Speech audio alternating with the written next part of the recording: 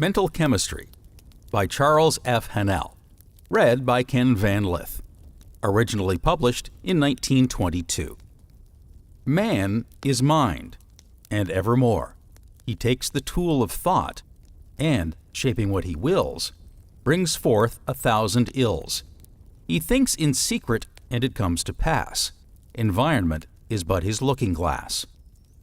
James Allen. Mental Chemistry.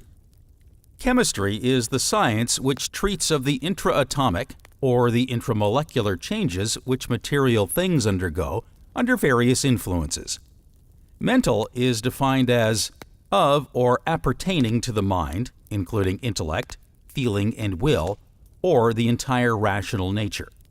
Science is knowledge gained and verified by exact observation and correct thinking.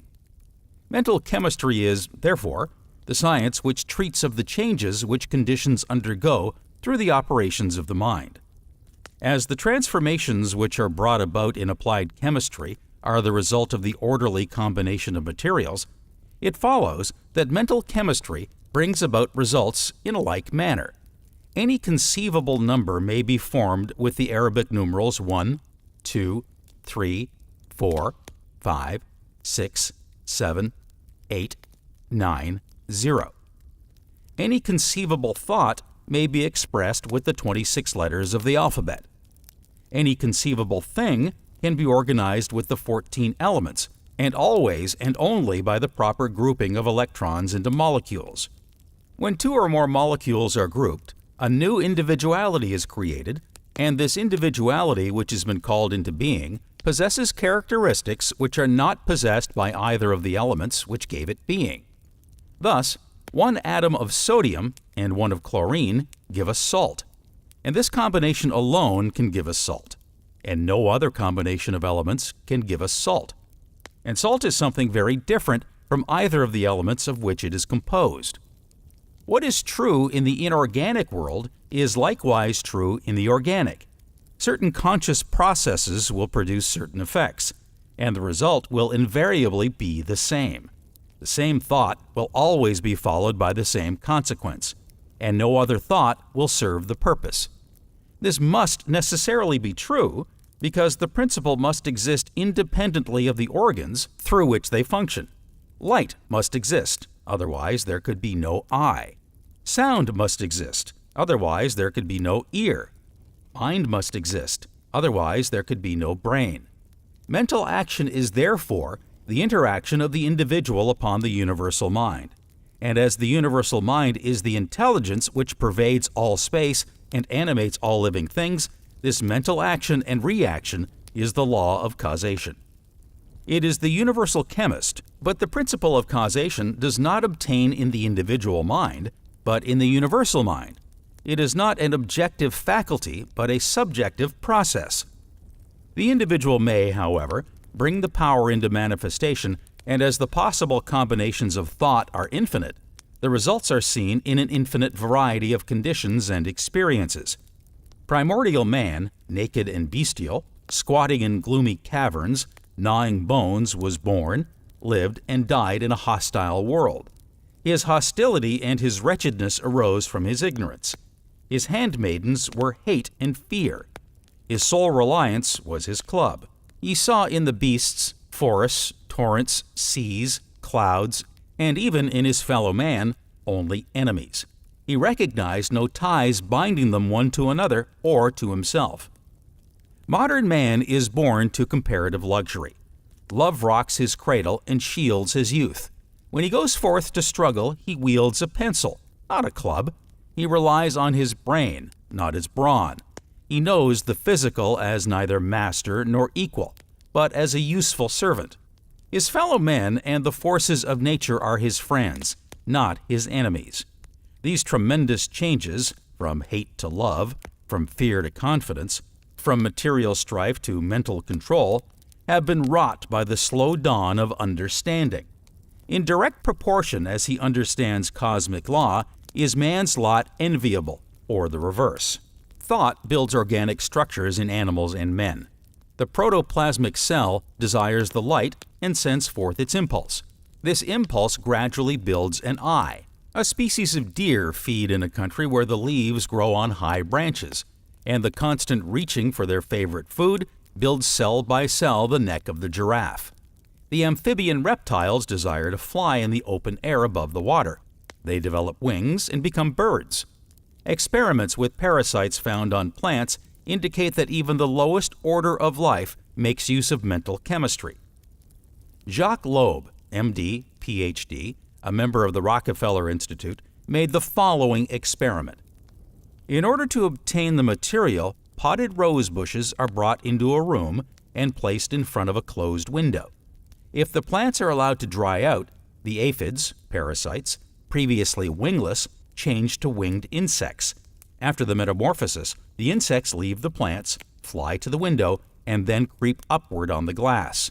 It is evident that these tiny insects found that the plants on which they had been thriving were dead, and that they could therefore secure nothing more to eat and drink from this source.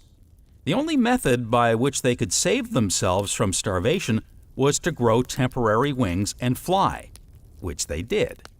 That the brain cells are directly affected by mental pictures, and that the brain cells in their turn can affect the entire being, was proven by Professor Elmer Gates of the Smithsonian Institution at Washington. Guinea pigs were kept in enclosures with certain colors dominant. Dissection showed their brains to be larger in the color area than those of the same class of guinea pigs kept in other enclosures. The perspiration of men in various mental moods was analyzed, and the resultant salts experimented with. Those of a man in an angry state were of an unusual color. A small portion put on the tongue of a dog produced evidences of poisoning. Experiments at Harvard College with students on the weighing board proved that the mind moves the blood. When the student was told to imagine that he was running a foot race, the board sank down at the foot, and when a problem in mathematics was being worked, the balanced board sank down at the head. This shows that thought not only flashes constantly between mind and mind, with an intensity and swiftness far transcending electricity, but that it also builds the structures through which it operates. Through the conscious mind, we know ourselves as individuals and take cognizance of the world about us. The subconscious mind is the storehouse of past thoughts. We can understand the action of the conscious and subconscious minds by observing the process by which the child learns to play the piano. He is taught how to hold his hands and strike the keys, but at first he finds it somewhat difficult to control the movement of his fingers. He must practice daily, must concentrate his thoughts upon his fingers, consciously making the right movements. These thoughts, in time, become subconscious, and the fingers are directed and controlled in the playing by the subconscious. In his first months, and possibly first years of practice, the pupil can perform only by keeping his conscious mind centered upon the work. But later, he can play with ease and at the same time carry on a conversation with those about him, because the subconscious has become so thoroughly imbued with the idea of right movements that it can direct them without demanding the attention of the conscious mind. The subconscious is instinctive desire. It carries out what is suggested by the conscious mind. These suggestions it carries out faithfully, and it is this close relation between the conscious and subconscious which makes conscious thinking so important. Man's organism is controlled by the subconscious thought. Circulation, breathing, digestion, and assimilation are all activities controlled by the subconscious. The subconscious is continually getting its impulses from the conscious, and we have only to change our conscious thought to get a corresponding change in the subconscious. We live in a fathomless sea of plastic mind substance. This substance is ever alive and active. It is sensitive to the highest degree. It takes form according to the mental demand. Thought forms the mold or matrix from which the substance expresses. Our ideal is the mold from which our future will emerge. The universe is alive. In order to express life, there must be mind. Nothing can exist without mind. Everything which exists is some manifestation of this one basic substance, from which and by which all things have been created and are continually being created. It is man's capacity to think that makes him a creator instead of a creature. All things are the result of the thought process. Man has accomplished the seemingly impossible because he has refused to consider the impossible. By concentration, men have made the connection between the finite and the infinite, the limited and the unlimited, the visible and the invisible, the personal and the impersonal. Great musicians have succeeded in thrilling the world by the creation of divine rhapsodies. Great inventors have made the connection and startled the world by their wonderful creations. Great authors, great philosophers, great scientists have secured this harmony to such an extent that though their writings were created hundreds of years ago, we are just beginning to realize their truth. Love of music, love of business, love of creation caused these people to concentrate, and the ways and means of materializing their ideals slowly but surely developed. Throughout the entire universe, the law of cause and effect is ever at work. This law is supreme. Here a cause, there an effect. They can never operate independently. One is supplementary to the other. Nature at all times is endeavoring to establish a perfect equilibrium. This is the law of the universe and is ever active. Universal harmony is the goal for which all nature strives. The entire cosmos moves under this law.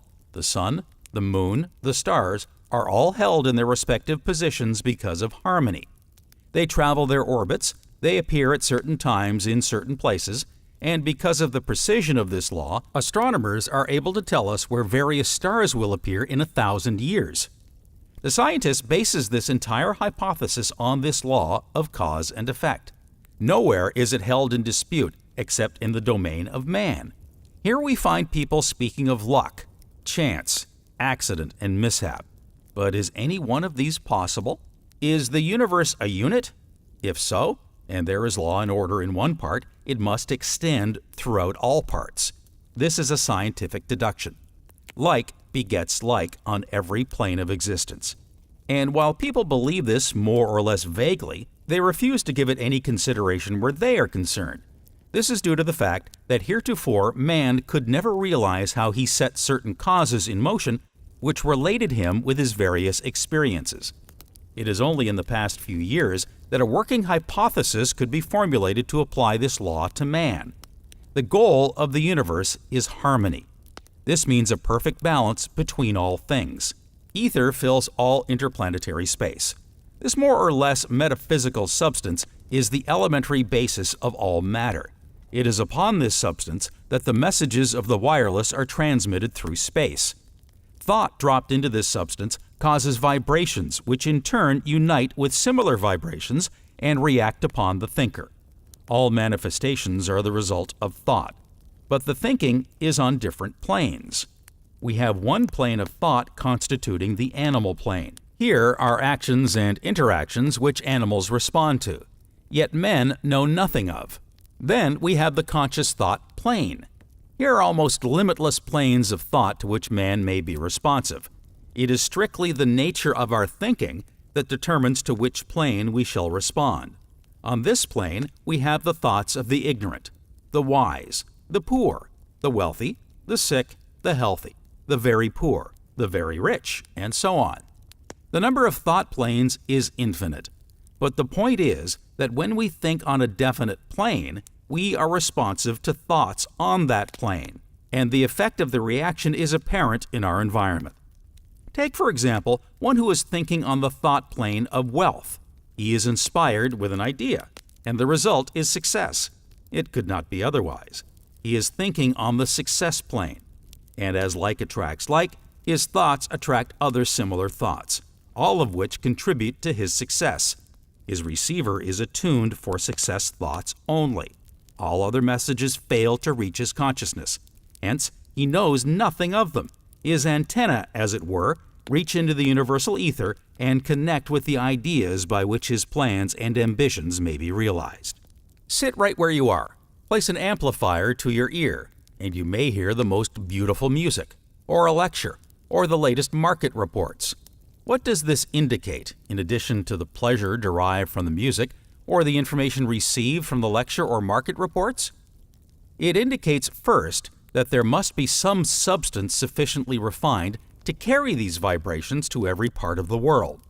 Again, it indicates that this substance must be sufficiently refined to penetrate every other substance known to man. The vibrations must penetrate wood, brick, stone, or steel of any kind. They must go over, through, and under rivers, mountains, above the earth, under the earth, everywhere and anywhere. Again, it indicates that time and space have been annihilated. The instant a piece of music is broadcasted in Pittsburgh or anywhere else, by putting the proper mechanism to your ear, you can get it as clearly and distinctly as though you were in the same room. This indicates that these vibrations proceed in every direction. Wherever there is an ear to hear, it may hear.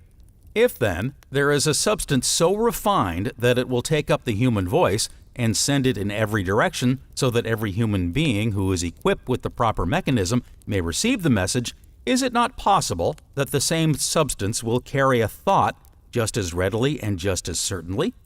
Most assuredly. How do we know this? By experimentation. This is the only way to be certain of anything. Try it. Make the experiment yourself. Sit right where you are. Select a subject with which you are fairly familiar. Begin to think. The thoughts will follow each other in rapid succession. One thought will suggest another. You will soon be surprised at some of the thoughts which have made you a channel of their manifestation. You did not know that you knew so much about the subject. You did not know that you could put them into such beautiful language. You marvel at the ease and rapidity with which the thoughts arrive. Where do they come from? From the one source of all wisdom, all power, and all understanding. You have been to the source of all knowledge, for every thought which has ever been thought is still in existence, ready and waiting for someone to attach the mechanism by which it can find expression. You can therefore think the thoughts of every sage, every artist, every financier, every captain of industry who ever existed, for thoughts never die. Suppose your experiment is not entirely successful. Try again. Few of us are proud of our first effort at anything. We did not even make a great success in trying to walk the first time we tried. If you try again, remember that the brain is the organ of the objective mind, that it is related to the objective world by the cerebrospinal or voluntary nervous system, that this system of nerves is connected with the objective world by certain mechanism or senses. These are the organs with which we see, hear, feel, taste, and smell. Now, a thought is a thing which can neither be seen nor heard. We cannot taste it, nor can we smell it, nor can we feel it. Evidently, the five senses can be of no possible value in trying to receive a thought. They must therefore be stilled, because thought is a spiritual activity and cannot reach us through any material channel. We will then relax both mentally and physically and send out an SOS for help and await the result. The success of our experiment will then depend entirely upon our ability to become receptive. Scientists like to make use of the word ether in speaking of the substance in which we live and move and have our being, which is omnipresent, which impenetrates everything, and which is the source of all activity. They like to use the word ether because ether implies something which can be measured, and so far as the materialistic school of scientists is concerned, anything which cannot be measured does not exist. But who can measure an electron? And yet the electron is the basis for all material existence, so far as we know at present. It would require 500 million atoms placed side by side to measure 1 linear inch. A number of atoms equal to 25 million times the population of the Earth must be present in the test tube for a chemist to detect them in a chemical trace. About 125 septillions of atoms are in an inch cube of lead, and we cannot come anywhere near even seeing an atom through a microscope. Yet, the atom is as large as our solar system compared to the electrons of which it is composed. All atoms are alike in having one positive central sun of energy around which one or more negative charges of energy revolve. The number of negative electrons each atom contains determines the nature of the so-called element of which it is a part. An atom of hydrogen, for instance, is supposed to have one negative electron as a satellite to its positive center. For this reason, chemists accept it as a standard of atomic weight. The atomic weight of hydrogen is placed at 1. The diameter of an electron is to the diameter of the atom as the diameter of our Earth is to the diameter of the orbit in which it moves around the Sun. More specifically, it has been determined that an electron is 1/18,000th of the mass of a hydrogen atom. It is clear, therefore, that matter is capable of a degree of refinement almost beyond the power of the human mind to calculate. We have not as yet been able to analyze this refinement beyond the electron, and even in getting thus far, have had to supplement our physical observation of effects with imagination to cover certain gaps. The building up of matter from electrons has been an involuntary process of individualizing intelligent energy. Food, water, and air are usually considered to be the three essential elements necessary to sustain life. This is very true, but there is something still more essential. Every time we breathe, we not only fill our lungs with air which is being charged with magnetism by the solar orb, but we fill ourselves with pranic energy, the breath of life replete with every requirement for mind and spirit.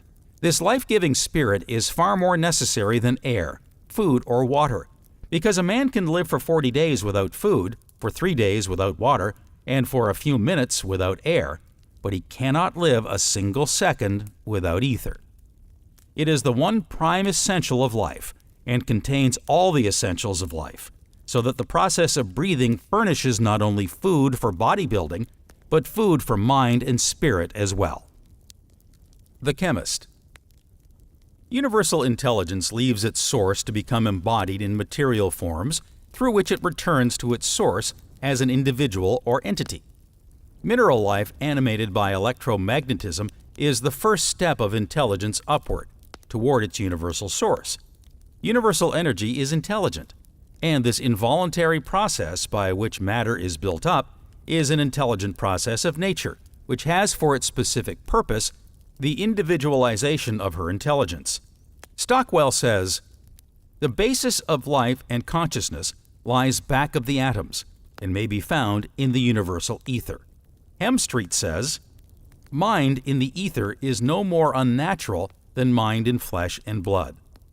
Stockwell says, "The ether is coming to be apprehended as an immaterial superphysical substance, filling all space, carrying in its infinite, throbbing bosom the specks of aggregated dynamic force called worlds. It embodies the ultimate spiritual principle, and represents the unity of those forces and energies from which spring as their source all phenomena, physical, mental, and spiritual, as they are known to man." Dolbear, in his great work on ether, says, "Besides the function of energy and motion, the ether has other inherent properties, out of which could emerge, under proper circumstances, other phenomena, such as life or mind or whatever may be in the substratum. The microscopic cell, a minute speck of matter that is to become man, has in it the promise and germ of mind. May we not draw the inference that the elements of mind are present in those chemical elements, carbon, oxygen, hydrogen, nitrogen, sulfur, phosphorus, sodium, potassium, chlorine, that are found in the cell? Not only must we do so, but we must go further, since we know that each of these elements, and every other, is built up of one invariable unit, the electron, and we must therefore assert that mind is potential in the unit of matter, the electron itself. Atoms of mineral matter are attracted to each other to form aggregates or masses. This attraction is called chemical affinity. Chemical combinations of atoms are due to their magnetic relations to each other. Positive atoms will always attract negative atoms. The combination will last only so long as a still more positive force is not brought to bear on it to break it apart. Two or more atoms brought into combination form a molecule, which is defined as the smallest particle of a substance that can maintain its own identity. Thus, a molecule of water is a combination of two atoms of hydrogen and one atom of oxygen, H2O.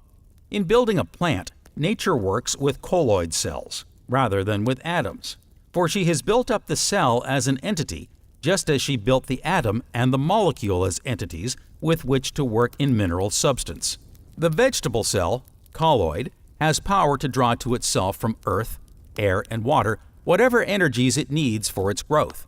It therefore draws from mineral life and dominates it. When vegetable matter is sufficiently refined to be receptive to still more of the universal intelligent energy, animal life appears.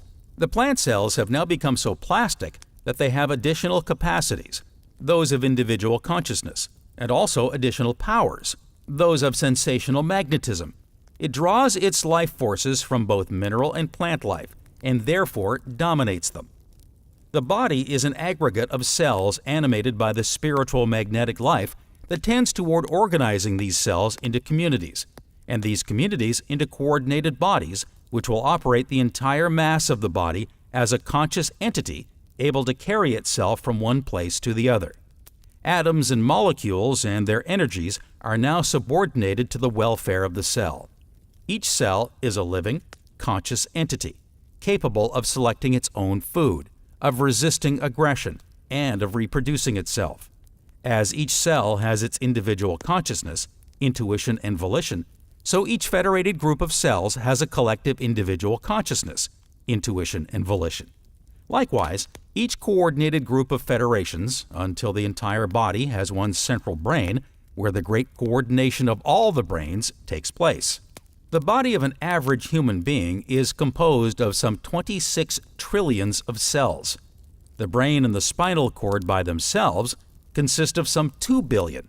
The biogenic law proves that every vertebrate, like every other animal, evolves from a single cell.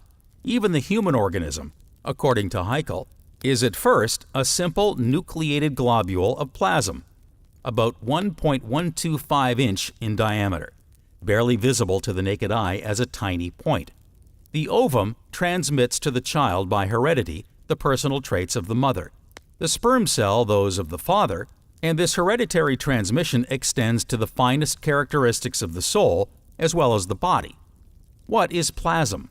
What is this mysterious living substance that we find everywhere as the material foundation of the wonders of life? Plasm, or protoplasm, is, as Huxley rightly said, the physical basis of organic life. To speak more precisely, it is a chemical compound of carbon that alone accomplishes the various processes of life. In its simplest form, the living cell is merely a soft globule of plasm, containing a firmer nucleus. As soon as it is fertilized, it multiplies by division and forms a community or colony of many special cells. These differentiate themselves, and by their specialization or modifications, the tissues which compose the various organs are developed. The developed, many-celled organisms of man and all higher animals resemble a social, civil community, the numerous single individuals of which are developed in various ways, but were originally only simple cells of one common structure. All life on this earth, as Dr. Butler points out in How the Mind Cures, began in the form of a cell which consisted of a body animated by a mind. In the beginning and long afterward, the animating mind was the one we now call the subconscious. But as the forms grew in complexity and produced organs of sense, the mind threw out an addition, forming another part, the one we now call the conscious. While at first all living creatures had but one guide that they must follow in all things. This later addition to mind gave the creature a choice. This was the formation of what had been termed free will. Each cell is endowed with an individual intelligence that helps it carry on, as by a miracle, its complex labors. The cell is the basis of man, and this fact must be constantly borne in mind in dealing with the wonders of mental chemistry. As a nation is made up of a large number of living individuals, so the body is made up of a large number of living cells.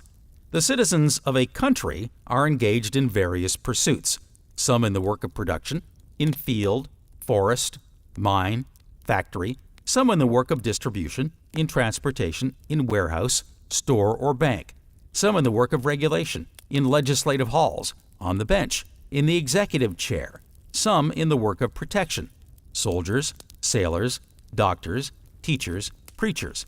Likewise, in the body, some cells are working on production: mouth, stomach, intestines, lungs, supplying food, water, air. Some are engaged in distribution of supplies and elimination of wastes: heart, blood, lymph, lungs, liver, kidneys, skin. Some perform the office of regulation: brain, spinal cord, nerves. Some are occupied in protection: white blood corpuscles, skin, bone, muscle. There are also cells to which are entrusted the reproduction of species. As the vigor and welfare of a nation depend fundamentally on the vitality and efficiency and cooperation of its citizens, so the health and life of the body depend upon the vitality, efficiency, and cooperation of its myriad cells. We have seen that the cells are gathered into systems and groups for the performance of particular functions essential to physical life and expression, such as we see in organs and tissues. So long as the several parts all act together in concord and due regard to one another and the general purposes of the organism, there is health and efficiency. But when from any cause discord arises, illness supervenes. Disease is lack of comfort and harmony. In the brain and nervous system, the cells are grouped in their action according to the particular functions which they are called upon to perform.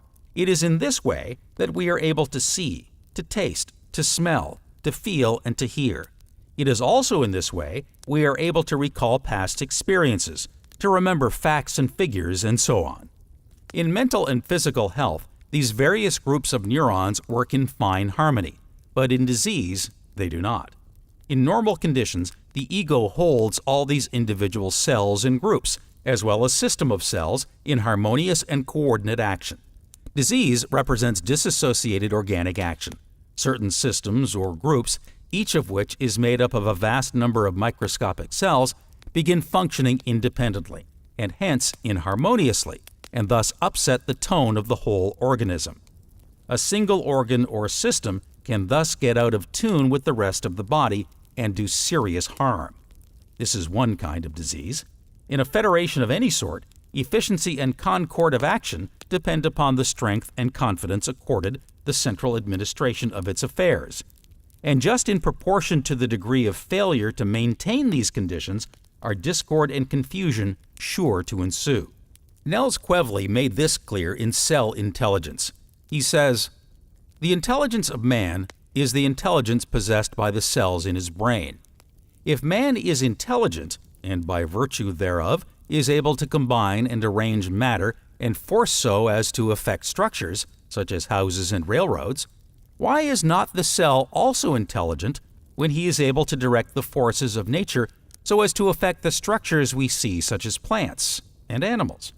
The cell is not compelled to act by reason of any chemical and mechanical force, any more than is man. He acts by reason of will and judgment of his own. He is a separate living animal." Bergson, in his Creative Evolution, seems to see in matter and life a creative energy. If we stood at a distance watching a skyscraper gradually grow into completeness, we would say there must be some creative energy back of it, pushing the construction, and if we could never get near enough to see the men and builders at work, we could have no other idea of how that skyscraper came into existence except that it was caused by some creative energy. The cell is an animal, very highly organized and specialized. Take the single cell called amoeba, for instance. He has no machinery with which he can manufacture starch. He does, however, carry with him building material with which he can, in an emergency, save his life by covering himself with a coat of armor. Other cells carry with them a structure which is called chromatophore. With this instrument, these cells are able to manufacture starch from the crude substances of earth, air, and water by the aid of sunlight. From these facts, it must appear evident to the reader that the cell is a very highly organized and specialized individual, and that to look at him from the point of view of being mere matter and force is the same as to compare the actions of a stone rolling down a hill with that of an automobile moving over a smooth pavement. One is compelled to move by reason of the force of gravitation, while the other moves by virtue of the intellect that guides it. The structures of life, like plants and animals, are built from the materials taken from the earth, air, and water, just as are the structures man builds, like railroads and skyscrapers. If we were asked how it is possible for man to effect the construction of these railroads and buildings, we would say that it is by reason of the fact that he is an intelligent being. If the cell has gone through the same process of social organization and evolution as man, why is it not also the same intelligent being as man? Did you ever stop to think what takes place when the surface of the body is cut or bruised? The white blood cells, or corpuscles as they are called, who are the general caretakers of the body, whose duty it is to look after everything in general, such as the fighting of bacteria and disease germs, and the general repair work, will sacrifice their own lives by thousands, if necessary, to save the body. They live in the body enjoying complete liberty.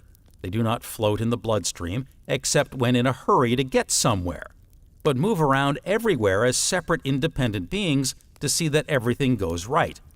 If a bruise or cut happens, they are at once informed and rush to the spot by thousands and direct the repair work, and if necessary, they change their own occupation and take a different job, that of making connective tissue, in order to bind the tissues together. In nearly every open sore, bruise, or cut, they are killed in great numbers in their faithful effort to repair and close up the wound. A textbook on physiology briefly speaks of it as follows. When the skin is injured, the white blood cells form new tissue upon the surface, while the epithelium spreads over it from the edges, stopping the growth and completing the healing processes. There seems to be no particular center in the body around which intelligence revolves. Every cell seems to be a center of intelligence and knows what its duties are wherever it is placed and wherever we find it. Every citizen of the cell republic is an intelligent, independent existence, and all are working together for the welfare of all. Nowhere can we find more absolute sacrifice of the lives of the individuals to the general welfare of all than we do in the cell republic. The results cannot be obtained in any other way, nor at any less cost of individual sacrifice. So it is necessary to their social existence. The principle of individual sacrifice to common welfare has been accepted and agreed upon as the right thing, and as their common duty, impartially distributed among them, and they perform their allotted work and duties regardless of their own individual comfort. Mr. Edison says, "I believe that our bodies are made up of myriads of units of life. Our body is not itself the unit of life or a unit of life. Let me give you as an example the SS Mauretania. The Mauretania is not herself a living thing. It is the men in her that are alive. If she is wrecked on the coast, for instance, the men get out, and when the men get out, it simply means that the life units leave the ship. And so in the same way, a man is not dead because his body is buried and the vital principle, that is, the life units, have left the body. Everything that pertains to life is still living and cannot be destroyed. Everything that pertains to life is still subject to the laws of animal life. We have myriads of cells, and it is the inhabitants in these cells, inhabitants which themselves are beyond the limits of the microscope, which vitalize our body. To put it another way, I believe that these life units of which I have spoken band themselves together in countless millions and billions in order to make a man. We have too facilely assumed that each one of us is himself a unit. This, I am convinced, is wrong, even by the high-powered microscope, and so we have assumed that the unit is the man, which we can see, and have ignored the existence of the real life units, which are those we cannot see. No man today can set the line as to where life begins and ends. Even in the formation of crystals, we see a definitely ordered plan of work. Certain solutions will always form a particular kind of crystal without variation. It is not impossible that these life entities are at work in the mineral and plant, as in what we call the animal world. We have seen something of the chemist, something of his laboratory, something of his system of communication. What about the product? This is a very practical age, an age of commercialism, if you please. If the chemist produces nothing of value, nothing which can be converted into cash, we are not interested.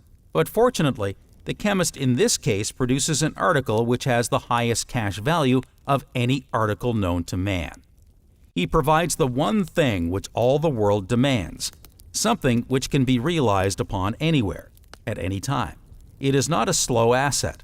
On the contrary, its value is recognized in every market. The product is thought. Thought rules the world. Thought rules every government, every bank, every industry, every person, and everything in existence. And it is differentiated from everything else, simply and only because of thought. Every person is what he is because of his method of thinking, and men and nations differ from each other only because they think differently. What then is thought?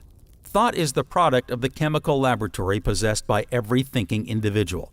It is the blossom, the combined intelligence which is the result of all previous thinking processes. It is the fruit and contains the best of all that the individual has to give. There is nothing material about a thought, and yet no man would give up his ability to think for all the gold in Christendom.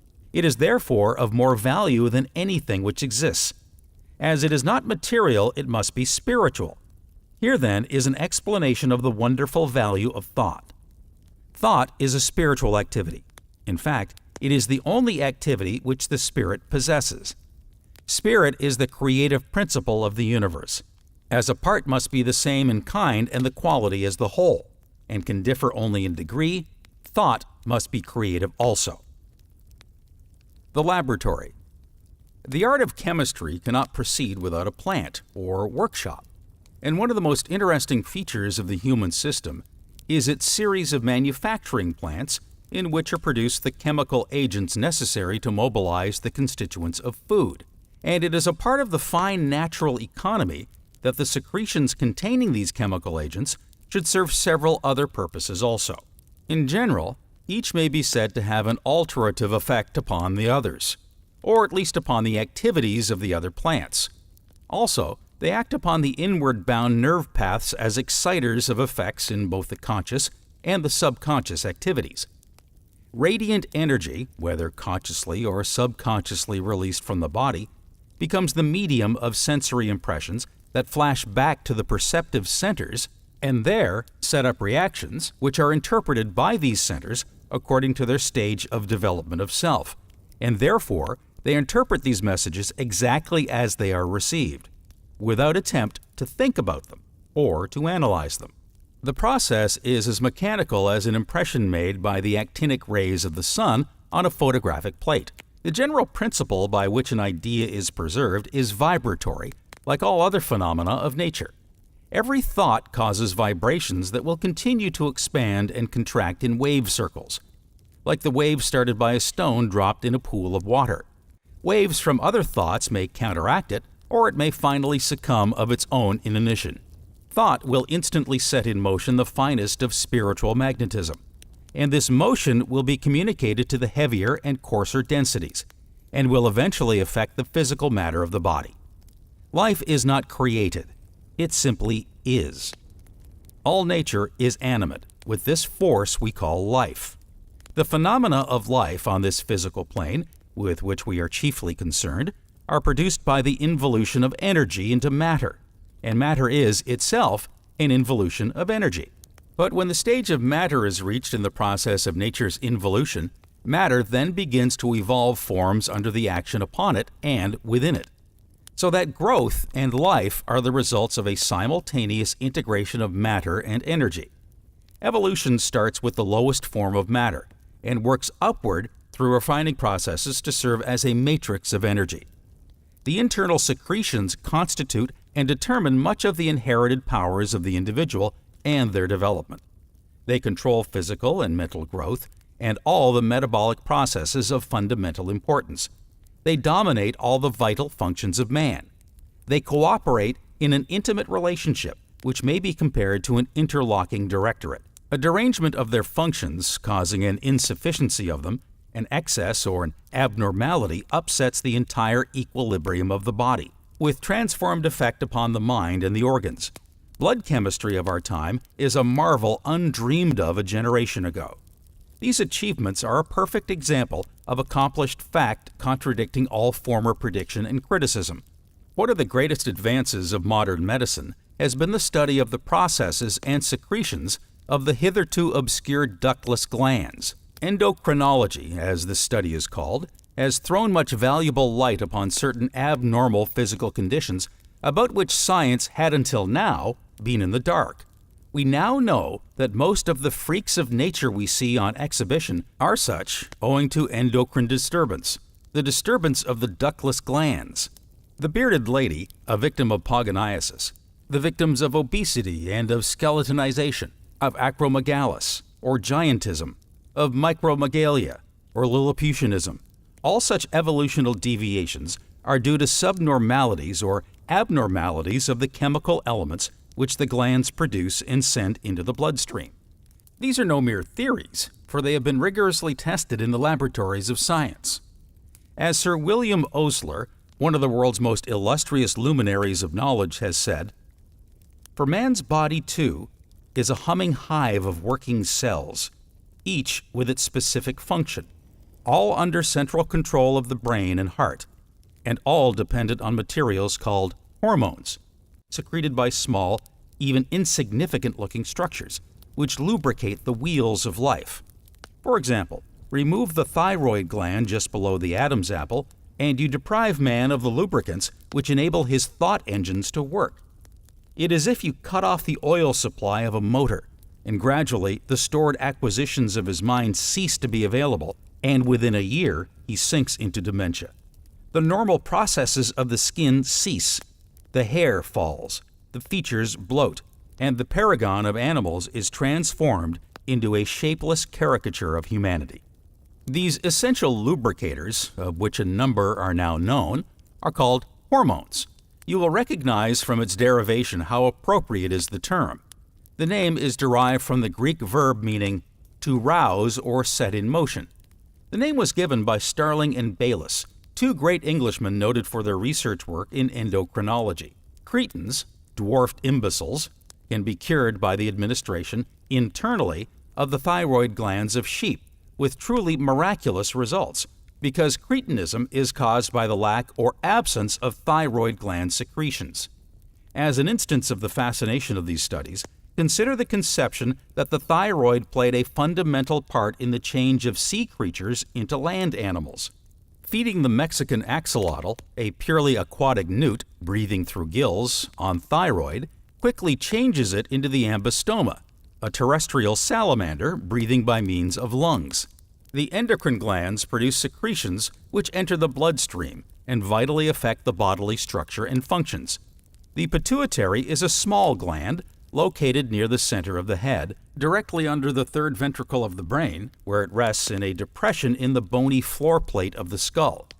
Its secretions have an important part in the mobilizing of carbohydrates, maintaining blood pressure, stimulating other glands, and maintaining the tonicity of the sympathetic nerve system. Its under- or overactivity during childhood will produce marked characteristics in the body structure, and what concerns us more, equally marked characteristics of mental development and function. The thyroid gland is located at the frontal base of the neck, extending upward in a sort of semicircle on both sides, with the parathyroids near the tips. The thyroid secretion is important in mobilizing both proteins and carbohydrates. It stimulates other glands, helps resist infections, affects the hair growth, and influences the organs of digestion and elimination. It is a strongly determining factor in the all-around physical development, and also in the mental functioning. A well-balanced thyroid goes a long way toward ensuring an active, efficient, smoothly coordinated mind and body. The adrenal glands are just above the small of the back. These organs have been called by some writers the decorative glands, since one of their functions appears to be that of keeping the pigments of the body in proper solution and distribution. But of greater importance is the agency of the adrenal secretion in other directions. It contains a most valuable blood pressure agent. It is a tonic to the sympathetic nerve system, hence to the involuntary muscles, heart, arteries, intestines, and so on, as well as to the perceptive paths. It responds to certain emotional excitements by an immediate increase in volume of secretion, thus increasing the energy of the whole system and preparing it for effective response. The cerebrospinal nervous system is the telephone system of the conscious mind. It is a very complete wiring system for communication from the brain to every part of the body, especially the terminals. It is the intelligence department of self-conscious man. The sympathetic nervous system is the system of the subconscious mind. Behind the stomach and in front of the spine is the center of the system known as the solar plexus. It is composed of two masses of brain substance, each in the shape of a crescent. They surround an artery whose function it is to equalize the blood pressure of all the abdominal organs. Just as the brain and the voluntary nervous system constitute the apparatus of self-conscious man, in like manner, the solar plexus and the sympathetic system comprise the special apparatus of the subconscious mind. The function of the sympathetic nervous system is to maintain the equilibrium of the body, to act as a balance wheel to prevent over or underaction of the cerebrospinal system. As it is directly affected by emotional states such as fear, anger, jealousy, or hatred, these may easily throw out of gear the operation of the automatic functions of the body. That is to say, that emotional states such as joy, fear, anger, and hatred may upset such functions of the body as digestion, blood circulation, general nutrition, and so forth. Nerves, and all the unpleasant experiences that follow in the way of bodily discomfort and ill health, are caused by negative emotions, such as fear, anger, hatred, and the like. They break down the resistance which has been offered by the various plexi, which, when in normal working order, have a definite capacity to inhibit the effect of such emotions.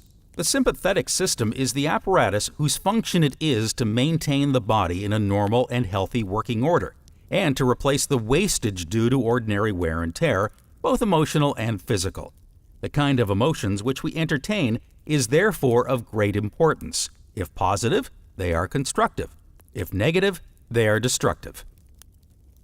Attraction. Mental chemistry is a power which is sweeping through eternity, a living stream of relative action in which the basic principle is ever active. It embraces the past and carries it forward into the ever-widening future. A movement where relative action, cause and effect go hand in hand, where law dovetails into law, and where all laws are the ever-willing handmaids of this great creative force. This power stretches beyond the utmost planets, beyond a beginning, beyond an ending, and on into a beginningless and endless eternity. It causes the things we see to take form and shape. It brings the fruit from the blossom and the sweetness to the honey. It measures the sweep of the countless orbs. It lurks in the sparkle of the diamond, and in the amethyst and in the grape. It works in the seen and in the unseen, and it permeates the all. It is the source of perfect justice, perfect unity, perfect harmony, and perfect truth, while its constant activity brings perfect balance, perfect growth, and perfect understanding. Perfect justice, because it renders equal retribution. Perfect unity, because it has oneness of purpose. Perfect harmony, because in it all laws blend. Perfect truth, because it is the one great truth of all existence. Perfect balance, because it measures unerringly. Perfect growth, because it is a natural growth. Perfect understanding, because it solves every problem of life. The reality of this law lies in its activity, for only through action and constant change can this law come to be, and only through inaction can it cease to be. But as there is no inaction, there can be no cessation. The one purpose of this law is unchangeable. In the silence of darkness, in the glory of light, in the turmoil of action and the pain of reaction, it moves ever forward toward the fulfillment of its one great purpose, perfect harmony. We see and feel its urge in the myriads and myriads of plant forms on hill and in dale, as they push forth from the same darkness into one light, and though bathed by the same waters and breathed upon by same air, yet all varieties maintain their own individuality.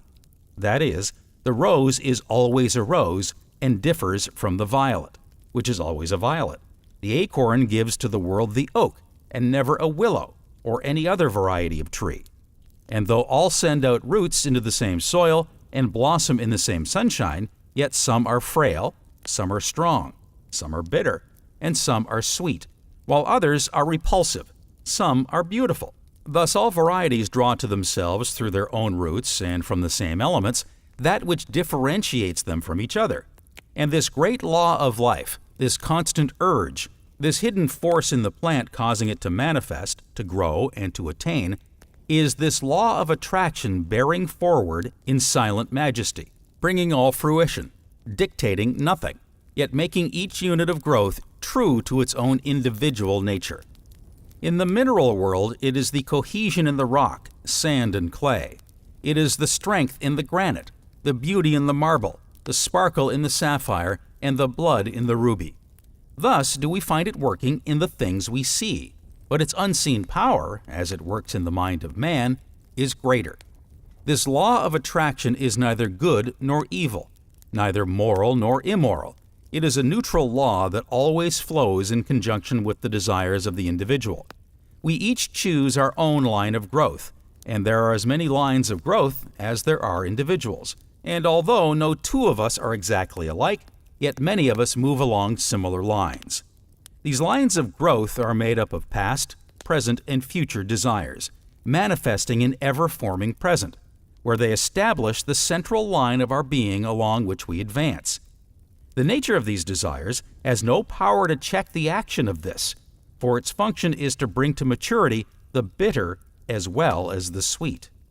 An illustration of the neutrality and action of this law is found in the grafting of an apple tree bud into a wild crab tree, where we find in due time eatable and uneatable fruits growing together on the same tree.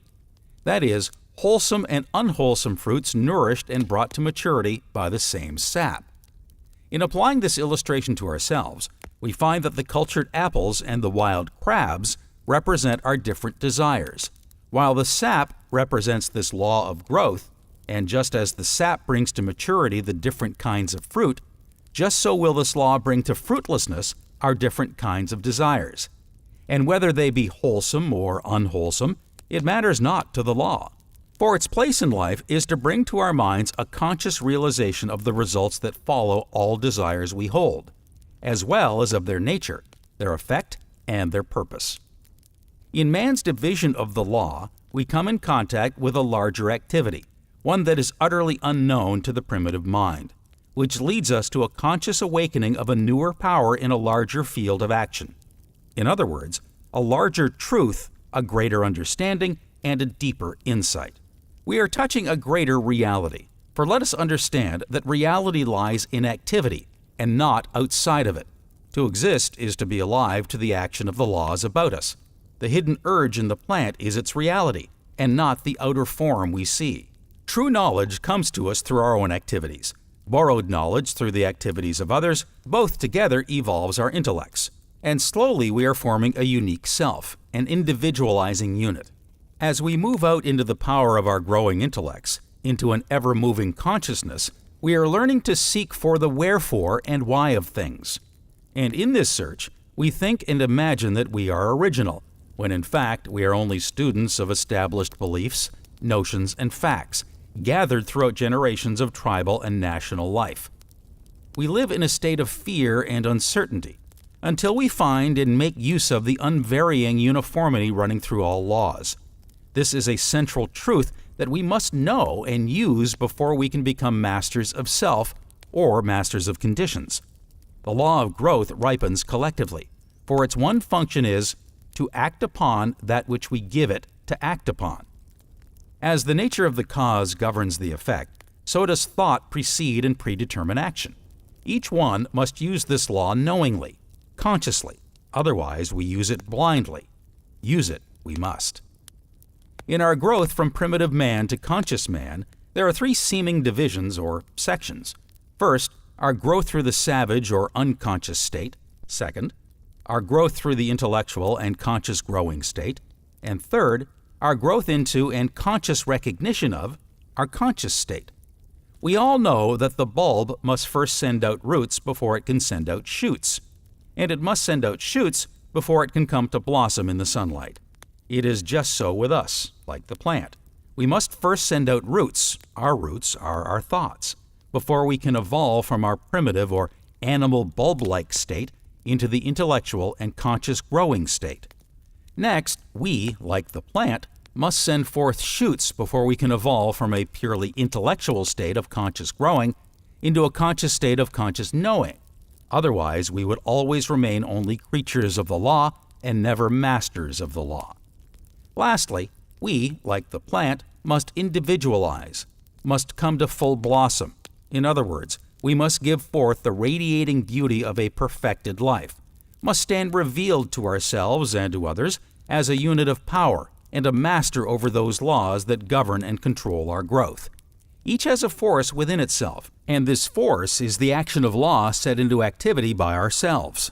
It is through this consciousness that we begin to master laws and to bring results through our conscious knowledge of their operation. Life is a rigid conformity to laws, where we are the conscious or unconscious chemists of our own life. For when life is truly understood, it is found to be made up of chemical action. As we breathe in oxygen, chemical action takes place in our blood. As we consume food and water, chemical action takes place in our digestive organs. In our use of thought, chemical action takes place in both mind and body. In the change called death, chemical action takes place and disintegration sets in. So, we find that physical existence is chemical action. Life is made up of laws, and as we make use of these laws, so do we get results. If we think distress, we get distress. If we think success, we get success. When we entertain destructive thought, we set up a chemical action that checks digestion, which in turn irritates other organs of the body and reacts upon the mind, causing disease and sickness. When we worry, we churn a cesspool of chemical action, causing fearful havoc to both mind and body. On the other hand, if we entertain constructive thoughts, we set up a healthy chemical action. When we entertain negative thoughts, we put into action a poisonous chemical activity of a disintegrating nature that stupefies our sensibilities and deadens our nerve actions, causing the mind and body to become negative and therefore is subject to many ills. On the other hand, if we are positive, we put into action a healthy chemical activity of a constructive nature, causing the mind and body to become free from the many ills due to discordant thoughts. These analyses can be carried through every avenue of life. But enough has been shown to indicate that life is largely chemical action, and that the mind is the chemical laboratory of thought, and that we are the chemists in the workshop of mental action where everything is prepared for our use, and where the product turned out will be in proportion to the material used. In other words, the nature of the thought we use determines the kind of conditions and experiences with which we meet. What we put into life, we get out of life. No more, no less. Life is an orderly advancement, governed by the law of attraction. Our growth is through three seeming sections. In the first, we are creatures of law. In the second, users of law. And in the third, we are masters of law. In first, we are unconscious users of thought power. In the second, conscious users of thought power. And in the third, we are conscious users of conscious power. So long as we persist in using only the laws of the first section, we are held in bondage to them. So long as we remain satisfied with the laws and growth of the second section, we shall never become conscious of a greater advancement. In the third section, we awaken to our conscious power over laws of the first and second sections and become fully awake to the laws governing the third. When rightly understood, life is found not to be a question of chance, not a question of creed, not a question of nationality, not a question of social standing, not a question of wealth, not a question of power. No, all of these have a place to fill in the growth of the individual, but we must all eventually come to know that harmony comes only as the result of a compliance with natural law. This rigid exactness and stability in the nature of law is our greatest asset. And when we become conscious of this available power and use it judiciously, we shall have found the truth which will make us free. Science has of late made such vast discoveries, has revealed such an infinity of resources, has unveiled such enormous possibilities and such unsuspected forces that scientific men more and more hesitate to affirm certain theories as established and indubitable, or to deny certain other theories as absurd or impossible. And so, a new civilization is being born. Customs, creeds, and cruelty are passing. Vision, faith, and service are taking their place. The fetters of tradition are being melted off from humanity. And as the dross of militarism and materialism are being consumed, thought is being liberated, and truth is rising full-orbed before an astonished multitude. We have caught only a glimpse of the possibility of the rule of mind, which means the rule of spirit. We have just begun to realize in a small degree what this newly discovered power may do for us. That it can bring success in this world's affairs is beginning to be understood and practiced by thousands. The whole world is on the eve of a new consciousness, a new power, and a new realization of resources within the self. The last century saw the most magnificent material progress in history. May the new century produce the greatest progress in mental and spiritual power. Thought is deeper than all speech. Feeling deeper than all thought. Soul to soul can never teach. What unto itself is taught. Vibration. Before any environment, harmonious or otherwise, can be created, action of some kind is necessary. And before any action is possible, there must be thought of some kind, either conscious or unconscious.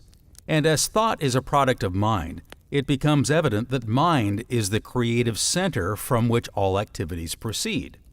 It is not expected that any of the inherent laws which govern the modern business world as it is at present constituted can be suspended or repealed by any force on the same plane.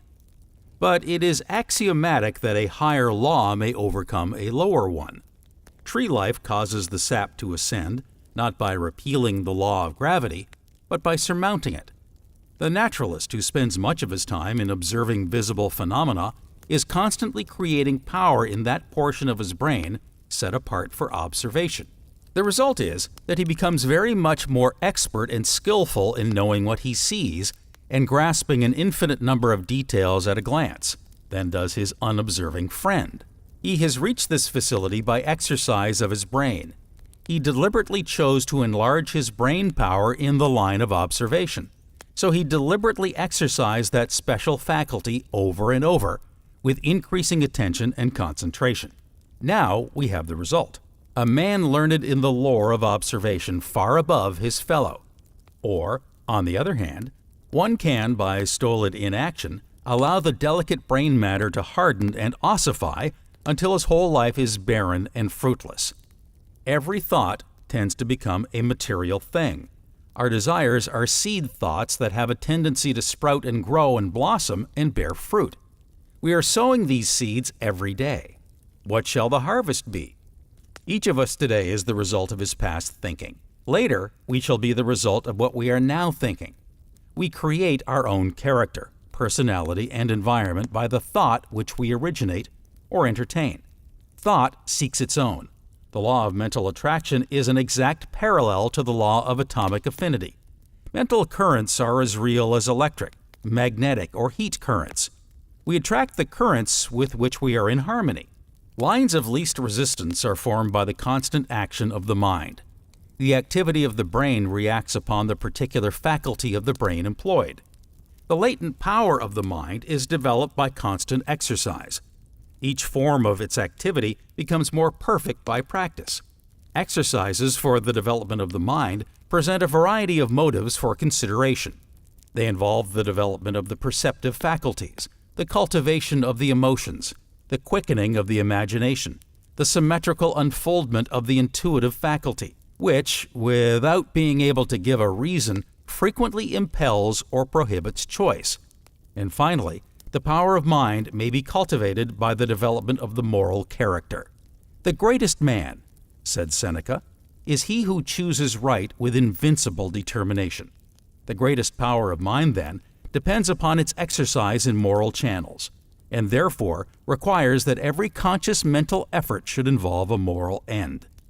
A developed moral consciousness modifies consideration of motives and increases the force of continuity of action. Consequently, the well-developed symmetrical character necessitates good physical, mental, and moral health. And this combination creates initiative, power, resistless force, and necessarily success. It will be found that nature is constantly seeking to express harmony in all things, is forever trying to bring about a harmonious adjustment for every discord, every wound, every difficulty. Therefore, when thought is harmonious, nature begins to create the material conditions, the possession of which are necessary in order to make up a harmonious environment. When we understand that mind is the great creative power, what does not become possible? With desire as the greatest creative energy, can we not see why desire should be cultivated, controlled, and directed in our lives and destinies? Men and women of strong mentality who dominate those around them, and often those far removed from them, really emanate currents charged with power, which, coming in contact with the minds of others, cause the desires of the latter to be in accord with the mind of the strong individuality. Great masters of men possess this power to a marked degree. Their influence is felt far and near, and they secure compliance with their wishes by making others want to act in accord with them. In this way, men of strong desire and imagination may and do exert powerful influence over the minds of others, leading the latter in the way desired. No man is ever created without the inherent power in himself to help himself. The personality that understands its own intellectual and moral power of conquest will assert itself. It is this truth which an enfamined world craves today. The possibility of asserting a slumbering intellectual courage that clearly discerns, and a moral courage that grandly undertakes is open to all. There is a divine potency in every human being. We speak of the sun as rising and setting, though we know that this is simply an appearance of motion. To our senses, the earth is apparently standing still, and yet we know it is revolving rapidly. We speak of a bell as a sounding body, yet we know that all the bell can do is to produce vibrations in the air. When these vibrations come at the rate of 16 a second, they cause a sound to be heard in the mind. It is possible for the mind to hear vibrations up to the rate of 38,000 a second. When the number increases beyond this, all is silence again, so that we know that the sound is not in the bell, it is in our mind. We speak and even think of the sun as giving light, yet we know it is simply giving forth energy, which produces vibrations in the ether at the rate of 400 trillion a second, causing what are termed light waves, so that we know what we call light is simply a mode of motion, and the only light existent is the sensation caused in the mind by the motion of these waves. When the number of vibrations increases, the light changes in color, each change in color being caused by shorter and more rapid vibrations, so that although we speak of the rose as being red, the grass as being green, or the sky as being blue, we know that these colors exist only in our minds, and are the sensations experienced by us as the result of the vibrations of light. When the vibrations are reduced below 400 trillion a second, they no longer affect us as light, but we experience the sensation of heat. So we have come to know that appearances exist for us only in our consciousness.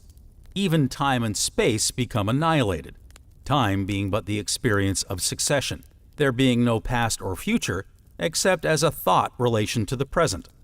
In the last analysis, therefore, we know that one principle governs and controls all existence. Every atom is forever conserved. Whatever is parted with must inevitably be received somewhere. It cannot perish, and it exists only for use. It can go only where it is attracted, and therefore required. We can receive only what we give, and we may give only to those who can receive, and it remains with us to determine our rate of growth and the degree of harmony that we shall express. The laws under which we live are designed solely for our advantage. These laws are immutable, and we cannot escape from their operation. All the great eternal forces act in solemn silence, but it is within our power to place ourselves in harmony with them, and thus express a life of comparative peace and happiness. Difficulties in harmonies, obstacles, indicate that we are either refusing to give out what we no longer need, or refusing to accept what we require. Growth is attained through an exchange of the old for the new, of the good for the better. It is a conditional or reciprocal action, for each of us is a complete thought entity, and the completeness makes it possible for us to receive only as we give. We cannot obtain what we lack if we tenaciously cling to what we have. The principle of attraction operates to bring us only what may be to our advantage. We are able to consciously control our conditions as we come to sense the purpose of what we attract, and are able to attract from each experience only what we require for our further growth. Our ability to do this determines the degree of harmony or happiness we attain. The ability to appropriate what we require for our growth continually increases as we reach higher planes and broader visions, and the greater our ability to know what we require, the more certain we shall be to discern its presence, to attract it, and to absorb it.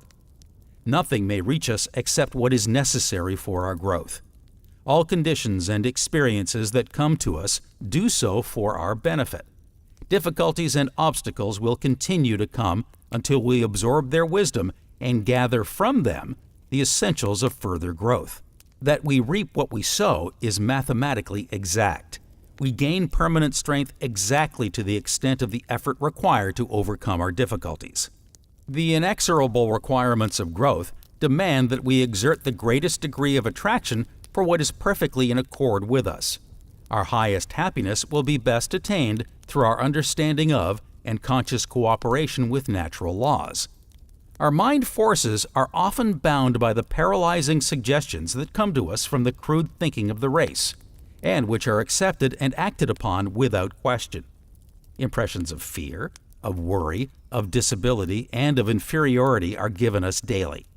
These are sufficient reasons in themselves why men achieve so little, why the lives of multitudes are so barren of results, while all the time there are possibilities within them which need only the liberating touch of appreciation and wholesome ambition to expand into real greatness. Women, perhaps even more than men, have been subject to these conditions. This is true because of their finer susceptibilities, making them more open to thought vibrations from other minds, and because the flood of negative and repressive thoughts has been aimed more especially at them. But it is being overcome. Florence Nightingale overcame it when she rose in the Crimea to heights of tender sympathy and executive ability previously unknown among women. Clara Barton, the head of the Red Cross, overcame it when she wrought a similar work in the armies of the Union. Jenny Lind overcame it when she showed her ability to command enormous financial rewards while at the same time gratifying the passionate desire of her nature and reaching the front rank of her day in musical art. And there is a long list of women singers, philanthropists, writers, and actresses who have proved themselves capable of reaching the greatest literary, dramatic, artistic, and sociological achievement. Women, as well as men, are beginning to do their own thinking. They have awakened to some conception of their possibilities. They demand that if life holds any secrets, these shall be disclosed. At no previous time has the influence and potency of thought received such careful and discriminating investigation. While a few seers have grasped the great fact that mind is the universal substance, the basis of all things, never before has this vital truth penetrated the more general consciousness. Many minds are now striving to give this wonderful truth definite utterance. Modern science has taught us that light and sound are simply different intensities of motion, and this has led to discoveries of forces within man that could not have been conceived of until this revelation was made. A new century has dawned, and now, standing in its light, man sees something of the vastness of the meaning of life, something of its grandeur. Within that life is the germ of infinite potencies. One feels convinced that man's possibility of attainment cannot be measured, that boundary lines to his onward march are unthinkable. Standing on this height, he finds that he can draw new power to himself from the infinite energy of which he is a part. Some men seem to attract success, power, wealth, attainment with very little conscious effort. Others conquer with great difficulty. Still others fail altogether to reach their ambitions, desires, and ideals. Why is this so? Why should some men realize their ambitions easily, others with difficulty, and still others not at all? The cause cannot be physical, else the most perfect men physically would be the most successful. The difference, therefore, must be mental, must be in the mind. Hence, mind must be the creative force, must constitute the sole difference between men. It is mind, therefore, which overcomes environment and every other obstacle in the path of man. When the creative power of thought is fully understood, its effect will seem to be marvelous. But such results cannot be secured without proper application, diligence, and concentration. The laws governing in the mental and spiritual world are as fixed and infallible as in the material world. To secure the desired results, then, it is necessary to know the law and to comply with it. A proper compliance with the law will be found to produce the desired result with invariable exactitude. Scientists tell us that we live in the universal ether. This is formless of itself, but it is pliable and forms about us, in us, and around us, according to our thought and word. We set it into activity by that which we think. Then that which manifests to us objectively is that which we have thought or said. Thought is governed by law. The reason we have not manifested more faith is because of lack of understanding. We have not understood that everything works in exact accordance with definite law. The law of thought is as definite as the law of mathematics, or the law of electricity, or the law of gravitation. When we begin to understand that happiness, health, success, prosperity, and every other condition or environment are results, and that these results are created by thinking, either consciously or unconsciously, we shall realize the importance of a working knowledge of the laws governing thought. Those coming into a conscious realization of the power of thought find themselves in possession of the best that life can give. Substantial things of a higher order become theirs, and these sublime realities are so constituted that they can be made tangible parts of daily personal life. They realize a world of higher power and keep that power constantly working. This power is inexhaustible, limitless, and they are therefore carried forward from victory to victory. Obstacles that seem insurmountable are overcome. Enemies are changed to friends. Conditions are overcome. Elements transformed. Fate is conquered. The supply is inexhaustible, and the demand can be made along whatever lines we may desire. This is the mental law of demand and supply. Our circumstances and environment are formed by our thoughts. We have, perhaps, been creating these conditions unconsciously. If they are unsatisfactory, the remedy is to consciously alter our mental attitude and see our circumstances adjust themselves to the new mental condition. There is nothing strange or supernatural about this. It is simply the law of being. The thoughts which take root in the mind will certainly produce fruit after their kind. The greatest schemer cannot gather grapes of thorns or figs of thistles. To improve our conditions, we must first improve ourselves. Our thoughts and desires will be the first to show improvement. To be in ignorance of the laws of vibration is to be like a child playing with fire, or a man manipulating powerful chemicals without a knowledge of their nature and relations. This is universally true because mind is the one great cause which produces all conditions in the lives of men and women. Of course, mind creates negative conditions just as readily as favorable conditions, and when we consciously or unconsciously visualize every kind of lack, limitation, and discord, we create these conditions. This is what many are unconsciously doing all the time. This law, as well as every other law, is no respecter of persons, but is in constant operation and is relentlessly bringing to each individual exactly what he has created. In other words, whatsoever a man soweth, that shall he also reap. Arthur Brisbane says, "Thought and its work include all the achievements of man." Compare spirit and thought to the genius of the musician and the sound which issues from the musical instrument. What the instrument is to the musician, the brain of the man is to the spirit that inspires thought. However great the musician, the genius must depend for its expression upon the instrument which gives it reality in the physical world, through sound waves produced in the material atmosphere, striking nerves that carry music to the brain. Give Podruski a piano out of tune, and he can give you only discord and lack of harmony. Or give to Paganini, the greatest violinist that ever lived, a violin out of tune, and in spite of the genius of the musician, you will hear only hideous, disagreeable sounds. The spirit of music must have the right instruments for its expression. The spirit that inspires thought, the spirit of man, must have the right brain for its expression. The more complicated and highly developed the instrument, the more displeasing to the ear is the result when the instrument is out of tune. Among human beings, a highly developed brain out of tune, for instance, the insane ravings of a powerful genius like Nietzsche, with his mind broken down, is infinitely more painful and shocking than in the case of a human being with a mind in comparison feeble and simple. Our minds are so little accustomed to deal with the abstract, we live so much in the material world, Inanimate objects have so much meaning for us that many human beings live and die without ever thinking at all of the spirit.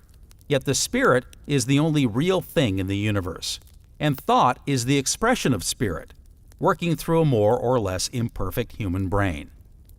Bring yourself to think for some time earnestly of the nature and mysterious power of spirit. There is no thought more inspiring, fascinating, bewildering. Consider the falls of Niagara, with their tremendous power, the vast moving machinery, the cities that are lighted, the blazing streets, the moving cars, all due apparently to the power in Niagara, yet not due to that power in reality so much as to the spirit expressed in the thought of man. It was spirit that harnessed Niagara.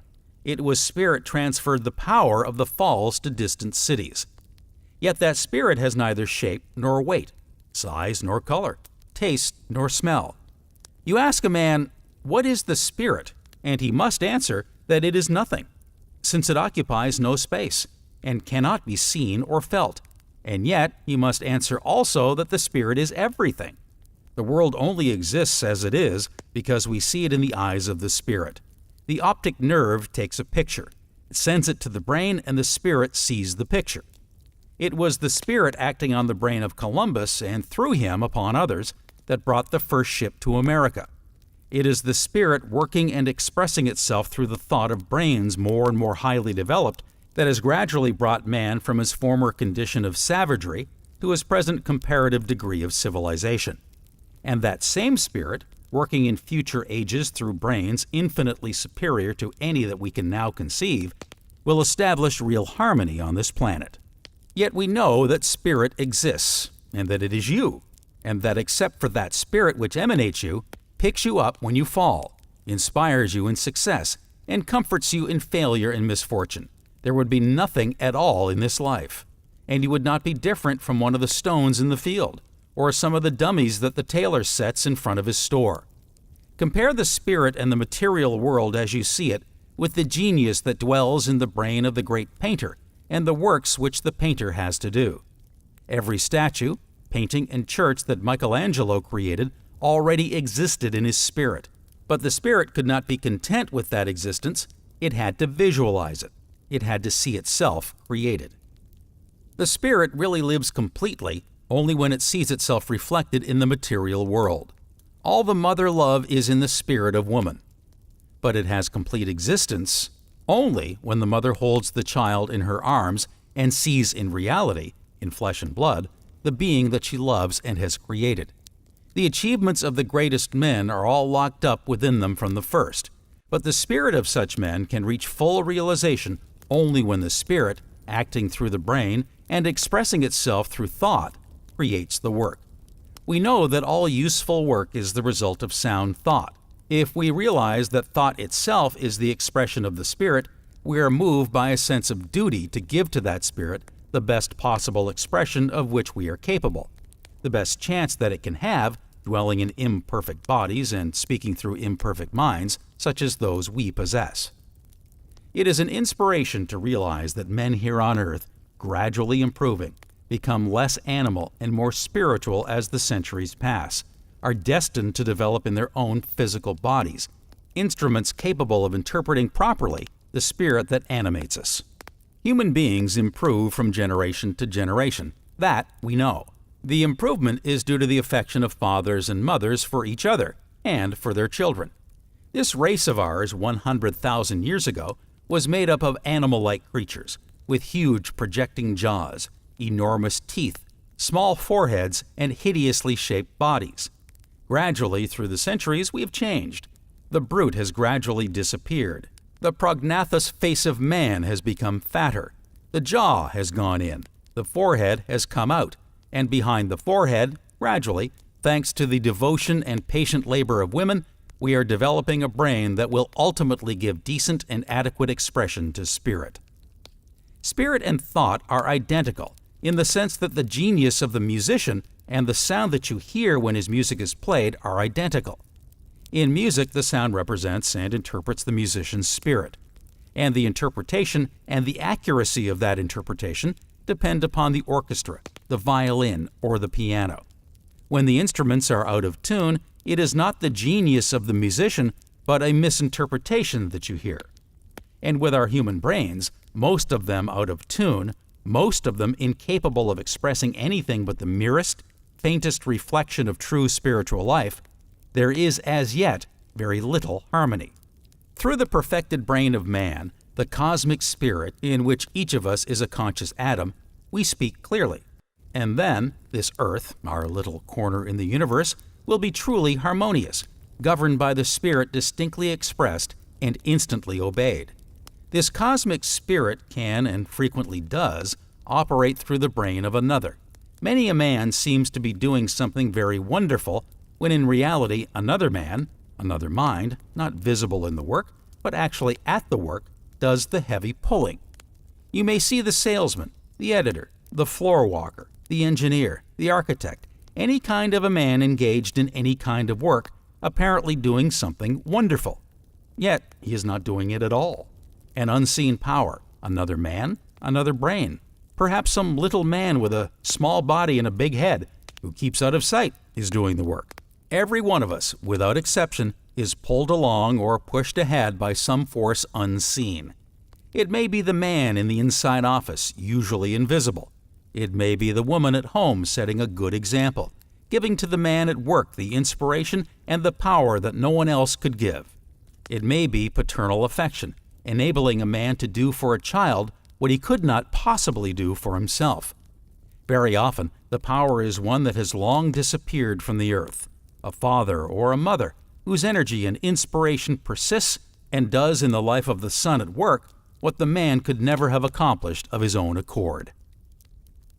Cause and effect is as absolute and undeviating in the hidden realm of thought as in the world of visible and material things. Mind is the master weaver, both of the inner garment of character and the outer garment of circumstance. James Allen. Transmutation. Abundance is a natural law of the universe. The evidence of this law is conclusive. We see it on every hand. Everywhere, nature is lavish, wasteful, extravagant. Nowhere is economy observed in any created thing. The millions and millions of trees and flowers and plants and animals, and the vast scheme of reproduction where the process of creating and recreating is forever going on, all indicate the lavishness with which nature has made provision for man. That there is an abundance for everyone is evident, but that many seem to have been separated from this supply is also evident. They have not yet come into realization of the universality of all substance, and that mind is the active principle which starts causes in motion whereby we are related to the things we desire. To control circumstances, a knowledge of certain scientific principles of mind action is required. Such knowledge is a most valuable asset. It may be gained by degrees and put into practice as fast as learned. Power over circumstances is one of its fruits. Health, harmony, and prosperity are assets upon its balance sheet. It costs only the labor of harvesting its great resources. All wealth is the offspring of power. Possessions are of value only as they confer power. Events are significant only as they affect power. All things represent certain forms and degrees of power. The discovery of a reign of law by which this power could be made available for all human efforts marked an important epoch in human progress. It is the dividing line between superstition and intelligence. It eliminated the element of caprice in men's lives and substituted absolute, immutable, universal law. A knowledge of cause and effect as shown by the laws governing steam, electricity, chemical affinity, and gravitation enables men to plan courageously and to execute fearlessly. These laws are called natural laws because they govern the physical world, but all power is not physical power. There is also mental power, and there is moral and spiritual power. Thought is the vital force or energy which is being developed and which has produced such startling results in the last half-century as to bring about a world which would be absolutely inconceivable to a man existing only 50 or even 25 years ago. If such results have been secured by organizing these mental powerhouses in 50 years, what may not be expected in another 50 years? Some will say, if these principles are true, why are we not demonstrating them? As the fundamental principle is obviously correct, why do we not get proper results? We do. We get results in exact accordance with our understanding of the law and our ability to make the proper application. We did not secure results from the laws governing electricity until someone formulated the law and showed us how to apply it. Mental action inaugurates a series of vibrations in the ether, which is the substance from which all things proceed, which in their turn induce a corresponding grosser vibration in the molecular substance until finally mechanical action is produced. This puts us in an entirely new relation to our environment, opening out possibilities hitherto undreamt of, and this by an orderly sequence of law which is naturally involved in our new mental attitude. It is clear, therefore, that thoughts of abundance will respond only to similar thoughts. The wealth of the individual is seen to be what he inherently is. Affluence within is found to be the secret of attraction for affluence without. The ability to produce is found to be the real source of wealth of the individual. It is for this reason that he who has his heart in his work is certain to meet with unbounded success. He will give and continually give, and the more he gives, the more he will receive. Thought is the energy by which the law of attraction is brought into operation, which eventually manifests in abundance in the lives of men. The source of all power, as of all weakness, is from within. The secret of all success as well as all failure is likewise from within. All growth is an unfoldment from within. This is evident from all nature. Every plant, every animal, every human is a living testimony to this great law. And the error of the ages is in looking for strength or power from without.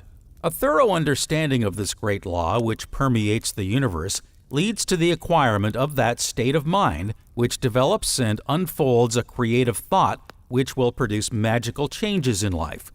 Golden opportunities will be strewn across your path, and the power and perception to properly utilize them will spring up within you. Friends will come unbidden. Circumstances will adjust themselves to changed conditions. You will have found the pearl of greatest price. Wisdom, strength, courage, and all harmonious conditions are the result of power, and we have seen that all power is from within. Likewise, every lack, limitation, or adverse circumstance is the result of weakness, and weakness is simply absence of power. It comes from nowhere. It is nothing. The remedy, then, is simply to develop power. This is the key with which many are converting loss into gain, fear into courage, despair into joy, hope into fruition. This may seem to be too good to be true, but remember that within a few years, by the touch of a button or the turn of a lever, science has placed almost infinite resources at the disposal of man. Is it not possible that there are other laws containing still great possibilities? Let us see what are the most powerful forces in nature. In the mineral world, everything is solid and fixed. In the animal and vegetable kingdom, it is in a state of flux, forever changing, always being created and recreated. In the atmosphere, we find heat, light, and energy. Each realm becomes finer and more spiritual as we pass from the visible to the invisible, from the coarse to the fine, from the low potentiality to the high potentiality. When we reach the invisible, we find energy in its purest and most volatile state. And as the most powerful forces of nature are the invisible forces, so we find that the most powerful forces of man are his invisible forces, his spiritual force, and the only way in which the spiritual force can manifest is through the process of thinking. Thinking is the only activity which the spirit possesses, and thought is the only product of thinking. Addition and subtraction are therefore spiritual transactions. Reasoning is a spiritual process. Ideas are spiritual conceptions. Questions are spiritual searchlights. And logic, argument, and philosophy are parts of the spiritual machinery. Every thought brings into action certain physical tissue, parts of the brain, nerve, or muscle. This produces an actual physical change in the construction of the tissue. Therefore, it is only necessary to have a certain number of thoughts on a given subject in order to bring about a complete change in the physical organization of a man. This is the process by which failure is changed to success. Thoughts of courage, power, inspiration, harmony are substituted for thoughts of failure, despair, lack, limitation, and discord. And as these thoughts take root, the physical tissue is changed and the individual sees life in a new light. Old things have actually passed away. All things have become new. He is born again, this time born of the Spirit. Life has a new meaning for him. He is reconstructed and is filled with joy, confidence, hope, energy. He sees opportunities for success to which he was heretofore blind. He recognizes possibilities which before had no meaning for him. The thoughts of success with which he has been impregnated are radiated to those around him, and they in turn help him onward and upward. He attracts to him new and successful associates, and this in turn changes his environment, so that by this simple exercise of thought, a man changes not only himself, but his environment, circumstances, and conditions. You must see, that we are at the dawn of a new day, that the possibilities are so wonderful, so fascinating, so limitless as to be almost bewildering. A century ago, any man with an aeroplane or even a Gatling gun could have annihilated a whole army equipped with the implements of warfare then in use. So it is at present. Any man with a knowledge of the possibilities of modern metaphysics has an inconceivable advantage over the multitude. Mind is creative and operates through the law of attraction. We are not to try to influence anyone to do what we think they should do. Each individual has a right to choose for himself. But aside from this, we would be operating under the laws of force, which is destructive in its nature and just the opposite of the law of attraction. A little reflection will convince you that all the great laws of nature operate in silence, and that the underlying principle is the law of attraction. It is only destructive processes, such as earthquakes and catastrophes, that employ force. Nothing good is ever accomplished in that way. To be successful, attention must invariably be directed to the creative plane. It must never be competitive. You do not wish to take anything away from anyone else. You want to create something for yourself, and what you want for yourself, you are perfectly willing that everyone else should have. You know that it is not necessary to take from one to give to another, but that the supply for all is abundant. Nature's storehouse of wealth is inexhaustible, and if there seems to be a lack of supply anywhere, it is only because the channels of distribution are as yet imperfect. Abundance depends upon a recognition of the laws of abundance. Mind is not only the creator, but the only creator of all there is. Certainly, nothing can be created before we know that it can be created and then make the proper effort. There is no more electricity in the world today than there was 50 years ago. But until someone recognized the law by which it could be made of service, we received no benefit. Now that the law is understood, practically the whole world is illuminated by it. So with the law of abundance, it is only those who recognize the law and place themselves in harmony with it who share in its benefits. A recognition of the law of abundance develops certain mental and moral qualities, among which are courage, loyalty, tact, sagacity, individuality, and constructiveness. These are all moods of thought, and as all thought is creative, they manifest in objective conditions corresponding with the mental condition. This is necessarily true because the ability of the individual to think is his ability to act upon the universal mind and bring it into manifestation.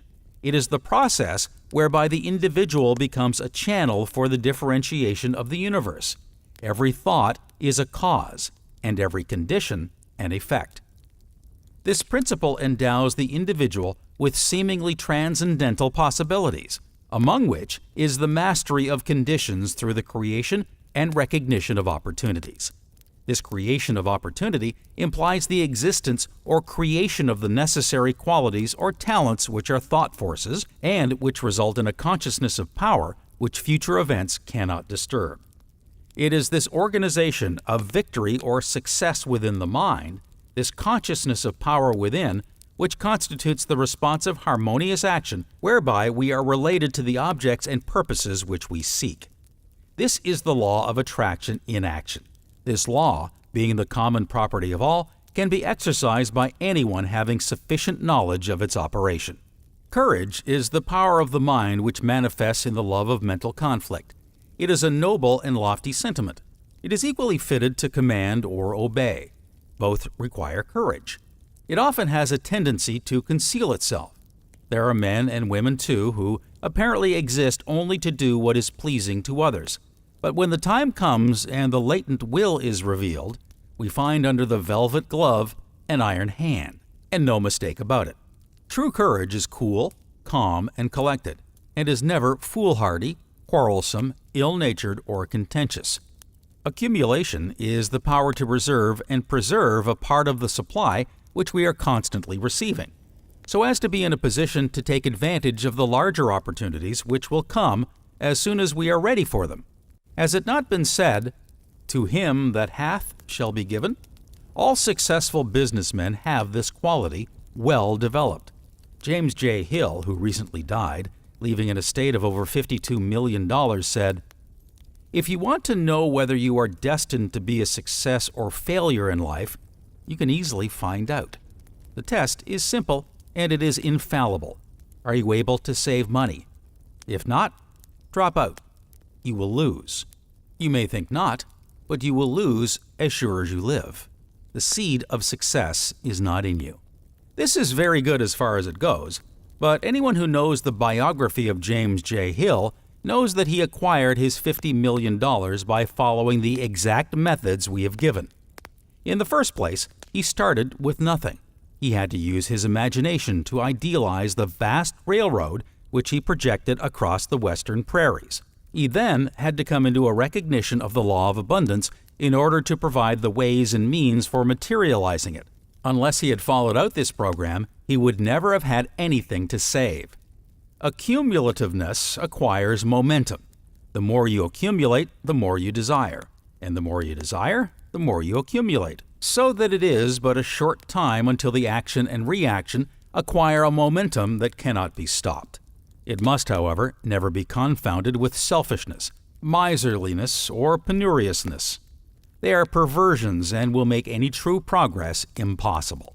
Constructiveness is the creative instinct of the mind.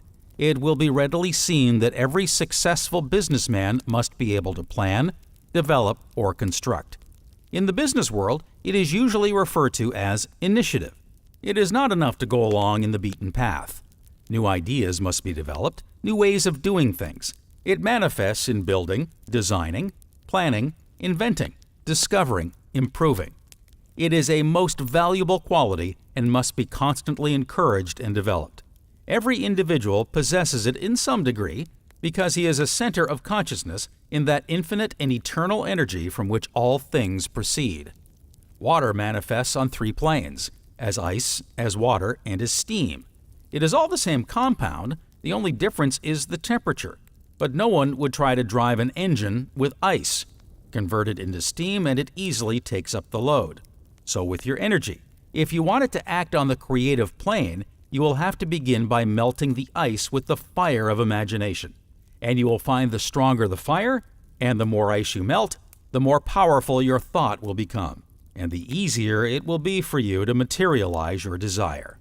Sagacity is the ability to perceive and cooperate with natural law. True sagacity avoids trickery and deceit as it would leprosy.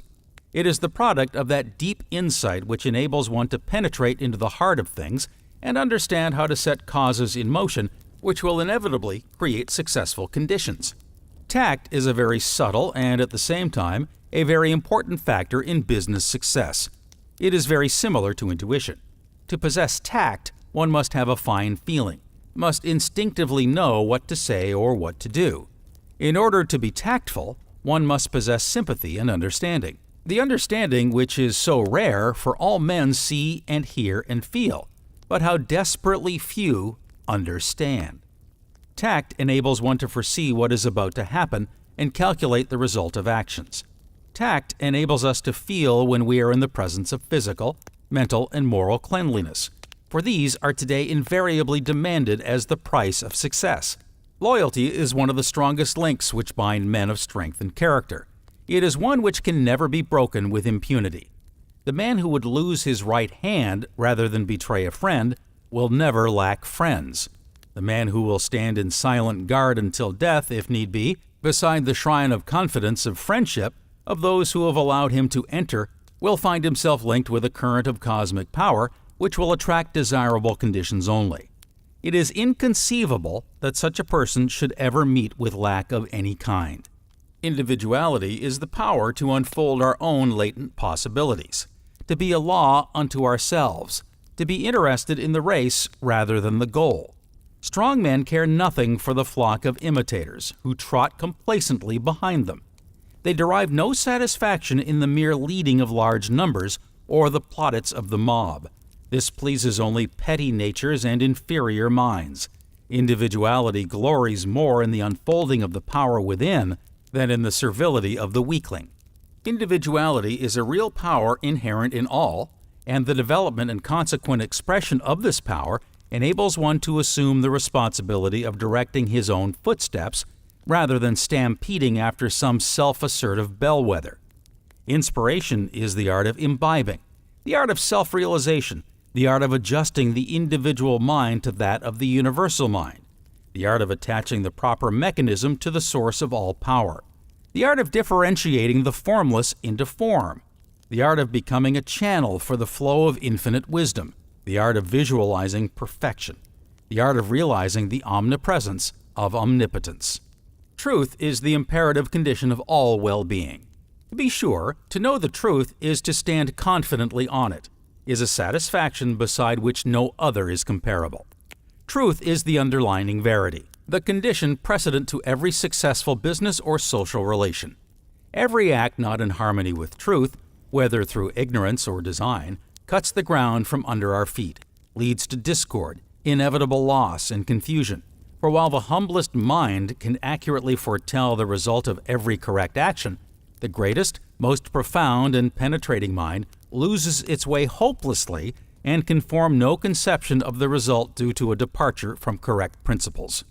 Those who establish within themselves the requisite elements of true success have established confidence, organized victory, and it only remains for them to take such steps from time to time as the newly awakened thought force will direct, and herein rests the magical secret of all power. Less than 10% of our mental processes are conscious. The other 90% are subconscious and unconscious, so that he who would depend upon his conscious thought alone for results is less than 10% efficient. Those who are accomplishing anything worthwhile are those who are enabled to take advantage of this greater storehouse of mental wealth. It is in the vast domain of the subconscious mind that great truths are hidden, and it is here that thought finds its creative power, its power to correlate with its object, to bring out of the unseen the seen. Those familiar with the laws of electricity understand the principle that electricity must always pass from a higher to a lower potentiality, and can therefore make whatever application of the power they desire. Those not familiar with this law can effect nothing. And so with the law governing in the mental world. Those who understand that mind penetrates all things, is omnipresent, and is responsive to every demand, can make use of the law and can control conditions, circumstances, and environment. The uninformed cannot use it because they do not know it. The fruit of this knowledge is, as it were, a gift of the gods. It is the truth that makes men free, not only free from every lack and limitation, but free from sorrow, worry, and care. And is it not wonderful to realize that this law is no respecter of persons? That it makes no difference what your habit of thought may be, the way has been prepared. With the realization that this mental power controls and directs every other power which exists, that it can be cultivated and developed, that no limitation can be placed upon its activity, it will become apparent that it is the greatest fact in the world, the remedy for every ill, the solution for every difficulty, the gratification of every desire. In fact, that it is the Creator's magnificent provision for the emancipation of mankind. Thoughts are things. Henry Van Dyke. I hold true that thoughts are things. They're endowed with bodies and breath and wings, and that we send them forth to fill the world with good results or ill. That which we call our secret thought speeds forth to Earth's remotest spot, leaving its blessings or its woes like tracks behind it as it goes. We build our future, thought by thought, for good or ill, yet know it not. Yet, so the universe was wrought. Thought is another name for fate. Choose then thy destiny and wait, for love brings love, and hate brings hate. Attainment. The nervous system is matter. Its energy is mind. It is therefore the instrument of the universal mind. It is the link between matter and spirit, between our consciousness and the cosmic consciousness. It is the gateway of infinite power. Both the cerebrospinal and the sympathetic nervous systems are controlled by nervous energy that is alike in kind, and the two systems are so interwoven that their impulses can be sent from one to the other. Every activity of the body, every impulse of the nervous system, every thought uses up nervous energy. The system of nerves may be compared to a telegraph system. The nerve cells corresponding to the batteries, the fibers to the wires. In the batteries is generated electricity. The cells, however, do not generate nervous energy. They transform it, and the fibers convey it. This energy is not a physical wave like electricity, light, or sound. It is mind. It bears the same relationship to the mind as a piano does to its player. The mind can only have perfect expression when the instrument through which it functions is in order. The organ of the cerebrospinal nervous system is the brain. The organ of the sympathetic nervous system is the solar plexus. The first is the voluntary or conscious, the latter the involuntary or subconscious. It is through the cerebrospinal nervous system and the brain that we become conscious of possessions. Hence, all possession has its origin in consciousness. The undeveloped consciousness of a babe or the inhibited consciousness of an idiot cannot possess. This mental condition, consciousness, increases in direct proportion to our acquisition of knowledge. Knowledge is acquired by observation, experience, and reflection. We become conscious of these possessions by the mind, so that we recognize that possession is based on consciousness. This consciousness we designate the world within. Those possessions of form that we acquire are of the world without. That which possesses in the world within is mind. That which enables us to possess in the world without is also mind. Mind manifests itself as thoughts, mental pictures, words, and actions. Thought is therefore creative. Our power to use thought to create the conditions, surroundings, and other experiences of life depends upon our habit of thinking. What we do depends upon what we are. What we are is the result of what we habitually think. Before we can do, we must be. Before we can be, we must control and direct the force of thought within us. Thought is force. There are but two things in the universe, force and form. When we realize that we possess this creative power, and that we can control and direct it, and by it act on the forces and forms in the objective world, we shall have made our first experiment in mental chemistry. The universal mind is the substance of all force and form, the reality that underlies all. In accordance with fixed laws, from itself and by itself is all brought into being and sustained. It is the creative power of thought in its perfect expression. The universal mind is all consciousness, all power, and is everywhere present. It is essentially the same at every point of its presence. All mind is one mind. This explains the order and harmony of the universe. To apprehend this statement is to possess the ability to understand and solve every problem of life. Mind has a twofold expression, conscious or objective, and subconscious or subjective. We come into the relationship with the world without by the objective mind, and with the world within by the subconscious mind. Though we are making a distinction between the conscious and the subconscious minds, such a distinction does not really exist, but this arrangement will be found convenient. All mind is one mind. In all phases of the mental life, there is an indivisible unity and oneness. The subconscious mind connects us with the universal mind, and thus we are brought into direct relationship with all power. In the subconscious is stored up the observations and experiences of life that have come to it through the conscious mind. It is the storehouse of memory. The subconscious mind is a great seed plot in which thoughts have been dropped or experiences conveyed by observation, or happenings planted to come up again into consciousness with the fruitage of their growth. Consciousness is the inner, and thought is the outward expression of power. The two are inseparable. It is impossible to be conscious of a thing without thinking of it. We have captured the lightning and changed its name to electricity. We have harnessed the waters and made the remorseless flood our servant. By the miracle of thought, we have quickened water into vapor to bear the burdens and move the commerce of the world. We have called into being floating palaces that plow the highways of the deep. We have triumphed in our conquest of the air. Although we are moored in the silvern archipelago of the Milky Way, we have conquered time and space. When two electric wires are in close proximity, the first carrying a heavier load of electricity than the second will receive by induction some current from the first. This will illustrate the attitude of mankind to the universal mind. They are not consciously connected with the source of power. If the second wire were attached to the first, it would become charged with as much electricity as it could carry. When we become conscious of power, we become a live wire, because by consciousness we are connected with the power. In proportion to our ability to use power, we are enabled to meet the various situations which arise in life. The universal mind is the source of all power and all form. We are channels through which this power is being manifested. Consequently, within us is power unlimited, possibilities without end, and all under the control of our own thought. Because we have these powers, because we are in living union with the universal mind, we may adjust or control every experience which may come to us. There are no limitations to the universal mind. Therefore, the better we realize our oneness with this mind, the less conscious will we be of any limitation or lack, and the more conscious of power.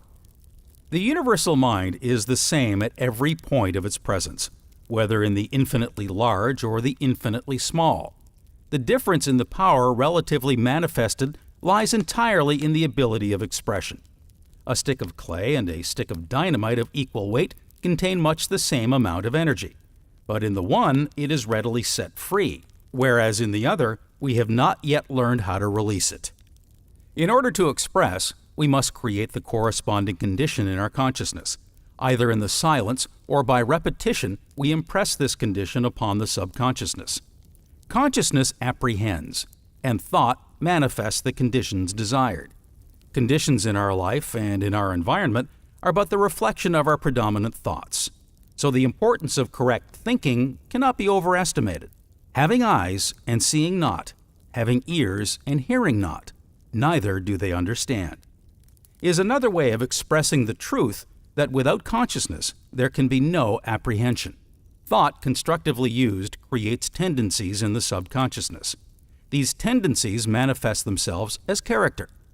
The primary meaning of the word character is an engraved mark, as on a seal, and means the peculiar qualities impressed by nature or habit on a person, which separates the person possessing them from all others. Character has an outward and an inward expression, the inward being purpose and the outward ability. Purpose directs the mind towards the ideal to be realized, the object to be accomplished, or the desire to be materialized. Purpose gives quality to thought. Ability is the capacity to cooperate with omnipotence, although this may be done unconsciously. Our purpose and our ability determine our experiences in life. It is important that purpose and ability be balanced. When the former is greater than the latter, the dreamer is produced. When ability is greater than purpose, impetuosity is the result, producing much useless activity. By the law of attraction, our experiences depend upon our mental attitude. Like is attracted to like. Mental attitude is as much the result of character as character is of mental attitude. Each acts and reacts on the other.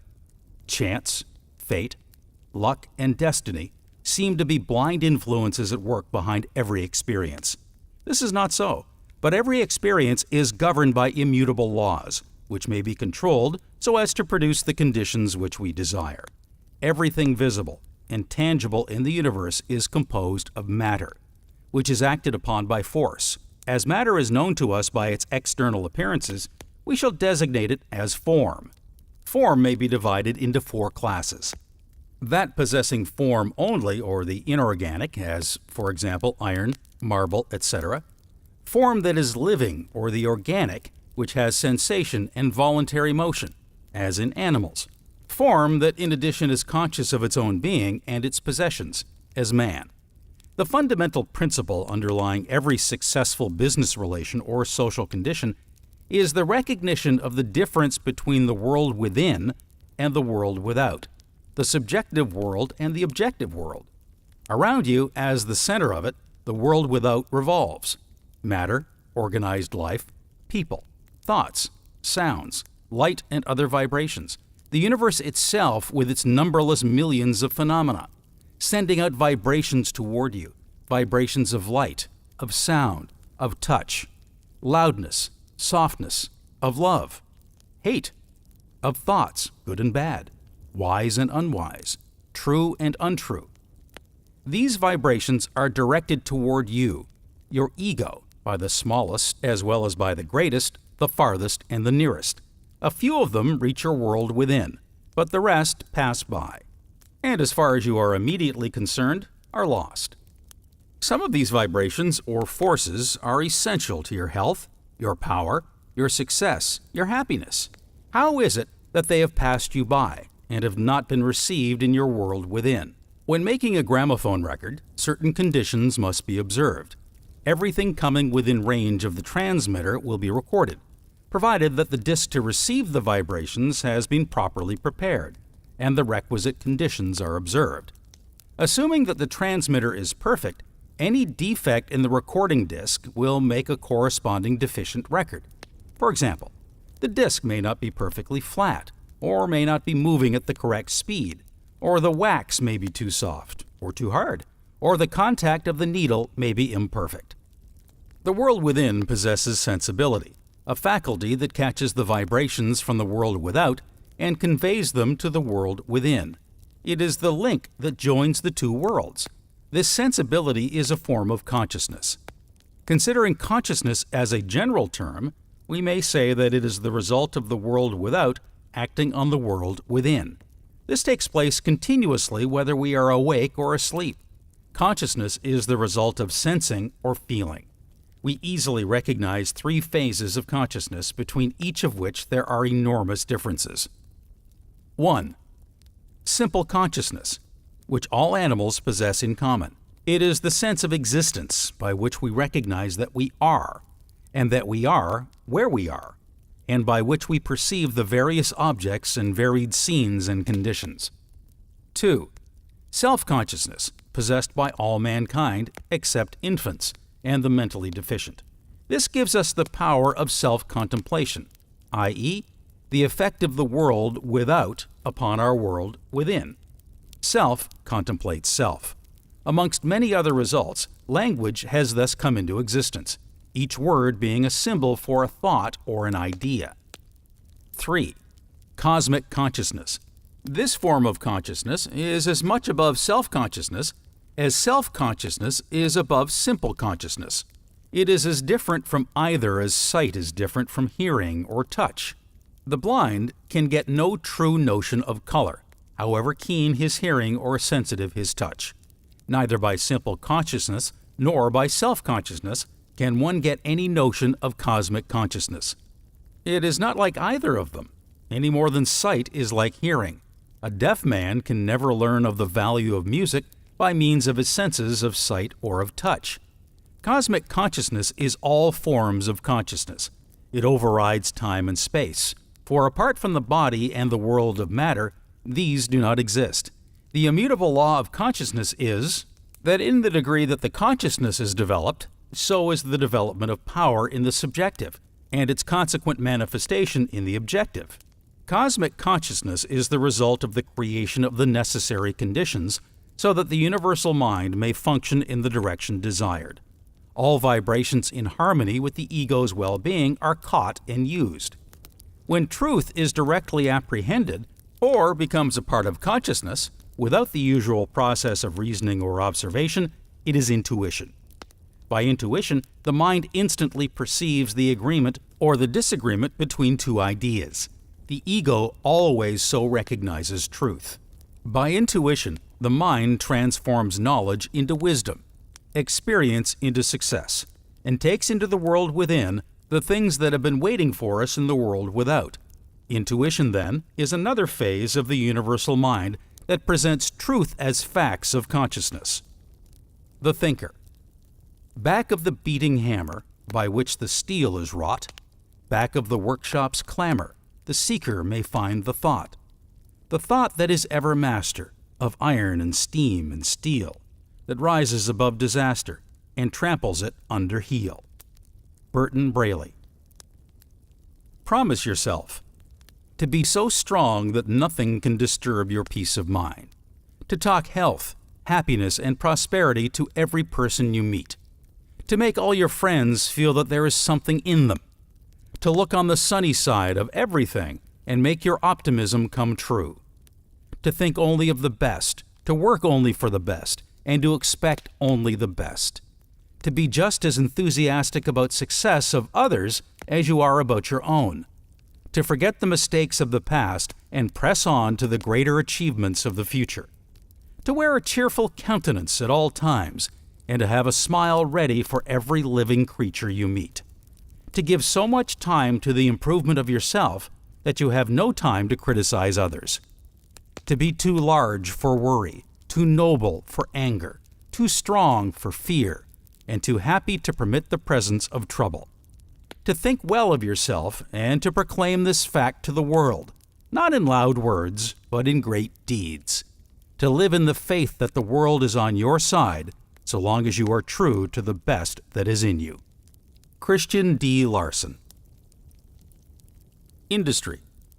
All the lost mines of Mexico, all the argosies that ever sailed from the Indies, all the gold and silver-laden ships of the treasure fleets of storied Spain, count no more in value than a beggar's dole compared to the wealth that is created every 8 hours by modern business ideas.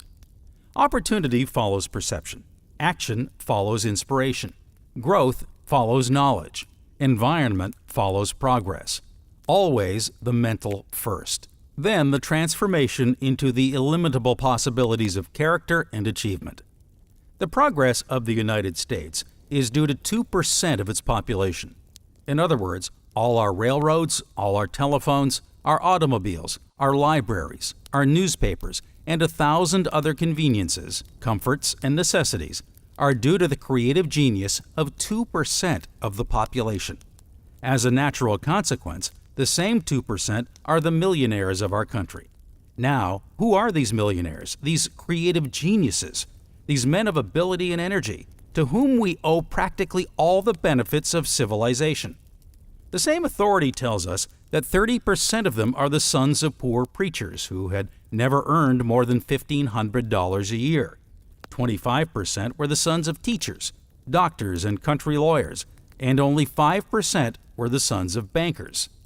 We are interested, therefore, in ascertaining why the 2% succeeded in acquiring all that is best in life, and the 98% remain in perpetual want. We know that this is not a matter of chance, because the universe, as we know it, is governed by law. Law governs solar systems, sun, stars, planets. Law governs every form of light, heat, sound, and energy. Law governs every material thing and every immaterial thought. Law covers the earth with beauty and fills it with bounty.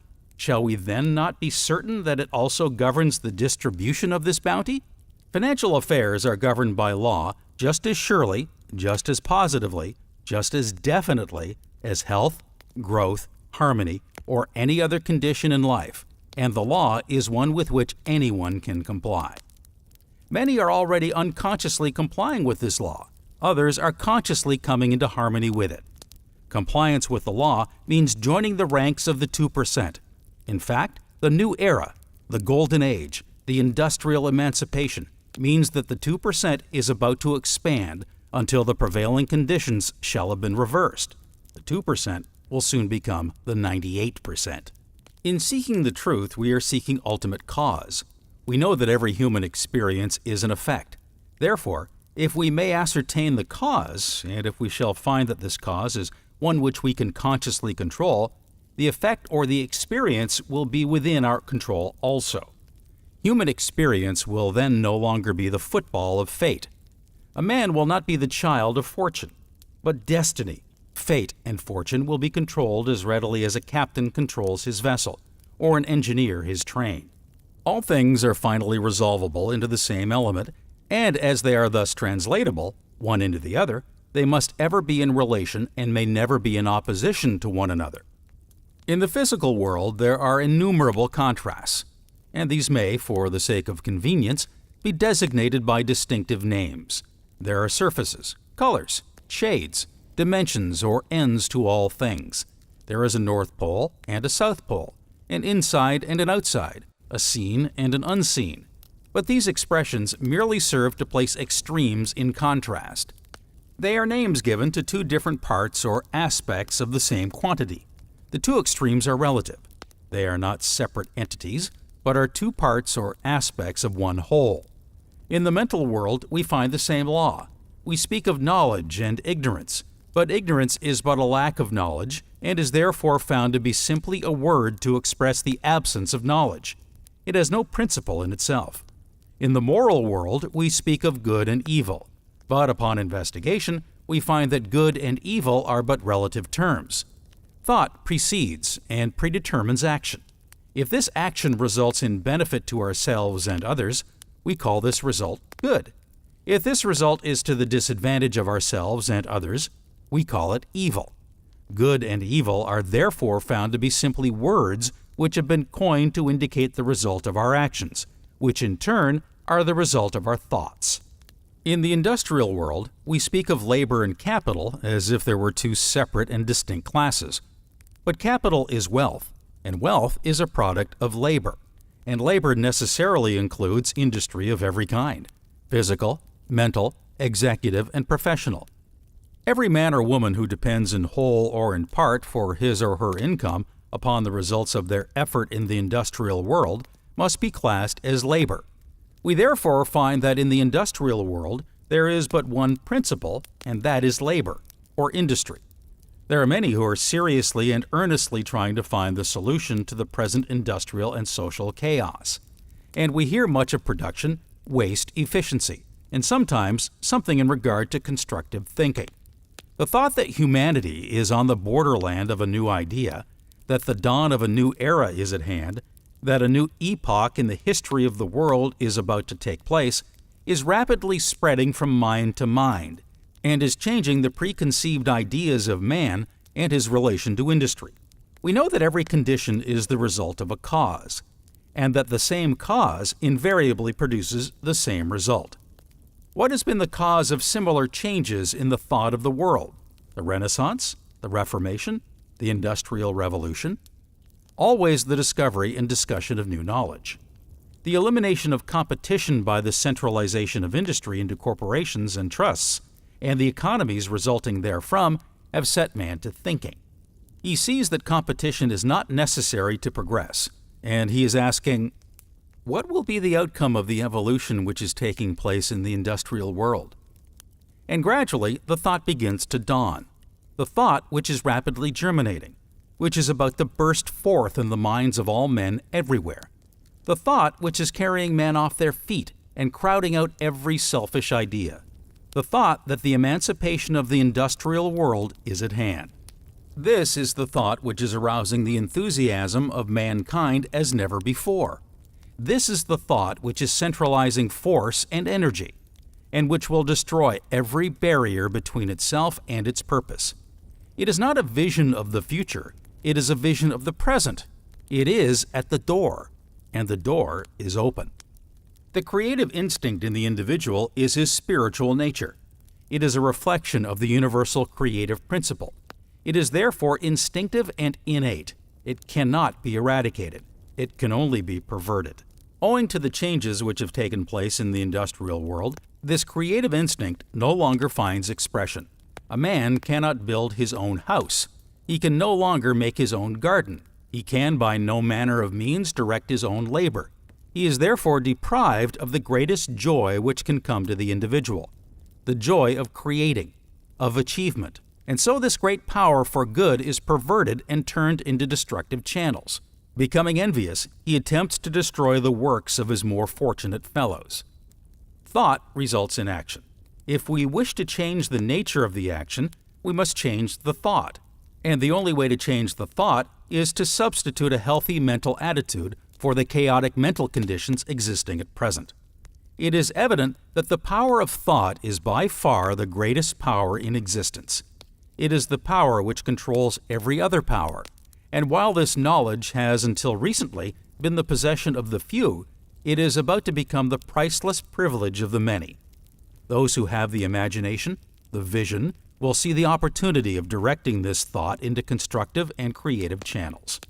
They will encourage and foster the spirit of mental adventure. They will arouse, develop, and direct the creative instinct, in which case we shall soon see such an industrial revival as the world has never before experienced. Henry Ford visions the approach of the new era in the Dearborn Independent. He says, "The human race is now on the borderline between two periods. The period when to use is to lose, and the period when not to use is to waste. For a long time, mankind has been conscious of somehow coming to the end of the irresponsible childhood. The provision made by the parent of mankind has seemed to be coming to the end of its lavishness.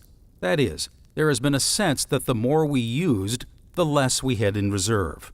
This feeling has been expressed in the popular adage, 'You can't eat your cake and have it.' But now that man is learning enough to plant his supply as well as reap it, to make his supply a recurrent crop instead of a slowly diminishing original store of natural resources, the time is coming when instead of being afraid of wasting our resources by using them, we shall be afraid of wasting them by not using them. The stream of supply will be so full and constant that when people worry, it will not be worry about not having enough, but about not using enough. If you can imagine a world in which the source of supply will be so plentiful that people will worry about not using enough of it, instead of worrying, as we do now, about using too much, you will have a picture of the world that is soon to be. We have long depended on the resources which nature long ago stored up, the resources which can be exhausted. We are entering an era when we shall create resources which shall be so constantly renewed that the only loss will not be to use them. There will be such a plenteous supply of heat, light, and power that it will be a sin not to use all we want. This era is coming in now, and it is coming by way of water. With the fuel questions settled, and the light questions settled, and the heating questions settled, and the power questions settled, on such terms as actually liberate the whole world from the crushing weight of these four great burdens. And not only that, but with the whole fuel and light and heat and power situation turned around so that people will have to use all that they want in order to prevent waste, don't you see how economic life will swing loose and breathe deeply, as if a new spring day had dawned for humanity? That is the era we are approaching. There is no question about that. There will be, of course, the usual preliminary skirmish between selfishness and service, but service will win.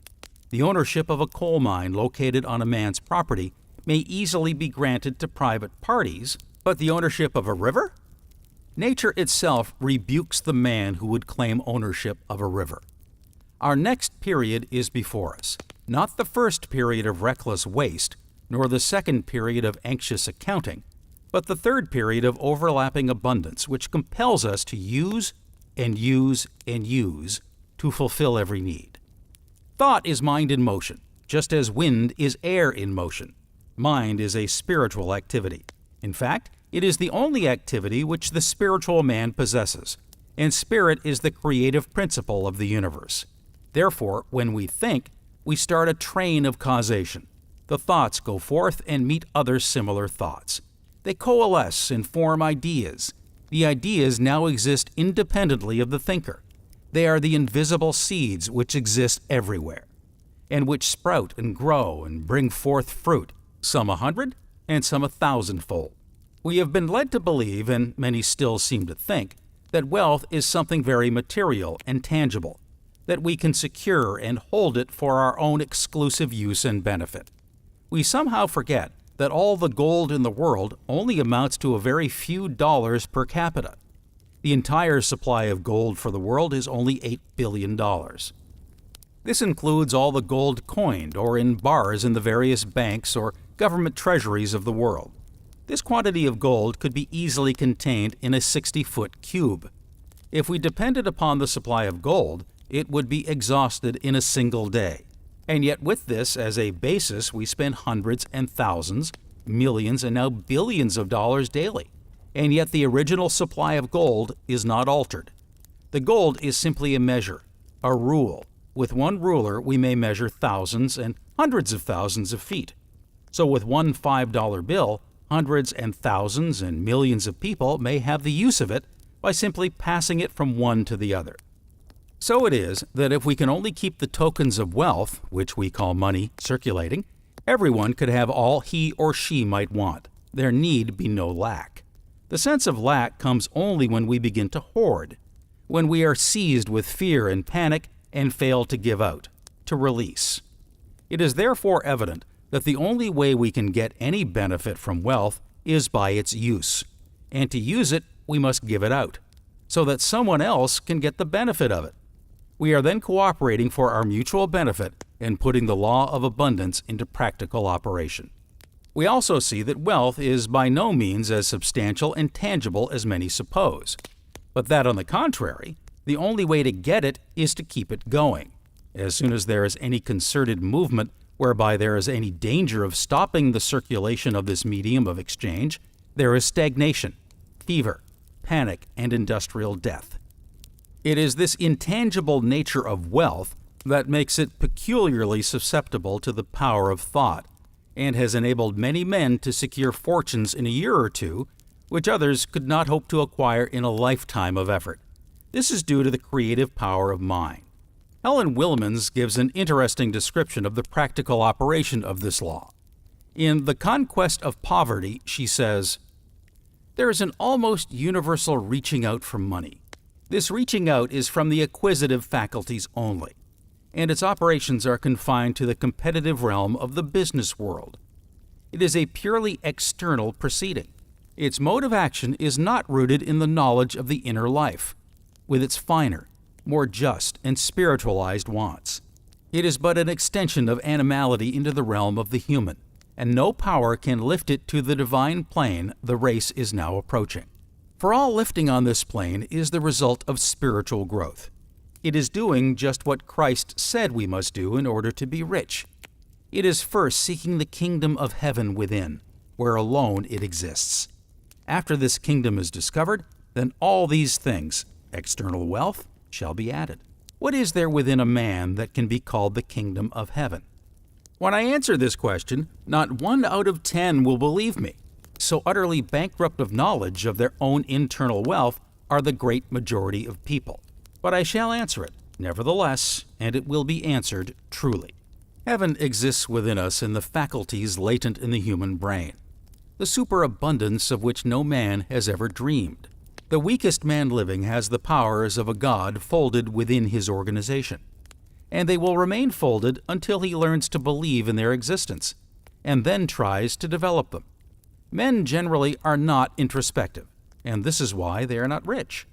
They are poverty-stricken in their own opinions of themselves and their powers, and they put the stamp of their belief on everything they come in contact with. If a day laborer, let us say, does but look within himself long enough to perceive that he has an intellect that can be made as great and far-reaching as that of the man he serves, if he sees this and attaches due importance to it, the mere fact of his seeing it has, to a degree, loosened his bonds and brought him face to face with better conditions. But there is wanted something more than the fact of knowing that he is, or may become, by recognition of self, his employer's intellectual equal. There remains the fact that he needs also to know the law and claim its provisions, namely, that his superior knowing relates him to a superior position.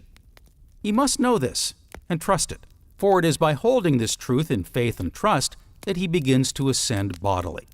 Employers everywhere hail with delight the acquisition of employees who are not mere machines. They want brains in their business and are glad to pay for them. Cheap help is often the most expensive, in the sense of being the least profitable. As brain growth or development of thought power in the employee increases his value to the employer, and as the employee grows to the degree of strength where he is capable of doing for himself, there will be another not yet grown so strong to take his place. The gradual recognition by a man of his own latent powers is the heaven within that is to be brought forward in the world and established in these conditions which correlate it. A mental poorhouse projects from itself the spirit of a visible poorhouse, and this spirit expresses itself in visible externals correlated to its character. A mental palace sends forth the spirit of a visible palace, with results that correlate it, and the same may be said of sickness and sin, of health and goodness. Economics. Economics is the science which treats of the production and distribution of wealth, and of the means and methods of living well. The ancients felt that every piece of sculpture was the embodiment of an idea or sentiment, and was produced on the principle that there is a perfect correspondence between mental states and physical expression. We of the present day recognize that there is a direct correspondence between mental states and the condition of the human body, and that knowledge has been so formulated that we now know that every condition is an effect, and this effect is a result of a cause which had its origin in an idea. Modern science is now directing attention to the fact that ideas are also responsible for every form of wealth and its distribution. The science of economics is therefore seen to be the science which treats of the laws governing ideas and their expression on a material plane. It takes the sun about 2,000 years to pass from one sign of the zodiac to another. In Oriental literature, these are called subbrace periods, for it is during such a period that a nation is born, matures, grows old, and dies. Most of the European nations are now ending their 2,000-year cycle, and the necessary readjustments are taking place. It remains then for us, a new nation in a new world, to assist in the readjustment. In this readjustment, it might be well to remember that intelligence rules, that constructive thought, intelligently directed, automatically causes its object to materialize on the objective plane, that cause and effect are supreme in a universe governed by immutable law, that it is the mind alone which can furnish the knowledge with which to ameliorate the conditions of life. It is the mind which builds every house, writes every book, paints every picture. It is the mind which suffers and enjoys. It follows that a knowledge of the functions of the mind rank first in importance to the human race. Senator Wadsworth recently said, "I pray that the time will come when American public opinion will come to an appreciation of what organic chemistry means, of what research means in the way of progress. We have been interested as a people in the development of material resources, the digging of iron and coal from the ground, the raising of crops upon the surface, and the engaging in transportation and other forms of commercial effort. As a people, we have paid little attention and given little encouragement to scientific research. But, Mr. President and Senators, the progress of the future depends upon scientific research.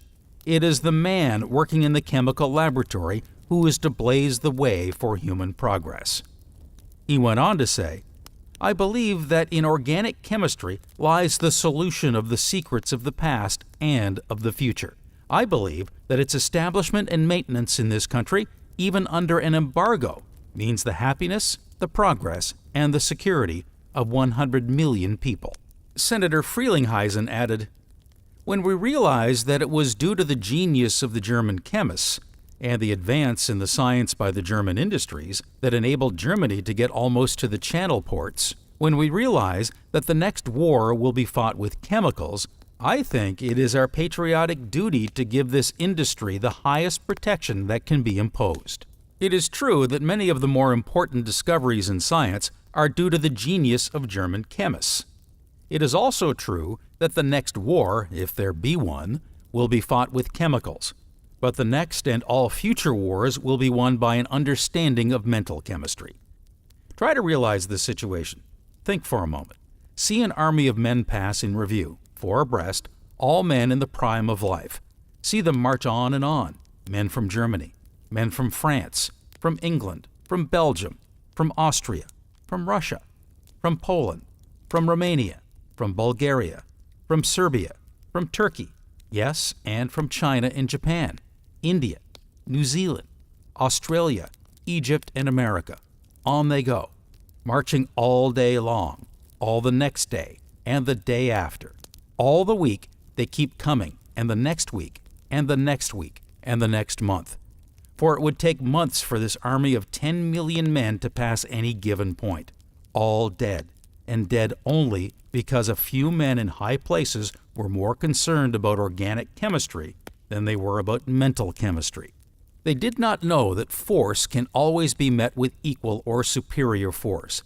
They did not know that a higher law always controls a lower law. And because intelligent men and women allowed a few men in high places to control their thinking processes, the entire world must sit in sackcloth and ashes, for the living will find it necessary to work the rest of their lives in order to even pay the interest on the obligations assumed, and their children will find these obligations an inheritance, and they in turn will pass them on to their children and their children's children.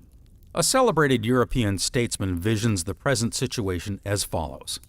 Unfortunately, the ills of a war like that of 1914 to 1918 are repaired, but with difficulty. Given even the entire good faith of the conquered, if the latter, by conscientious labor, genuinely desired to help the world out of its sanguinary nightmare and back to normal life, that world would nonetheless remain for a long time hopelessly adrift and at sea. We are assisting today at the prolongation of a war which is not even likely to approach a conclusion unless there is a new orientation of a peacetime energy. Finances upside down, budgets artificially met, rates of exchange giving 65 francs to the pound and 14 to the dollar, a terribly distorted fiduciary circulation, an ever-increasing cost of living, strikes, rapid changes in the stock markets, making commerce and industry impossible, accumulation of stocks, such is the ransom of these 4 years of war. It was materially impossible that either for conqueror or conquered, aught else should result from this world catastrophe than complete chaos for all. Millions of men are not consecrated for 52 months to work of death and destruction for the world to be reestablished on the morrow of peace. Such rapidity reacquired equilibrium is beyond the bounds of human practicability. It will be remembered that the master metaphysician said the same thing in somewhat different language many years ago. Then shall be great tribulations such as never was since the beginning of the world, nor never shall be afterwards. And if that period would not be shortened, no flesh at all would be saved, but for the elect's sake that period will be shortened. Matthew chapter 24, verses 21 and 22. That people are beginning to think is evident. Formerly, when men were discontented or dissatisfied, they met in a nearby saloon, had a few drinks, and promptly forgot their discontent and dissatisfaction. The situation is very different under existing conditions. Men spend their time reading, studying, and thinking, and the more they think, the less satisfied they become. Leaders of men all know this. For this reason, England has her ale, Scotland her whiskey, France her absinthe, Germany her beer, and we of America, who are recruited from all of these, have had all forms of alcohol. It is by far the easiest way of keeping the people happy and contented. A man who has access to a fair percentage of alcohol will not ask too many questions. If he does, give him another drink. This method of reducing the citizens of a country to a kind of idiotic servility has the additional advantage in that it produces enormous revenues which may be used for reducing them to economic slavery, as well as spiritual slavery, for the man who cannot think has but small prospect of ever coming into any understanding of spiritual truth. But because the opium traffic furnishes millions of revenue for Englishmen, millions of Chinese must be sacrificed. And because the sale and distribution of alcohol furnishes million-dollar accounts for large banks and trust companies, $100,000 fees for corporation attorneys, because it makes it possible to lead large masses of men to the polls for the purpose of voting for political parties which are both morally and politically bankrupt. There are those who would again inflict this deadly curse upon the citizens of our country. Dr. Woods Hutchinson tells us that the death rate for the United States has fallen in the last 3 years from 14.2 to 12.3 a thousand, which represents a saving of over 200,000 lives a year since the brewer's business was closed down.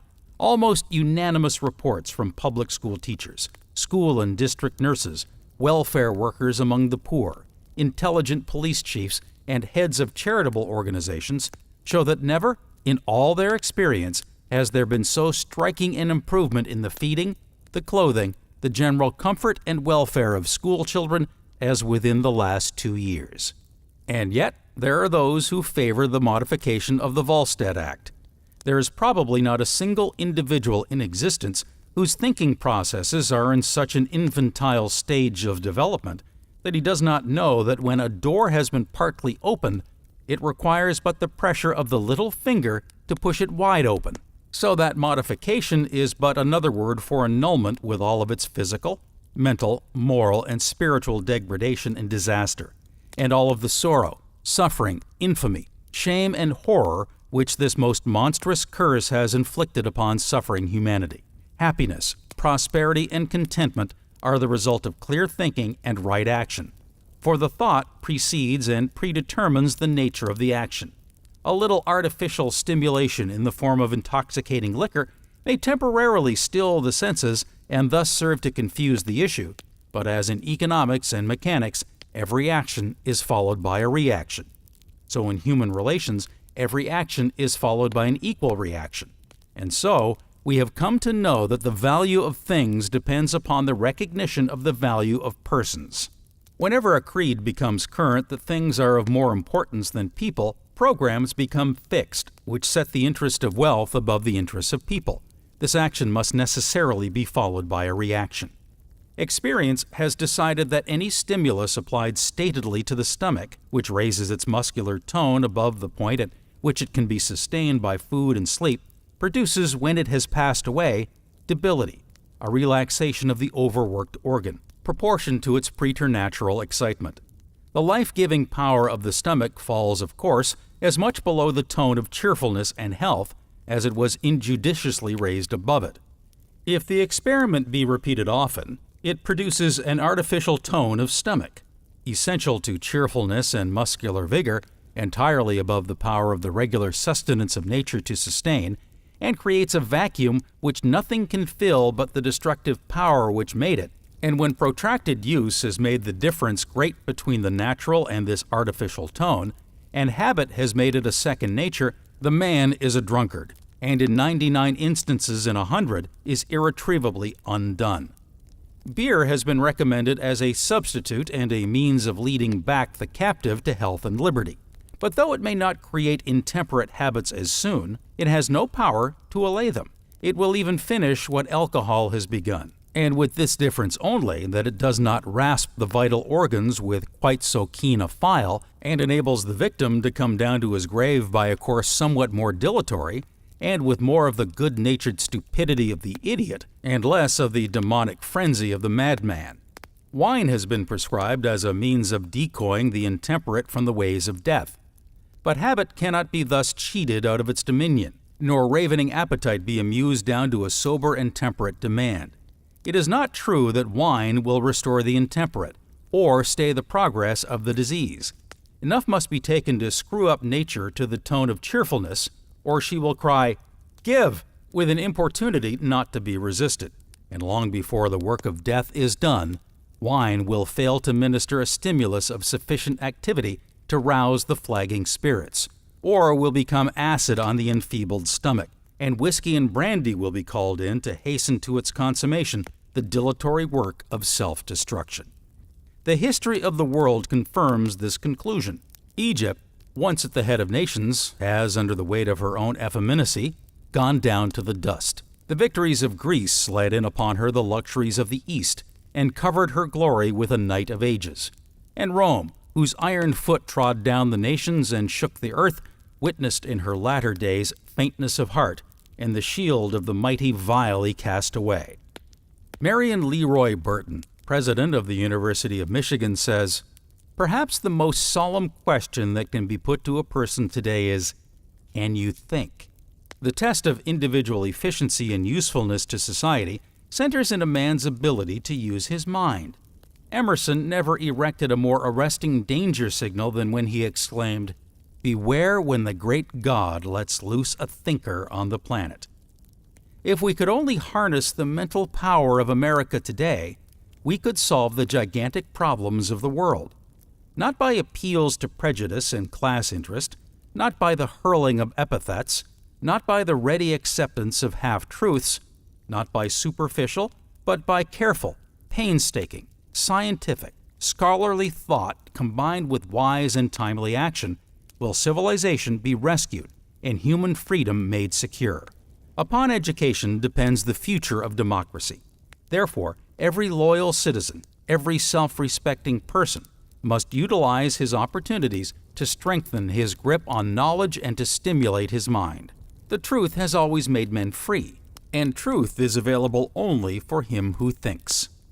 Roger W. Babson says, "If statistics have taught us any one thing during the past 20 years, it is that the spiritual factor is the greatest factor in the growth of communities and nations." It is well enough to talk about land, labor, and capital. They all have their uses and functions, but of themselves they are helpless in bringing about prosperity. Land, labor, and capital existed long before there was even civilization. Many great nations such as Babylon, Persia, Egypt, Greece, Rome, and even Spain have possessed land, labor, and capital in abundance, but fell for want of this far more important quality, the spiritual factor. I'm looking out of my window at the highway where a man is at work with a pick. The highway is the land, the man is the labor, and the pick is the capital.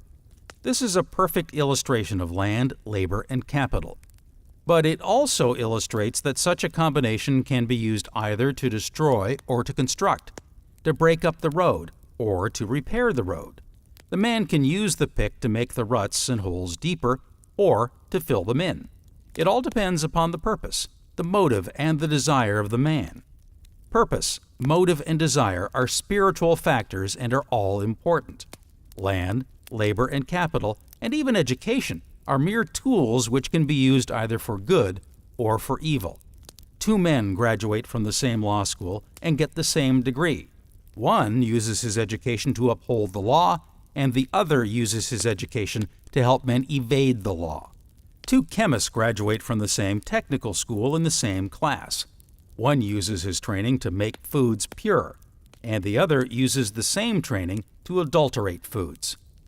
Thinking is a creative process, and combination is the key. Nature combines electrons, atoms, molecules, cells, and the final result is the universe. In the field of human endeavor, all progression, development, and achievement is the result of following the lesson learned from nature, and man has risen step by step from the primitive brute state to his present position of mastership by combining, uniting, and relating thoughts, things, and forces. In the domain of science and invention, in the realm of art, literature, and business, in every department of human activity, by combining the common, the usual, the known, man has unveiled and discovered the uncommon, the unusual, the unknown.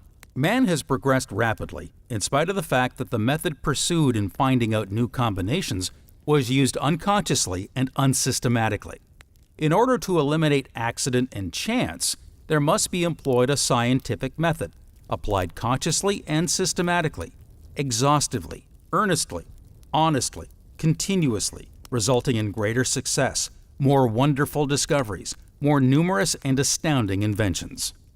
Mental chemistry is a scientific method of creating new ideas, of mastering any subject, of mastering and increasing any business, of mastering any profession, or of solving any problem. This method will be worth nothing unless it is applied. If the application is made honestly, earnestly, and systematically, it will bring great results. The method stated in a nutshell is the systematic combining of concepts. Conception is the mental act of grasping the common qualities of many objects and uniting them into a single notion. This single notion is a concept. Make an inventory of all the concepts in your particular business, or in any departments of nature, or in any sphere of human activity. Study the interrelation of each one in the list with every other one in it. Your table of concepts must be an exhaustive list of every known fact, item, implement, law, and method connected with your department of thought and labor. If you have any special problem to solve, select those concepts in your list which more directly apply to the thing you seek, and see how you can combine those you have thus selected out of the entire list. To illustrate, combine Concept 1 with Concept 2, that will give you an idea. Combine Concept 1 with Concept 3, that will give you an idea. Combine Concept 1 with Concept 4, that will give you an idea. And so, run Concept 1 down the entire list of selected concepts, or until such point when the idea you seek is forthcoming. But if you finish Concept 1 without result, then take up Concept 2 and combine it with 1, with 3, and 4, and so on to the end. This process will give you another set of new ideas. Then take Concept 3 down the line to the end, then Concept 4, and so on until you find the idea you are searching for, or, in case you wish to make a veritable thesaurus of new ideas, until you have treated every concept in the list to a relation with every other concept in it. Then combine your concepts in pairs, then in threes and fours. Your list of concepts and such use of it as given above is almost an exhaustless fountain of new ideas, which by this process multiply in rapid geometrical ratio. The use of this method will solve any problem that may confront you. It will bring you success no matter what your goal may be. It will be more easily and quickly reached in science, in art, in literature. It will crown you with achievement in business. It will reflect in increased profits, in your environment by happiness and contentment. It will place you always on the right path, provided that you use it earnestly, honestly, and continuously. Medicine. Where truth abides. Truth is within ourselves. It takes no rise. From outward things, whate'er you may believe, there is an inmost center in us all, where truth abides in fullness and around. Wall upon wall, the gross flesh hems it in. This perfect clear conception, which is truth, a baffling and perverting carnal mesh, binds it and makes all error, and to know rather consists in opening out a way, whence the imprisoned splendor may escape, than in effecting entry for a light, supposed to be without. Robert Browning.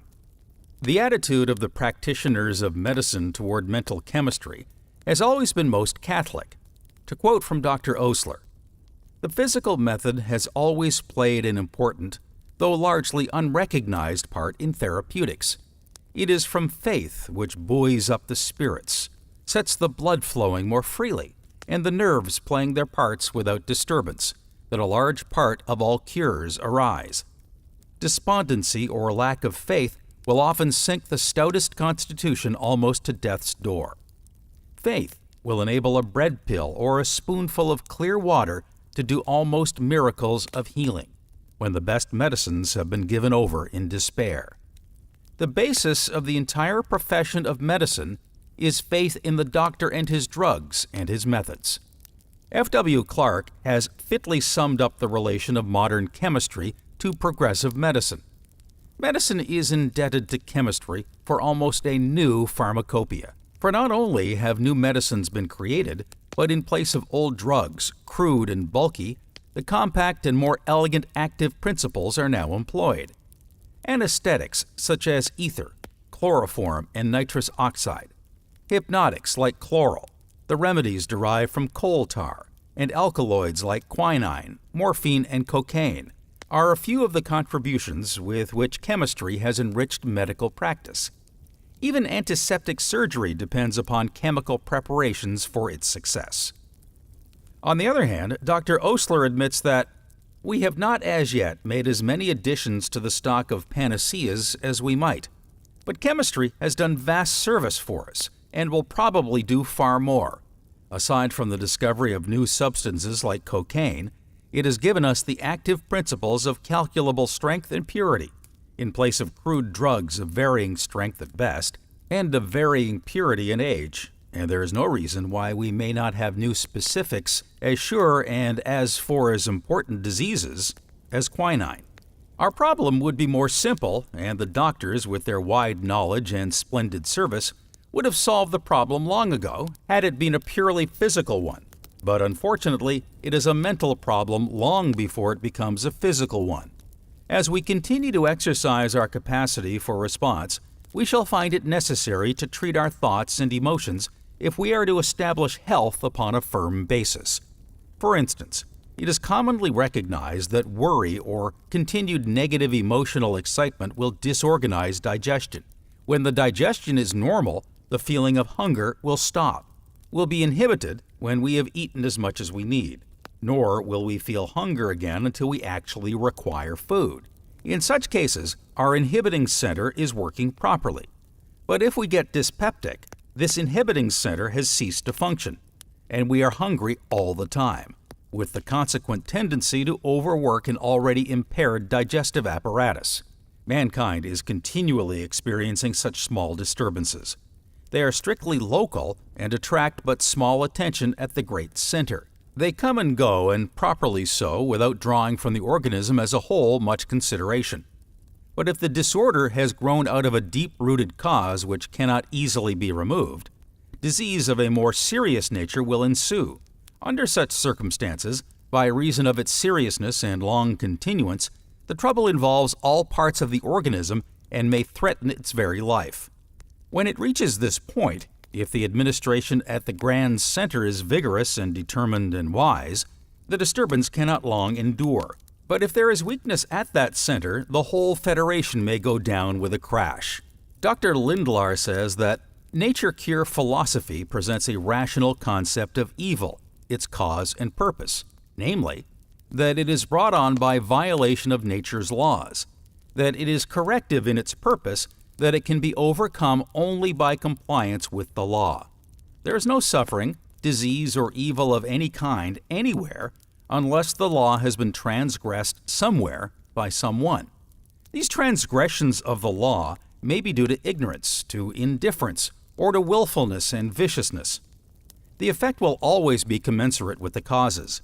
The science of natural living and healing shows clearly that what we call disease is primarily nature's effort to eliminate morbid matter and to restore the normal functions of the body, that the processes of disease are just as orderly in their way as everything else in nature, that we must not check or suppress them, but cooperate with them. Thus we con, slowly but laboriously, the all-important lesson that obedience to the law is the only means of prevention of disease and the only cure. The fundamental law of cure, the law of action and reaction, and the law of crisis, as revealed by the nature-cure philosophy, impress upon us the truth that there is nothing accidental or arbitrary in the process of health, disease, and cures, that every changing condition is either in harmony or in discord with the laws of our being, that only by complete surrender and obedience to the law can we master the law and attain and maintain perfect physical health. In our study of the cause and character of disease, we must endeavor to begin at the beginning, and that is life itself, for the processes of health, disease, and cure are manifestations of that which we call life and vitality. There are two prevalent but widely differing conceptions of the nature of life or vital force, the material and the vital. The former looks upon life or vital force with all its physical, mental, and psychical phenomena as manifestations of the electric, magnetic, and chemical activities of the physical material elements composing the human organism. From this viewpoint, life is a sort of spontaneous combustion, or as one scientist expressed it, a succession of fermentations.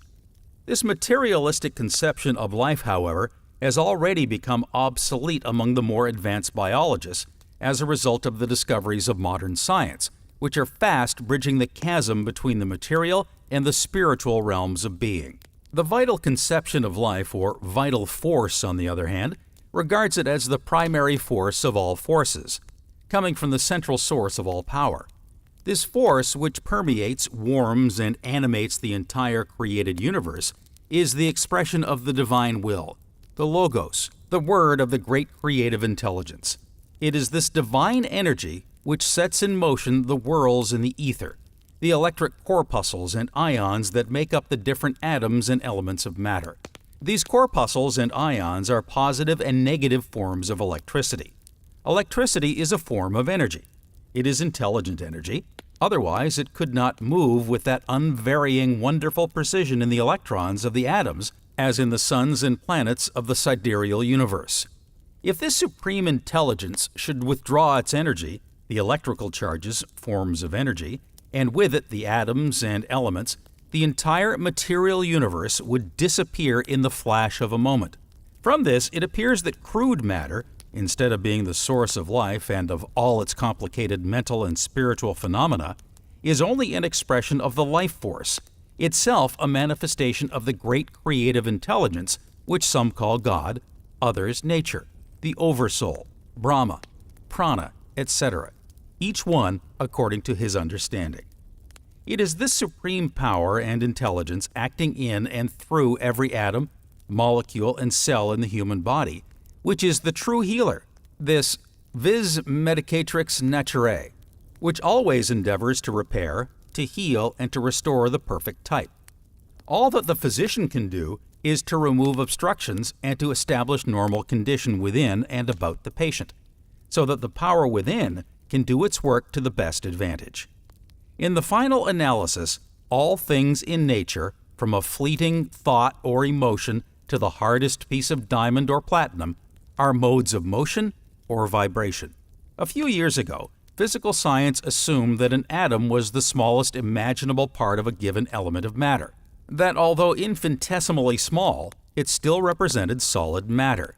Now, in the light of better evidence, we have good reason to believe that there is no such thing as solid matter, that every atom is made up of charges of negative and positive electricity acting in and upon an omnipresent ether, that the difference between an atom of iron and of hydrogen, of any other element, consists solely in the number of electrical charges or corpuscles it contains, and on the velocity with which these vibrate around one another. Thus the atom, which was thought to be the ultimate particle of solid matter, is found to be a little universe in itself, in which corpuscles of electricity rotate or vibrate around one another like the suns and planets in the sidereal universe. This explains what we mean when we say life and matter are vibratory. What we call inanimate nature is beautiful and orderly because it plays in tune with the score of the symphony of life. Man alone can play out of tune. This is his privilege, or his curse, as he chooses, by virtue of his freedom of choice and action. We can now better understand the definitions of health and of disease given in the Catechism of Nature Cure as follows. Health is normal and harmonious vibration of the elements and forces composing the human entity on the physical, mental, moral, and spiritual planes of being, in conformity with the constructive principle of nature applied to individual life. Disease is abnormal or inharmonious vibration of the elements and forces composing the human entity on one or more planes of being, in conformity with the destructive principle of nature applied to individual life. The question naturally arising here is, normal or abnormal vibration with what? The answer is that the vibratory conditions of the organism must be in harmony with nature's established harmonic relations in the physical, mental, moral, spiritual, and psychical realms of human life and action. Mental medicine. In the Law of Mental Medicine, Thompson J. Hudson says, like all the laws of nature, the law of mental medicine is universal in its application, and like all the others, it is simple and easily comprehended. Granted that there is an intelligence that controls the functions of the body and health, it follows that it is the same power or energy that fails in case of disease. Failing, it requires assistance, and that is what all therapeutic agencies aim to accomplish. No intelligent physician of any school claims to be able to do more than to assist nature, to restore normal conditions of the body. That it is a mental energy that thus requires assistance, no one denies. For science teaches us that the whole body is made up of a confederation of intelligent entities, each which performs its frictions with an intelligence exactly adapted to the performance of its special duties as a member of the confederacy. There is indeed no life without mind, from the lowest unicellular organism up to man. It is, therefore, a mental energy that actuates every fiber of the body under all its conditions.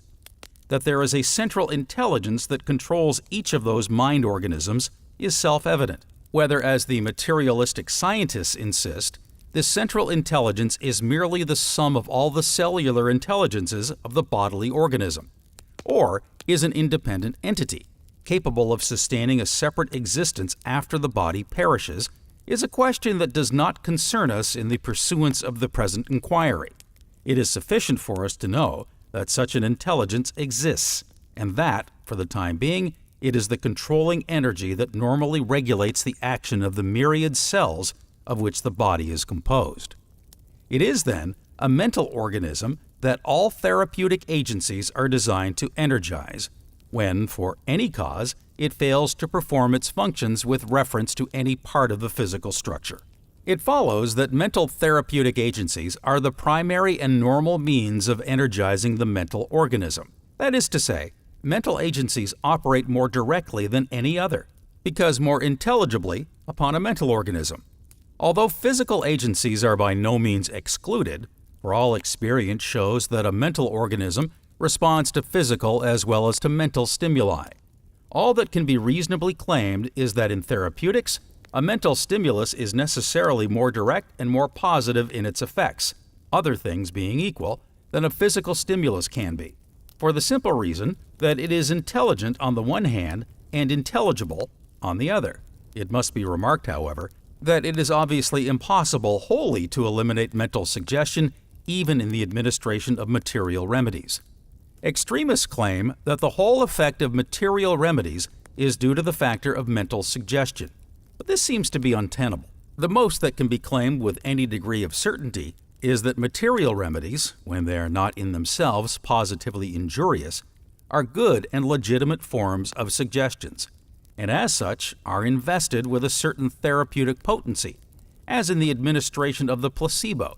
It is also certain that whether the remedies are material or mental, they must directly or indirectly energize the mental organism in control of the bodily functions. Otherwise, the therapeutic effects produced cannot be permanent. It follows that the therapeutic value of all remedial agencies, material or mental, is proportioned to their respective powers to produce the effect of stimulating the subjective mind to a state of normal activity and directing its energies into appropriate channels.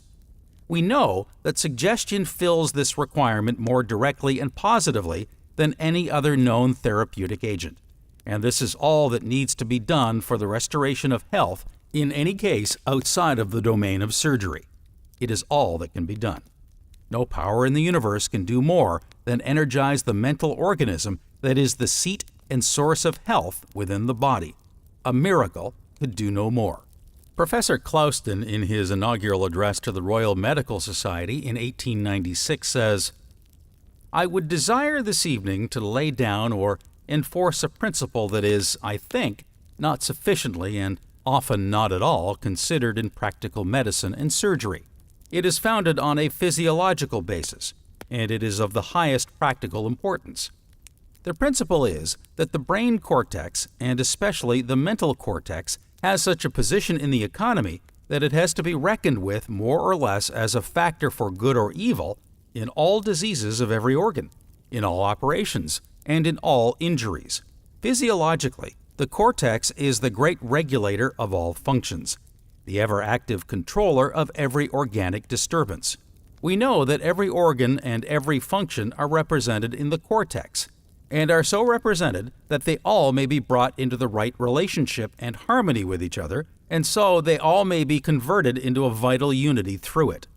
Life and mind are the two factors of that organic unity that constitute a real animal organism. The mental cortex of man is the apex of the evolutionary pyramid. whose base is composed of the swarming pyramids of bacilli and other monocellular germs, which we now see to be almost all-pervading in nature. It seems as if it has been the teleological aim of all evolution from the beginning. In it, every other organ and function find their organic end. In histological structure, so far as we yet know this, it far exceeds all other organs in complexity. When we fully know the structure of each neuron, with its hundreds of fibers and its thousands of dendrites, and the relation of one neuron to another, when we can demonstrate the cortical apparatus for universal intercommunication of nervous energy, with its absolute solidarity, its partial localization, and its wondrous arrangements for mind, motion, sensibility, nutrition, repair, and drainage, when we fully know all this, there will be no further question of the dominance of the brain cortex in the organic hierarchy, nor of its supreme importance in disease. The Lancet records a case of Dr. Barkus of a woman, 58, with supposed disease of every organ, with pains everywhere, who tried every method of cure, but was at last experimentally cured by mental therapeutics pure and simple. Assured that death would result from her state, and that a certain medicine would infallibly cure her, provided it was administered by an experienced nurse, 1 tablespoonful of pure distilled water was given her at 7, 12, 5, and 10, to the second with scrupulous care, and in less than 3 weeks all pain ceased, all diseases were cured, and remained so. This is a valuable experiment, as excluding every material remedy whatever, and proving that it is the mental factor alone that cures. However, it may be generally associated with material remedies. Dr. Morrison of Edinburgh discovered that a lady who had constant violent hysterical attacks had given her hand to one man and her heart to another. A little direct common sense talk in this case formed an agreeable substitute for the distilled water in the other, and the patient never had another attack. Many seem to think that only nervous or functional diseases are cured by mental or spiritual methods. But Alfred T. Schofield, M.D., tells in The Force of Mind, in one long list of 250 published cases of disease cured, we find 5 consumption, 1 diseased hip, 5 abscess, 3 dyspepsia, 4 internal complaint, 2 throat ulcer, 7 nervous debility, 9 rheumatism, 5 diseased heart, 2 withered arm, 4 bronchitis, 3 cancer, 2 paralyzed arm, 3 weak eyes, 1 ruptured spine, 5 pains in the head. And these are the results in 1 year at one small chapel in the north of London. What about the cures at home and continental spas, with their eternal round of sulfur and iron waters and baths?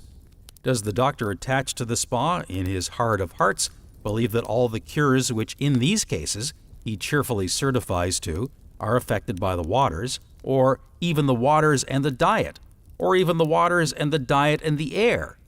Or does he not think there must be a something else as well? And to come nearer home and into the center of all things, and the chamber of all his secrets, in his own consulting room and in his own practice, is not the physician brought face to face with cures, aye, and diseases too, the cause of which he cannot account for?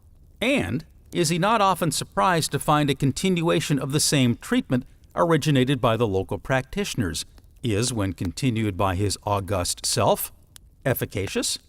And is not the local practitioner not only surprised, but disgusted as well to find such is the case?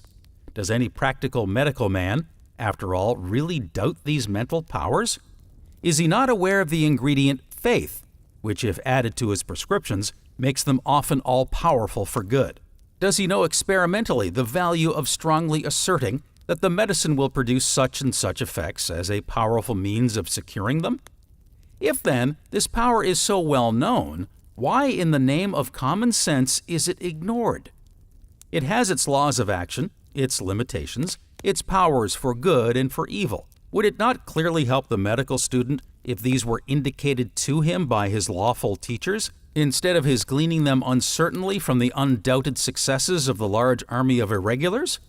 We are, however, inclined to think that, after all, a silent revolution is slowly taking place in the minds of medical men, and that our present textbooks on disease, content with merely prescribing any mental cure in a single line as unworthy of serious consideration, will in time be replaced by others containing views more worthy of the century in which we live.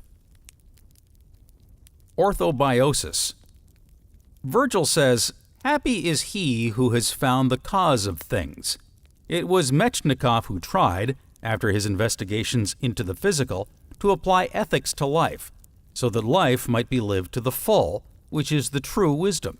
He called this condition orthobiosis. He held that the end of science is to rid the world of its scourges, through hygiene and other measures of prophylaxis. Our manner of life, says Madame Metchnikoff, transcribing her husband's idea, will have to be modified and directed according to rational and scientific data if we are to run through the normal cycle of life, orthobiosis. The pursuit of that goal will ever influence the basis of morals. Orthobiosis cannot be accessible to all until knowledge, rectitude, and solidarity increase among men, and until social conditions are kinder. Like all faculties, faith has a center through which it functions, the pineal gland. Faith is therefore physical, just as disease may be spiritual. Spirit and body are but parts of a glorious whole. The cure of disease requires the use of cosmic force, and who shall say that that force, whether we call it God, nature, oversoul, Brahma, viz. Medicatrix naturae, prana, logos, divine will, does not manifest itself through material means as well as spiritual? Plato, Dr. Butler tells us, said that man is a plant rooted in heaven, and we agree to this, that he is also rooted in the earth. In fact, man may be said to have two origins, one earthly and physical, the other spiritual, though the former originates in the latter, so that ultimately the origin is one. Man is an organism. De Quincey defines an organism as a group of parts, which act upon the whole in turn acting upon all the parts. This is simple and true. It is paradoxical that mind, though a principal and usually a determining part of a human organism's actions and reactions, has by formal medicine been disregarded as a primary cause in pretty much all of those bodily disorders which are not produced by contagion. But of late years, auto-intoxication and disturbances of the ductless glands have come into increased consideration. Their operations are being gradually traced to origins beyond the physical body and definitely located in states of mind. These states are coming within the scope of diagnostics. Enlightened medical art brings them under treatment. Recognition of the influence of mind upon the body was recognized even of old, as far back as Hippocrates, and probably anterior to him. Mondeville, in the 14th century, approved of the custom of reciting certain verses of the Psalms when taking medicine. Nor was he averse to pilgrimages undertaken in search of health. He held that no harm could be done, while the potentialities of good were great. The value of the physical exercise in going on a pilgrimage, usually on foot, with most of the time spent in the open air, need scarcely be pointed out. Many a cure of lethargy and obesity in the Middle Ages and after owed its efficacy to the insistence of famous physicians that the patients, no matter how wealthy or high-born, were to come from their dwellings on foot, in all humility, refusing to extend treatment otherwise. Ignatius of Loyola is credited with saying, "Do everything you can with the idea that everything depends on you, and then hope for results just as if everything depended on God." It will be found that the sanest, most Catholic and liberal exponents of each school of healing generously admit the value of other schools and the limitations of their own. The responsible healer of the future, who truly respects his honorable calling, will employ all beneficial, constructive agencies at the disposal of science. Thus, we have an eminent occultist saying, "In cases of misplacement, dislocation, or broken bones, the quickest way to obtain relief is to send for a competent physician or anatomist and have an adjustment made of the injured member or organ. In cases of disruptions of blood vessels or muscles, a surgeon's aid should be immediately sought, not because mind is unable to cure any or all of these cases, but because of the fact that at the present time, even among educated people, Mind is many times impotent through misuse or non-use. Mental treatment should follow these physical treatments in order to obviate unnecessary suffering and to obtain rapid recovery. We cannot do better than to quote Sir William Osler, B.T., M.D., F.R.S.X. The salvation of science lies in a recognition of a new philosophy, the Scientia Scientiarum, of which Plato speaks.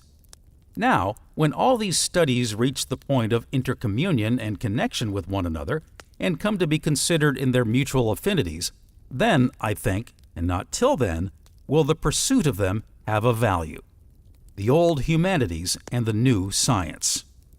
Scientists assume there is one substance only, and therefore their deduced science is the science of that substance, and none other. And yet they are confronted with the fact that their one substance is differentiated, and that when they come to the finest degree thereof, as for instance bioplasm, we are brought face to face with the operation of higher laws than they are familiar with, or can adequately explain.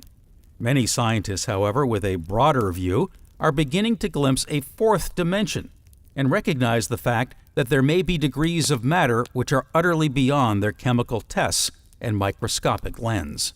But a new day is dawning. The telephone, the telegraph, and the wireless are now coming into general use, and it is now possible to make use of every avenue of information and knowledge. It is therefore but a question of time when the sick will have the benefit of all that is known in the art of healing.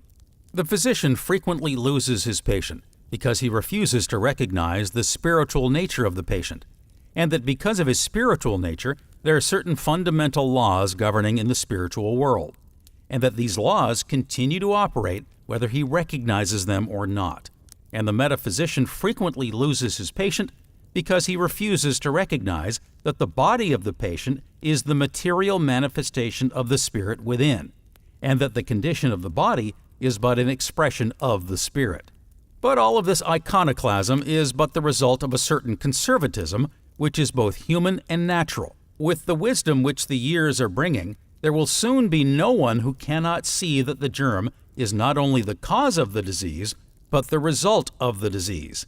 That bacteria is the result of impure water, not the cause of impure water, and so with everything else. What we can see, handle, or touch are never causes, but always effects. And if it is our purpose to simply substitute one form of distress for another, we shall continue to deal with effects and effects only. But if it is our purpose to bring about a remedy, we shall seek the cause by which alone every effect is brought into existence, and this cause will never be found in the world of effects. In the new era, abnormal mental and emotional conditions will be immediately detected and corrected. Tissue in process of destruction will be eliminated or reconstructed by the constructive methods at the disposal of the physician. Abnormal lesions will be corrected by manipulative treatment. But above and beyond all of this will be the primary and essential idea, the idea upon which all results will depend, and that is that no inharmonious or destructive thought shall be allowed to reach the patient, that every thought for him or about him shall be constructive. For every physician, every nurse, every attendant, every relative will eventually come to know that thoughts are spiritual things, which are ever seeking manifestation, and that as soon as they find fertile soil, they begin to germinate. Not all thoughts find expression in the objective world, and especially in the health and environment of the patient. This is because not all patients are responsive, but when the patient finds that these invisible guests come laden with precious gifts, they will be given a royal welcome. This welcome will be subconscious, because the thoughts of others are received subconsciously. The conscious mind receives thought only through the organs of perception, which are its method of contact with the objective world, which are the five senses: seeing, hearing, feeling, tasting, and smelling. Subconscious thought is received by any organ of the body affected, and think of the mechanism which has been provided and which can and does objectify the thought received. First, the millions of cell chemists ready and waiting to carry out all instructions received.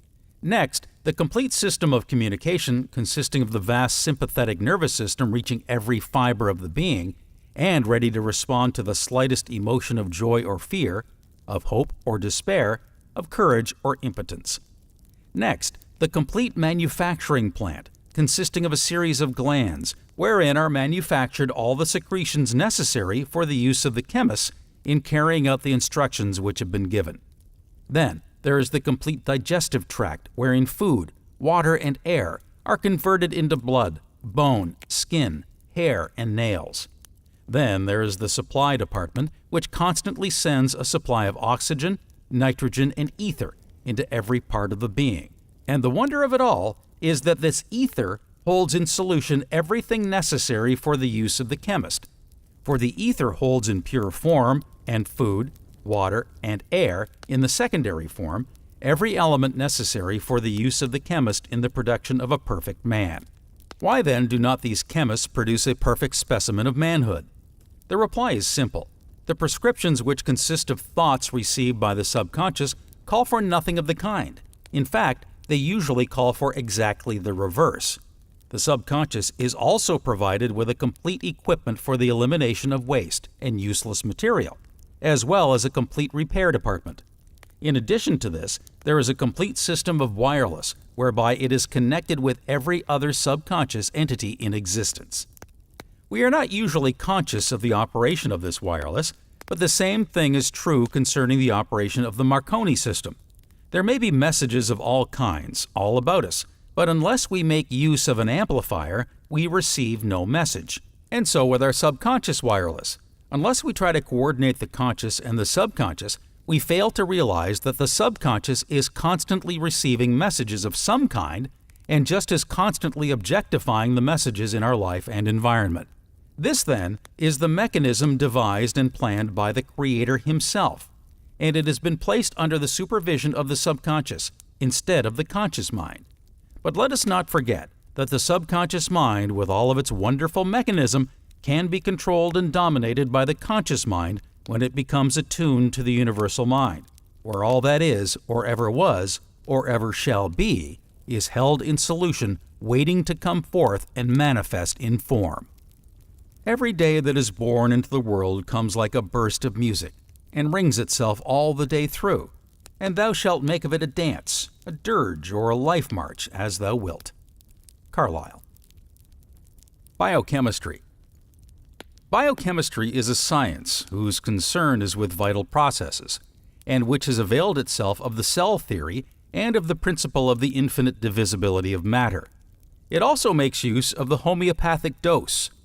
The dose must be proportionate to the patient, the cell. For, as Virchow has pointed out, the essence of disease is the cell, changed pathogenically. Dr. Schussler, the originator of biochemistry, arrived at his conclusions by studying the elements, nature, and functions of human blood. The cells receive their sustenance, their life supply, from the blood and lymph, which, in their turn, derive their supply from the elements taken in as food. Normalcy in the supply of these elements means health. Any deviation, a disturbance of health. Dr. Schussler placed the number of mineral combinations in the human body at 12. In the last edition, 1895, he reduced the number to 11. These all-necessary cell salts are potassium chloride, potassium phosphate, potassium sulfate, sodium chloride, sodium phosphate, sodium sulfate, phosphate of lime, fluoride of lime, phosphate of magnesia, phosphate of iron, silica. Milk contains all these elements. Other foods can give them in combination. Cremation reduces the body to these elements. Each kind of cell depends upon a different salt or combination of salts for its food. A lack of any of these salts is shown by certain symptoms. The proper tissue salts in right proportions are given to remove the symptoms, since a removal of the symptoms implies a removal of the need or disease in the cell.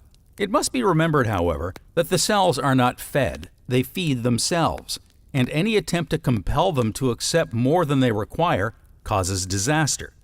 They voluntarily accept what is necessary, and they reject what they do not need. The difference in the cells consists in the kind and quality of the inorganic tissue salts of which they are composed. Health, therefore, requires the requisite quantity of cell salts, and a lack of some one of these organic tissue salts results in imperfect cell action and diseased tissue. The controlling principle which underlies every manifestation of form may be epitomized as follows. In the apportionment and grouping of the elements that constitute a thing lies the cause, not only of the form, but also of its functions and qualities. Dr. Charles W. Littlefield, M.D., the author of The Beginning and the Way of Life, gives some very beautiful illustrations of the application of this law in the chapter on the elements and compounds of nature, in which he says, "Within the scope and application of this principle of grouping of electrons, as the law of origin of elements, molecules, tissues, organs, and forms, will be found a practical solution to every problem in biology, from the origin and differentiation of species to every modification of form and configuration of outline that mark individuals with characteristic personalities, both physical and mental. It is well known in chemistry that the molecule is the smallest part of any substance that can exist separately and still retain its properties. Since the nature of the molecule is determined by the polarities, number, and arrangement of the electrons which compose it, and since all structures in the mineral, vegetable, and animal kingdoms are molecular, it follows that in the last analysis of the grouping and apportionment of negative and positive electrons in the molecule determine in turn the nature and physical conditions of the form, whether it be perfect or imperfect. Deformity, personal likes and dislikes, are only questions of being electronically balanced or unbalanced through supply or lack of supply of the forms of molecules that compose the organism. Only the spirit-mind image of man, however, can make this grouping of molecules for the perfecting of a human form. To bring humanity to a state of primitive perfection, therefore, not only must the same material, prepared in the same manner, be supplied, but the environment of forces must be the same as those employed by the creative spirit in the beginning. Since then, we are able to trace every elemental form of matter back to some definite grouping of negative and positive electrons, that is, through varying numbers and arrangements of these. And since we find life manifesting through various forms as determined by different molecular groupings, by law of composition, and since it is rational to place divine mind behind this physical process, we are justified in assuming that divine mind, images of living things, preceded their physical development. Therefore, in the ultimate science of being, idealism is more probable than materialism. But while mind may thus exist alone there in the realm of cause, here in the realm of phenomena, we always have a psychophysical parallelism, a realism, where everything must be explained by mind and matter, but by neither alone. While the spiritual entity which constitutes the real self may well be assumed to be akin to the Supreme Mind, being a particular mind image thereof in the line of descent, having power of choice and therefore of independent action, it is unquestionably limited, like that of the player by his instrument, by bodily conditions. In The Chemistry of Life, Dr. George W. Carey says, "So-called disease is neither a person, place, nor thing. The symptoms of sensation, called disease, are the results of lacking material, a deficiency in the dynamic molecules that carry on the orderly procedure of life. The effect of the deficiency causes unpleasant sensations, pains, exudations, swellings, or overheated tissue caused by increased motion of blood. The increased motion is the effort nature or chemical law makes to restore equilibrium with the diminished molecules of blood builders. By the law of the conservation of energy, the increased motion is changed to heat. We call this effect fever. Biochemistry means the chemistry of life, or the union of inorganic or organic substances whereby new compounds are formed.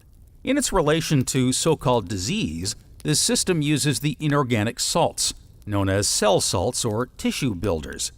The constituent parts of man's body are perfect principles, namely oxygen, hydrogen, carbon, lime, iron, potash, soda, silica, magnesia, etc. These elements, gases, etc., are perfect per se, but may be endlessly diversified in combination as may the planks, bricks, or stones with which a building is to be erected. Symptoms called disease disappear or cease to manifest when the food called for is furnished. The human body is a receptacle for a storage battery, and will always run right while the chemicals are present in proper quantity and combination. as surely as an automobile will run when charged and supplied with the necessary ingredients to vibrate or cause motion. The cell salts are found in all our food and are thus carried into the blood, where they carry on the process of life, and by the law of chemical affinity keep the human form, bodily functions materialized. When a deficiency occurs in any of these workers through a non-assimilation of food, poor action of liver or digestive processes, dematerialization of the body commences. So disease is a deficiency in some of the chemical constituents that carry on the chemistry of life. Biochemists have shown that food does not form blood, but simply furnishes the mineral base by setting free the inorganic or cell salts contained in all foodstuff. The organic part, oil, fibrin, albumin, etc., contained in food, is burned or digested in the stomach and intestinal tract to furnish motive power to operate the human machine and draw air into lungs, thence into arteries, i.e., air carriers. Therefore, it is clearly proven that air, spirit, unites with the minerals and forms blood, proving that the oil, albumin, etc., found in blood is created every breath. Increase the rate of activity of the brain cells by supplying more of the dynamic molecules of the blood known as mineral or cell salts of lime, potash, sodium, iron, magnesia, silica, and we see mentally truths that we could not sense at lower or natural rates of motion, although the lower rate may manifest ordinary health. Natural man or natural things must be raised from the level of nature to supernatural in order to realize new concepts that lie waiting for recognition. By this regenerative process, millions of dormant cells of the brain are resurrected and set in operation, and then man no longer sees through a glass darkly, but with the eye of spiritual understanding. This, above all, to thine own self be true, and it must follow, as the day the night. Thou canst not then be false to any man. 'Tis shown in life's puzzles and sorrowings. 'Tis taught by remorse with its secret stings, that he who grief to another brings, one day in his turn must weep. From the past doth the present eternally spring. You may sow what you will, but tomorrow will bring you the harvest, to show you the manner of thing is the seed you have chosen to sow. Suggestion. Mr. C. Harry Brooks tells of a very interesting and instructive visit to the clinic of Dr. Emile Coué in a book entitled The Practice of Autosuggestion, published by Dodd, Mead & Company. The clinic is situated in a pleasant garden attached to Dr. Coué's house at the end of the Rue Jeanne d'Arc in Nancy. He states that when he arrived, the room reserved for patients was already crowded. But in spite of that, eager newcomers constantly tried to gain entrance.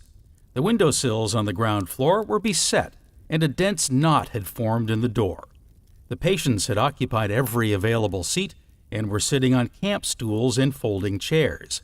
He then tells of the many remarkable cures which Dr. Coué proceeded to effect by no other means than suggestion to the patient that the power of healing lies within the patient himself. There was also a children's clinic in charge of Mademoiselle Kaufmont, who devotes her entire time to this work. Mr. Brooks thinks that Coué's discoveries may profoundly affect our life and education, because it teaches us that the burdens of life are, at least in a large measure, of our own creating. We reproduce in ourselves and in our circumstances the thoughts of our minds. It goes further. It offers us a means by which we can change these thoughts when they are evil, and foster them when they are good, so producing a corresponding betterment in our individual life. But the process does not end with the individual. The thoughts of society are realized in social conditions, the thoughts of humanity in world conditions. What would be the attitude towards our social and international problems of a generation nurtured from infancy in the knowledge and practice of autosuggestion? If each person found happiness in his own heart, would the illusory greed for possession survive? The acceptance of autosuggestion entails a change of attitude, a revaluation of life. If we stand with our faces westward, we see nothing but clouds and darkness. Yet, by a simple turn of the head, we bring the wide panorama of the sunrise into view. The New York Times, under date of August 6, 1922, published an excellent likeness of Emile Coué and a review of his work by Van Buren Thorne, M.D. He says that the keynote to the system of treatment of mental and physical ills devised and elaborated by Emile Coué of Nancy, France, can be described in a single paragraph. The individual is possessed of two minds, called the conscious and the unconscious. The latter is referred to by some psychologists as the subconscious mind, and is literally the humble and obedient servant of the conscious mind. The unconscious mind is the director and overseer of our internal economy. By means of its activities, the processes of digestion and assimilation of foods are carried on. Repairs are made. Wastes are eliminated. Our vital organs function, and life itself persists. When the thought arises in the conscious mind that extra efforts toward the repair of some deficiency, either physical or mental, are needed, all the individual has to do, in the opinion of Dr. Coué, is audibly to enunciate that thought in the form of a direct suggestion to the unconscious mind, and that humble, obedient servant immediately, and without questioning the dictates of its conscious master, proceeds to obey instructions. Dr. Coué, Mr. Brooks, and large numbers of persons of repute in France, England, and elsewhere in Europe have declared that the results in many cases under their direct observation have been nothing short of marvelous. Those who have not witnessed the benefits of this form of treatment, hence may incline to be skeptical, are more likely to give attention to what follows when they are informed of three facts regarding the Nancy practice. First, Dr. Coué has never accepted a penny for his treatments in the many years of his ministration. Second, he is in the habit of explaining to his patients that he possesses no healing powers, has never healed a person in his life, and that they must find the instruments of their own well-being in themselves. Third, that any individual can treat himself without consulting any other person. It may be added that a child who is capable of comprehending the fact of the conscious and subconscious mind, and is competent to issue orders from one to the other, is quite capable of the self-administration of the treatment. For what man knoweth the things of a man save the spirit of the man which is in him? Mr. Brooks quotes from 1 Corinthians for his title page. Doubtless, this was selected as an apt biblical reference to the existence of the conscious and unconscious minds. But neither the treatment nor this book about it dwells at length upon any possible religious significance of the methods employed or the results obtained. The single thing that has contributed largely to the recent rapid spread of knowledge concerning Dr. Coué's method of practice at Nancy is his insistence upon the benefits to be derived from the frequent repetition of this formula. Day by day, in every way, I'm getting better and better. As I remarked, no great stress is laid upon the religious significance of his alleged cures.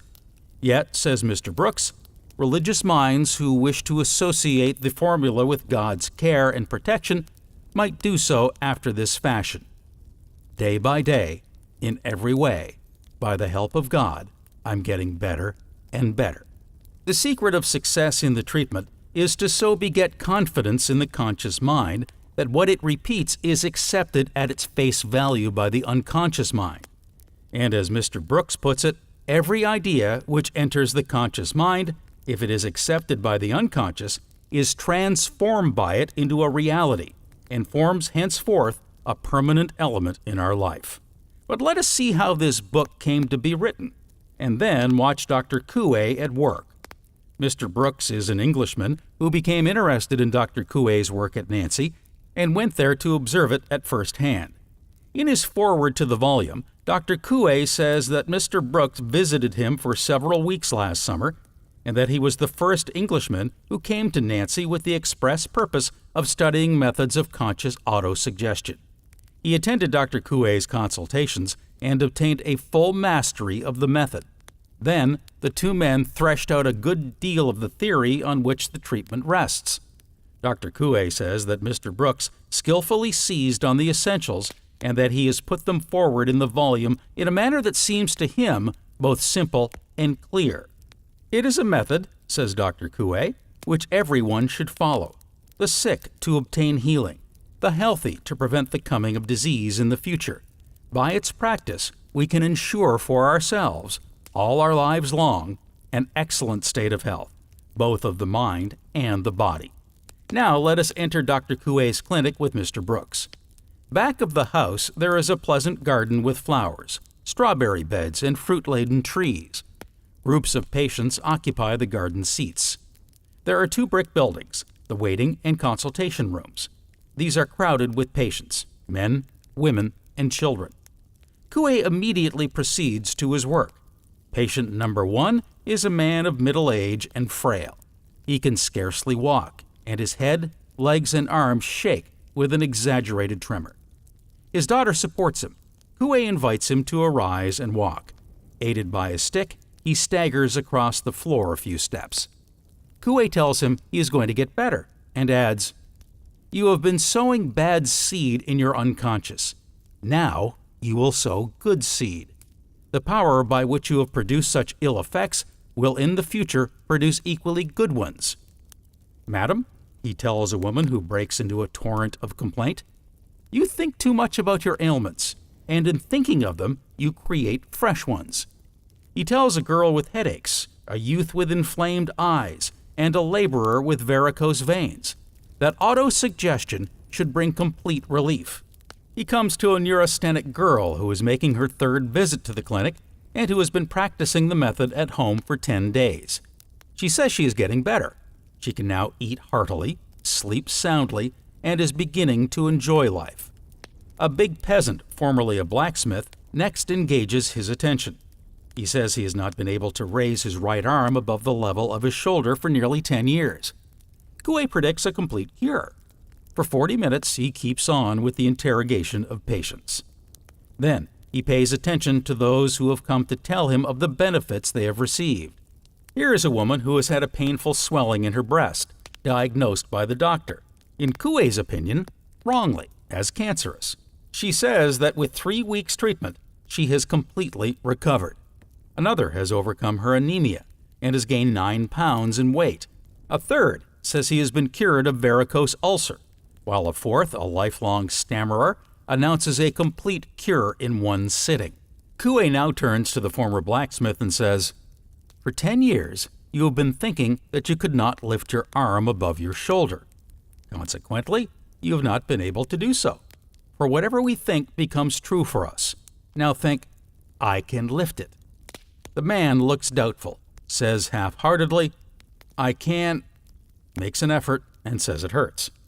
"Keep it up," Coué commands in a tone of authority, "and think I can. I can." Close your eyes and repeat with me as fast as you can. "Ça passe. Ça passe." After half a minute of this, Coué says, "Now, think well that you can lift your arm." "I can," says the man with conviction, and proceeds to raise it to full height, where he holds it in triumph for all to see. "My friend," observes Dr. Coué quietly, "you are cured." "It is marvelous," says the bewildered blacksmith. "I believe it." "Prove it," says Coué, "by hitting me on the shoulder," whereupon the blows fall in regular sequence. "Enough," cautions Coué, wincing from the sledgehammer blows. "Now you can go back to your anvil." Now he turns to patient number 1, the tottering man. The sufferer seems inspired with confidence by what he has seen. Under Coué's instructions, he takes control of himself, and in a few minutes he is walking about with ease. "When I get through with the clinic," says Coué, "you shall come for a run in the garden." And so it happens, very soon this patient is trotting around the enclosure at 5 miles an hour. Coué then proceeds to the formulation of specific suggestions. The patients close their eyes, and he speaks in a low, monotonous voice. Here is an example. Say to yourself that all the words I am about to utter will be fixed, imprinted, and engraved in your minds. That they will remain fixed, imprinted, and engraven there, so that without your will and knowledge, without your being in any way aware of what is taking place, you yourself and your whole organism will obey them. I tell you first that every day, 3 times a day, morning, noon, and evening, At mealtimes, you will be hungry. That is to say, you will feel that pleasant sensation which makes us think and say, "How I should like something to eat." You will then eat with excellent appetite, enjoying your food, but you will never eat too much. You will eat the right amount, neither too much nor too little. And you will know intuitively when you have sufficient. You will masticate your food thoroughly, transforming it into a smooth paste before swallowing it. In these conditions, you will digest it well, and so feel no discomfort of any kind, either in the stomach or in the intestines. Assimilation will be perfectly performed, and your organism will make the best possible use of the food to create blood, muscle, strength, energy. In a word, life. They, Dr. Coué and Mademoiselle Kaufmann, says Mr. Brooks, have placed not only their private means, but their whole life at the service of others. Neither ever accepts a penny piece for the treatments they give, but I have never seen Coué refuse to give a treatment, at however awkward an hour the subject may have asked it. The fame of the school has now spread to all parts, not only France, but of Europe and America. Coué's work has assumed such proportions that his time is taken up often to the extent of 15 or 16 hours a day. He is a living monument to the efficacy of induced autosuggestion. In Regeneration, Mr. Weltmer says, "The last battle in which the race is engaged is now on. It is not a battle of cannon and sword, but it is a conflict of ideas. It is not going to be destructive, but constructive. It will not be a destroying warfare, but a fulfilling. It will not promote discord, but will ensure harmony. It will not knit the human family together in combinations and associations, lodges and congregations, but will individualize the race, and each person will stand alone, recognizing within himself all the potentialities that exist, recognizing within himself all the divine principles, constituting a part of the perfect whole. When man sees himself thus, he will see this kingdom within is not within him only, but within all men. We must assume that the power to do, to act, or to perform the work we give our minds to do exists in the mind. But before we entrust the mind with this work, we must have a clear conception of what is to be done. In order to regenerate the body, we must conclude or assume to be true that the power to generate life and health is in us. We must know where it is generated and how to generate it. Could we but comprehend it, could the veil of ignorance that enshrouds us be lifted, and we be allowed to look into the storehouse of knowledge, such as the prophet or seer was allowed to look upon, could we but climb where Moses stood and view the landscape, or could we experience what Paul did during the time when he says, "I know not whether I was in the body or out of the body," we would be able to comprehend what he means when he says, "Eye hath not seen, nor ear heard, nor hath it entered into the heart of man, the glory that shall be revealed in us." The brain is an organ through which we communicate our thoughts to other organs in our bodies, and receive impressions from the outside through the mediums of the senses. Great men have by great thoughts developed a finer quality of brain than others. This leads people to think that the great mind was the outgrowth of the fine brain, when if they will look upon the brain as any other organ of the perishable body, they will see that it is but the organ through which the mind finds expression. All attainments come in their regular order, as orderly as the movements of the sun and planets. First, we desire. Second, we believe. Third, we try the belief. Fourth, we have knowledge. We entertain a belief, and belief comes into our minds and controls us.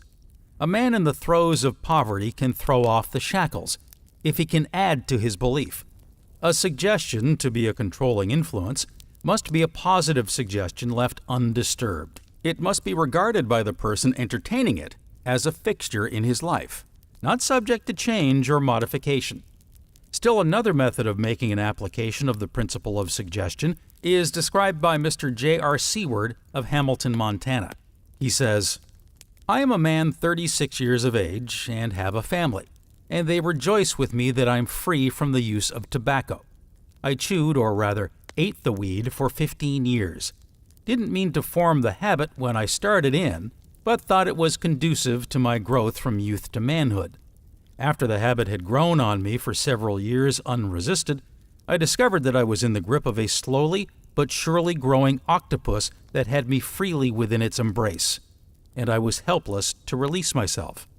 I had followed carpenter and shop woodwork for a trade, and all woodworkers know there is something about lumber that makes a man want to use tobacco. When I got so that I had to chew all the time, and the strongest I could get, and then was not satisfied, I began to wonder where I was headed for. Slowly, the idea that I was a slave to the weed dawned on me, and I began to think about cutting down on it, or out altogether. I will now explain to you the way in which friend wife broke me of a vile habit and convinced us both of the marvelous power of suggestion when properly applied. At about the time that I struck bottom, there came to my notice some literature telling of the power of directed thought, and I became interested in the study of that, and also in some inspirational literature which later came to my notice. I was rather skeptical at first, but as I read and thought and commenced to look for proof in the events of our daily lives and in our environment, the truth commenced to dawn upon me. I began to see and know that life manifestations were fed from within and grew from within, and if the within be in a state of decay, it invariably showed without. In fact, I know now that the man of Galilee said something when he said, "As a man thinketh in his heart, so is he." If he thinks himself a slave to tobacco or other obnoxious habits, so is he. He must think himself free to remain free, once he has gained freedom.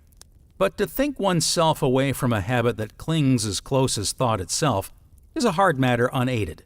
At the time we tried suggestion for the elimination of my tobacco habit, I slept in one bedroom with one of the children, and my wife slept in another bedroom with our then youngest boy, about 8 months old. As often is the case, she had to be up at times during the night to wait on the baby, and it was at those times that she gave me mental treatments while I was asleep. It isn't necessary to be in the same room, though it is all right if it happens to be the case. While I was sleeping, she would visualize herself or mentally project herself as though she was standing or kneeling beside my bed and speaking to me.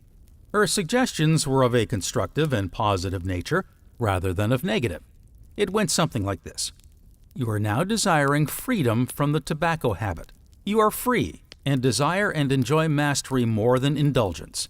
Tomorrow, you will want only about half the normal amount of tobacco, and each day it will be less until you are free within a week, and shall never have any more craving for tobacco. You are master and free. She made the above suggestion in substance to me each time that she was awake during the night, and I do pledge on oath that within 6 days from the time she started treatment, I had completely quit craving tobacco and quit using it.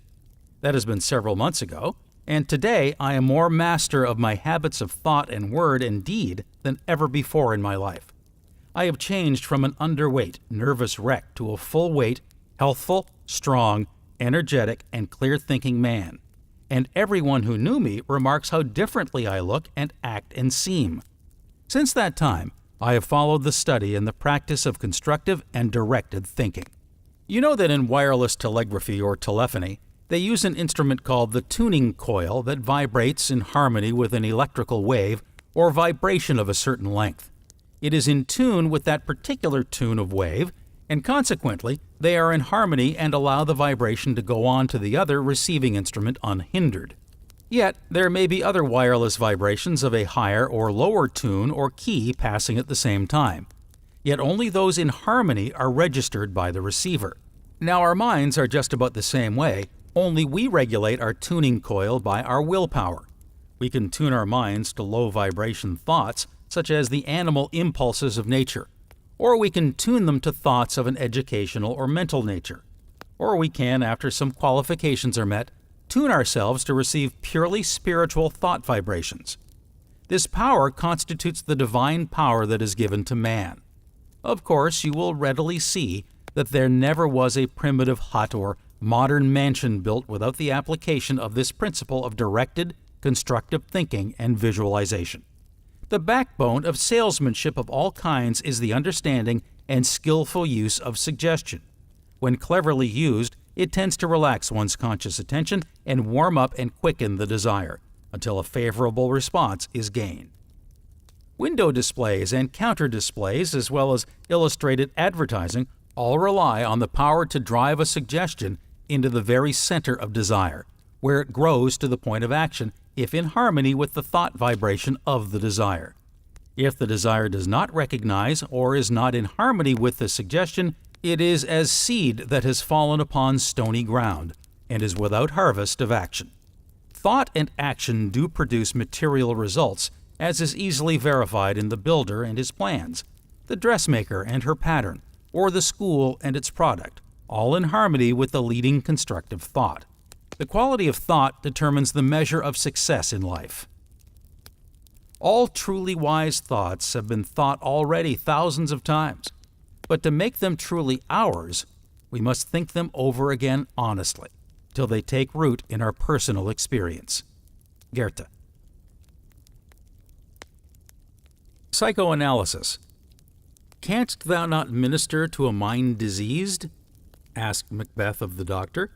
But the passage is so strikingly fitting, so prophetically explanatory of psychoanalysis, that it must be given in full. Macbeth. Canst thou not minister to a mind diseased? Pluck from the memory a rooted sorrow, raise out the written troubles of the brain, and with some sweet oblivious antidote cleanse the stuffed bosom of that perilous stuff, which wait upon the heart. Doctor. Therein the patient must minister to himself.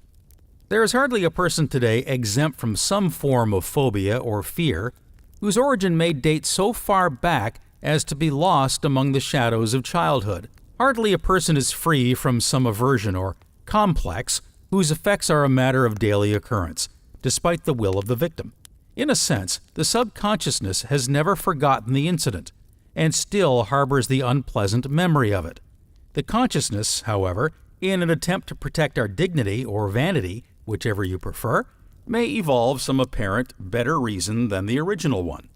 Thus complexes are formed. Brontophobia, or a fear of thunder, was brought about in the case of one patient by hearing a cannon go off very near her when she was a child, a fact which had been forgotten for years. To confess to such a fear, even to oneself, would have been childish, and fear to the somewhat more dignified cause of thunder. Needless to say, it is such disguises of the memories which make difficult the labor of the psychoanalyst to pluck from the memory a rooted sorrow, to raise out the written troubles of the brain, its traumas, or the original shocks. And when we remember that psyche in Greek means not only the mind, but the soul, we can better understand Shakespeare's amazing grasp of psychology when he speaks not only of the mind diseased, but of that perilous stuff which weighs upon the heart. We all have these complexes, in forms ranging from the mild to the severe. Cytophobia, the aversion to certain foods.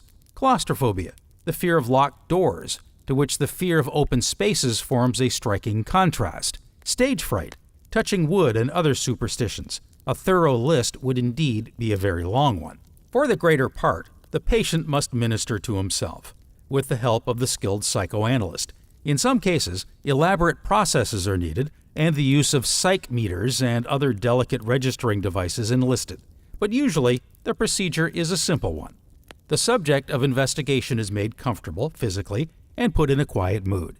He is then told to utter whatever may come into his mind in connection with his complex, with occasional promptings and questions from the psychoanalyst. Sooner or later, the association of ideas will bring to the surface the original cause or experience which had become rooted, submerged. Very often the mere explanation will suffice to eradicate the obsession. But there is another group of disorders, hysteria, which may partake both of the physical and the psychical, or where either state may induce the other. Richard Ingelese, in his History and Power of Mind, has summed up the matter very clearly. Disease may be divided into two classes, the imaginary and the real. Imaginary disease is a picture held firmly by the objective mind, which causes more or less physical correspondence. This kind of disease is often created in total disregard of the laws governing anatomy or physiology, and is the hardest to cure, because persons possessed of it hold to it so persistently that an entire revision of their mode of thought must be made before it can be cured. It is not at all infrequent to have a patient complain of kidney disease. locating the pain in the organs several inches below the waistline. The spleen is often supposed to be in the right side of the body, and phantom tumors appear and disappear. But all these mental pictures, if held long enough, create matrices or vortices and draw into them the elements that will bring finally the actual disease that was at first purely imaginary. Psychoanalysis proceeds upon the assumption that a very large number of cases of disease are caused by repression of normal desires, or by disturbances that have occurred in the past life of the individual. In such cases, the root of the disease is so concealed, sometimes through years and years, that it must be searched for. The psychoanalyst is enabled to locate such difficulties through dreams, or rather through the interpretation of dreams, or by questioning the patient concerning his past life. The well-trained analyst must of necessity secure the friendly confidence of the patient to such an extent that the latter will not hesitate to reveal any experience, no matter how intimate. As soon as the patient has been led to remember a particular experience, he is encouraged to talk about it in detail, and thus it is brought up from subconsciousness. The analyst then shows him what has been causing the difficulty, and when the cause is eradicated, it can do no more harm. It is exactly parallel to a foreign substance in the flesh. There is a horrible swelling with inflammation, pain, and suffering. The surgeon is called, removes the difficulty, and nature does the rest. The psychological law follows the same procedure. If there has been any abnormal activity, any festering sore in the subconscious mind, going on for years and years, if it can be located by a process of mental analysis and put out of the mental complex and shown to the patient, the catharsis is complete. Dr. Hugh T. Patrick, clinical professor of nerves and mental disease in Northwestern University Medical School, mentions several interesting cases. In many cases of functional nervous disorders, the factor of fear is quite obvious, but in many cases, though equally important, it is not at once apparent. Of the latter, there are numerous varieties which may be divided into groups. One group embraces patients known to have physical courage. A few years ago, there was referred to me one of the most noted as well as fearless men in the ring, a man who was peculiarly carefree, if not careless. He was suffering with what were considered rather vague and baffling nervous symptoms, principally insomnia, lack of interest, and moodiness. A careful analysis soon revealed that some trifling symptoms, due to high living and domestic friction, had served to put the idea into his head that he was losing his mind. This phobia was sickness, and the fear so possessed his soul that he was good for nothing until he got rid of it. Needless to say, the patient himself was quite unconscious of the nature of his trouble, and his physician had overlooked it. So they could not cure the trouble from a physical standpoint. The situation had to be mentally analyzed, and the cause of the fear dragged out from subconsciousness and exposed to the man. When he had a look at it, why, it had exactly the same effect as pulling an eyelash out from an inflamed eye and letting you see it. Your troubles are all over right away, because you are very sure the disturbing cause has been removed, and you forget about it then. A sheep rancher of Wyoming complained of insomnia, loss of appetite, abdominal distress, general nervousness, and inability to look after his ranch. What really was the matter with him was fear of cancer of the stomach. This phobia completely unnerved him and caused him to enormously magnify every bodily sensation. But was he a nerveless coward? Decidedly not. There was a time when the cattlemen of the far west made sheep raising a hazardous occupation. Through these dangerous years, he lived without a tremor, though he never went to sleep without a rifle by his side. Once he was informed that 3 cattlemen had started out to get him, and the information was correct. He mounted his horse and, properly armed, rode out to meet them. As he expressed it, he talked them out of it, and the 3 would-be assassins turned and rode away. In this encounter, he was not in the least apprehensive or uncomfortable, and I learned of the incident only in a conversation about his business. He had plenty of physical courage, but when something in the inner organism seemed to be wrong, he was scared. As soon as this doctor discovered what the fear was, he probably produced an X-ray or something of that nature to show the patient that there was nothing the matter. Then, drawing the patient's attention to the groundless fear, the doctor was able to convince the patient of the groundlessness of his fears. A policeman, 49 years old, suffered from intractable insomnia, head pressure, general nervousness, and loss of weight. he was not a man to suspect of fear. For many years, he had been in active service in one of the worst precincts of Chicago, and on account of his familiarity with criminals, was frequently sent after the worst types. He had been in numerous gunfights. Once, a notorious gunman standing beside him fired point-blank at his head. All this disturbed his equanimity not a whit. And yet, his illness was the result of fear, pure and simple. It came about in this way. A malicious person had preferred against him charges of misconduct, and he was cited to appear before the trial board. This worried him greatly. Innocent, he keenly felt the disgrace of the accusation and feared that he might be suspended or even discharged. He trembled for his well-earned good name and for his home, on which there was a mortgage. Naturally, he began to sleep poorly, to have queer feelings in his head, and then to feel uncertain of himself. At this juncture, some friends sympathetically told him that one could go insane from worry. These were the steps: fear of disgrace, fear of financial collapse, fear of insanity. But did the patient know all this? Not he. He knew only that he was nervous, and that he suffered, that he did not feel sure of himself. When that was dragged out of his consciousness and shown to him as a root of his trouble, and a physician was able to assure him that fear was all in the world that was the matter with him, he made up his mind that he had better give that up. Then he was healed. The subconscious mentality is sick in a chronic way. It has been made sick by some kind of a mental experience, usually of many years' standing, and the sickness is a result of its continuing to cherish that experience and keeping it before itself. This constitutes what is technically called a running sore in the subconscious, that is, mentally, not physically. A woman had suffered from general debility for a number of years and had been unable to secure relief. The psychologist began to probe to see what the trouble was. He began to pronounce words, just anything that came into his thoughts. Desk, book, rug, Chinaman. When he pronounced the word Chinaman, the woman appeared startled, and he asked what the word Chinaman suggested to her and why it startled her.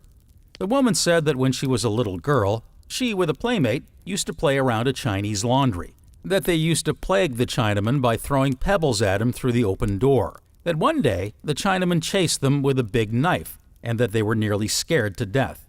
Yes, said the psychologist, that is one of the things that I wanted to know. Then he began to pronounce more words, presently the word water, and again the woman was startled. It developed then that one time when she was a very little girl, she and her brother were playing on the wharf, and that accidentally she pushed him into the water and he was drowned. She said it was many years ago when she was a mere child. He said, "Do you think of these things very often?" She said, "No, I do not know that I have thought of them before in 15 or 20 years. Well, he said, I will tell you what I want you to do. He was at that time in a sanitarium under the care of a nurse. I want you to tell the nurse every day that experience about the Chinaman and also the experience about your brother. And I want you to keep telling it until you have told it so many times that you do not feel bad about it anymore. Then, see me again in 2 or 3 weeks. She did as he directed, and at the end of 60 days, she was well. The effect of telling it so often was its becoming commonplace to the conscious mentality, without touching the feelings. So the suggestion then went down to the subconsciousness that it did not feel badly about the incident anymore, and the conditions of fear which had persisted for 20 or 25 years were erased, and the complex in the subconsciousness was no longer in evidence. The subconscious mind has perfect memory and is fully equipped at birth. Every child inherits certain characteristics from its ancestors. These are carried in the subconscious mind and brought into play when the life or health of the individual requires them. It is natural to be born without pain, to develop without pain, to live without pain, and to die without pain. This is as natural as it is for a tree to blossom and bear fruit, which at the proper time drops off without distress. The subconscious will take care of every situation. Even when it is interfered with, it has a remedy available for every situation. Again, you forget something, but the subconscious mind is not forgotten. As soon as the conscious mind dismisses the matter, it comes to us. Every engineer knows what it is to sleep over a problem. While he is asleep, the subconscious is working it out. Or he may lose an article, get excited and anxious about it, and not be able to find it. Yet as soon as the conscious mind gives it up and lets go, the sense of where it is comes without effort. Again, there is a difficult situation in your affairs. If you can only persuade your conscious mind to let go, to cease its anxiety, dismiss its fear, give up the tenseness and struggle, the subconscious will ordinarily bring about prosperity. The tendency of the subconscious is always toward health and harmonious conditions. To illustrate, you are in the water over your depth. You cannot swim. You are sinking. If the moment the lifeguard approaches, you grab him around the neck and impede the action of his arms and limbs, he may be unable to do anything with you. But if you will simply trust yourself in his hands, he will get you out. And so it is absolutely certain that subconscious will be present in every difficult situation, and that it will tend to play lifeguard in your favor. If you can but persuade your consciousness to cease its anxiety, to dismiss its fears, to give up the tenseness of the struggle. Suppose the conscious mind suffers itself to become angry over every trifle. Every time it gets angry, the impulse is transferred to the subconscious. The impulse is repeated again and again, each time it is stirred up. The second record of anger is added to the first, the third to the second, and the fourth to the third. Soon the subconscious has acquired the habit, and before long it will be difficult to stop. When this situation develops, the conscious mind will be subject to the irritating influence from without and the habitual impulse from within. There will be action and reaction. It will be easier to be angry and more difficult to prevent it. Yet every time the conscious mind gets angry, an additional impulse will be given to the subconscious, and that impulse will be an additional incentive to get angry again. Now then, anger is an abnormal condition, and any abnormal condition contains within itself the penalty, and this penalty will be promptly reflected in that part of the body which has the least resistance. For instance, if the person has a weak stomach, there will be acute attacks of indigestion, and eventually these will become chronic. In other persons, Bright's disease may develop. In another, rheumatism, and so on. It is evident, therefore, that these conditions are effects, but if the cause be removed, the effect will vanish. If the individual knows that thoughts are causes and conditions are effects, he will promptly decide to control his thoughts. This will tend to erase anger and other bad mental habits. And as the light of truth gradually becomes clear and perfect, the habit and everything connected with it will be erased, and the accumulated distress destroyed. What is true of anger is true of jealousy, of fear, of lust, of greed, of dishonesty. Each of these may become subconscious, and each of them eventually result in some diseased condition of the body. And the nature of the disease indicates to the trained analyst the nature of the cause which was responsible for the condition. Frederick Pierce tells us in Our Unconscious Mind, "It is a matter of common observation that everyone is in greater or less degree suggestible. The reaction to suggestion may be either positive or negative, either an acceptance or heightened resistance. In this we see a censorship.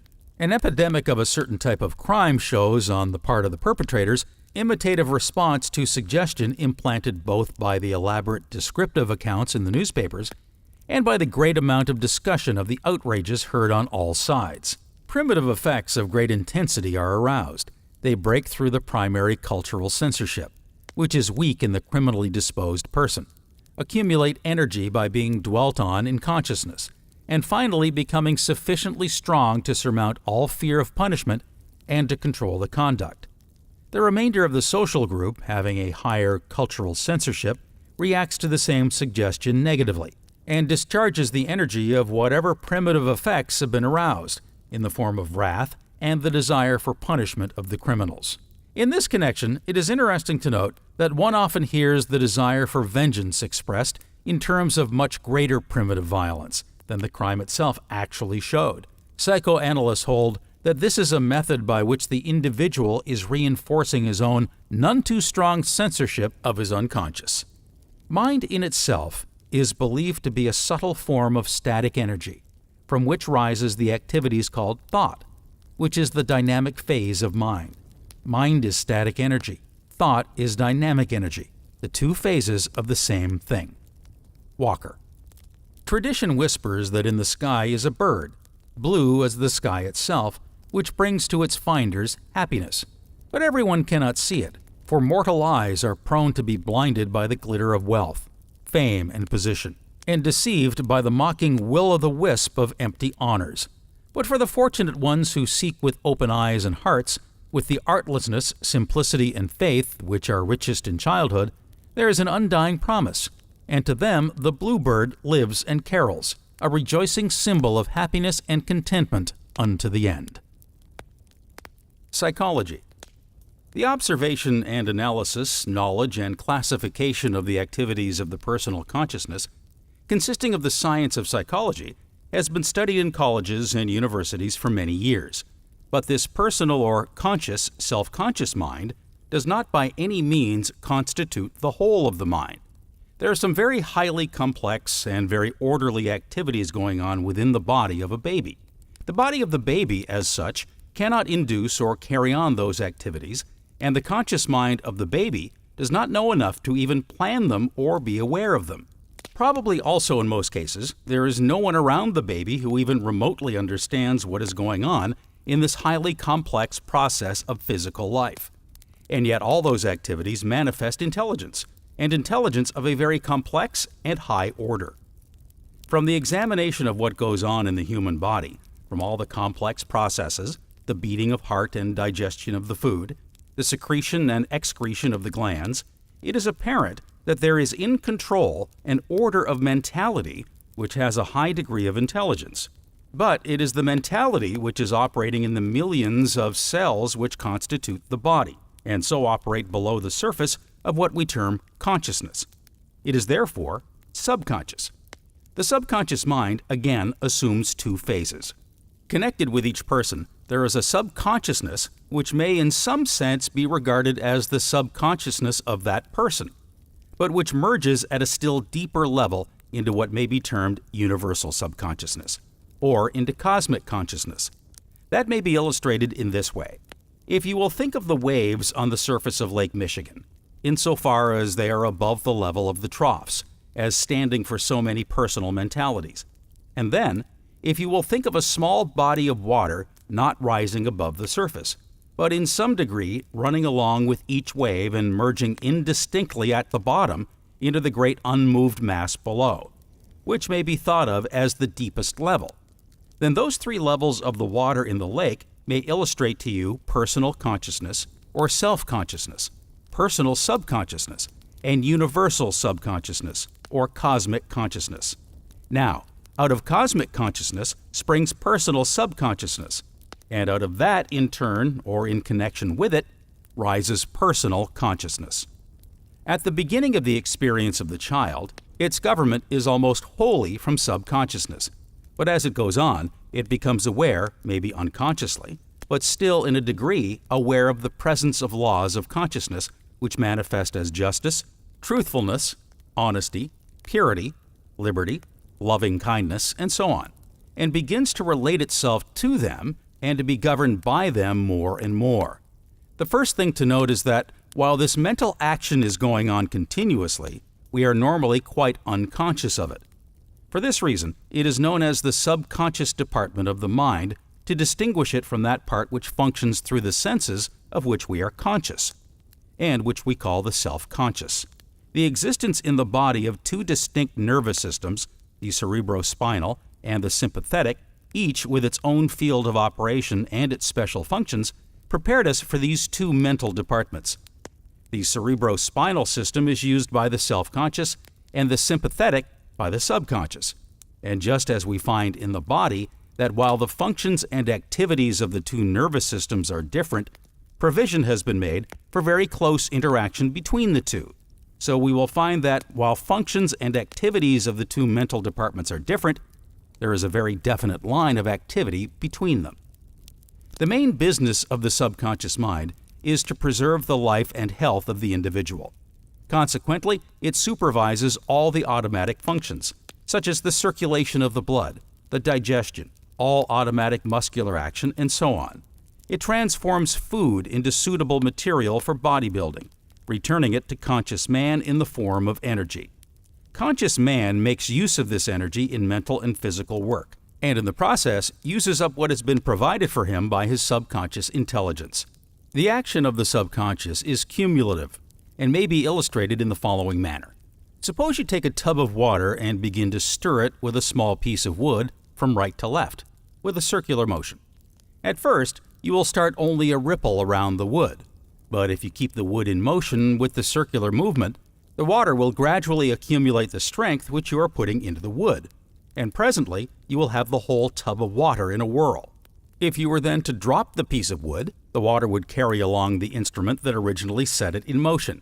And if you were suddenly to stop the wood while it is still projecting in the water, there would be a strong tendency to not only carry the wood forward, but to take your hand along with it.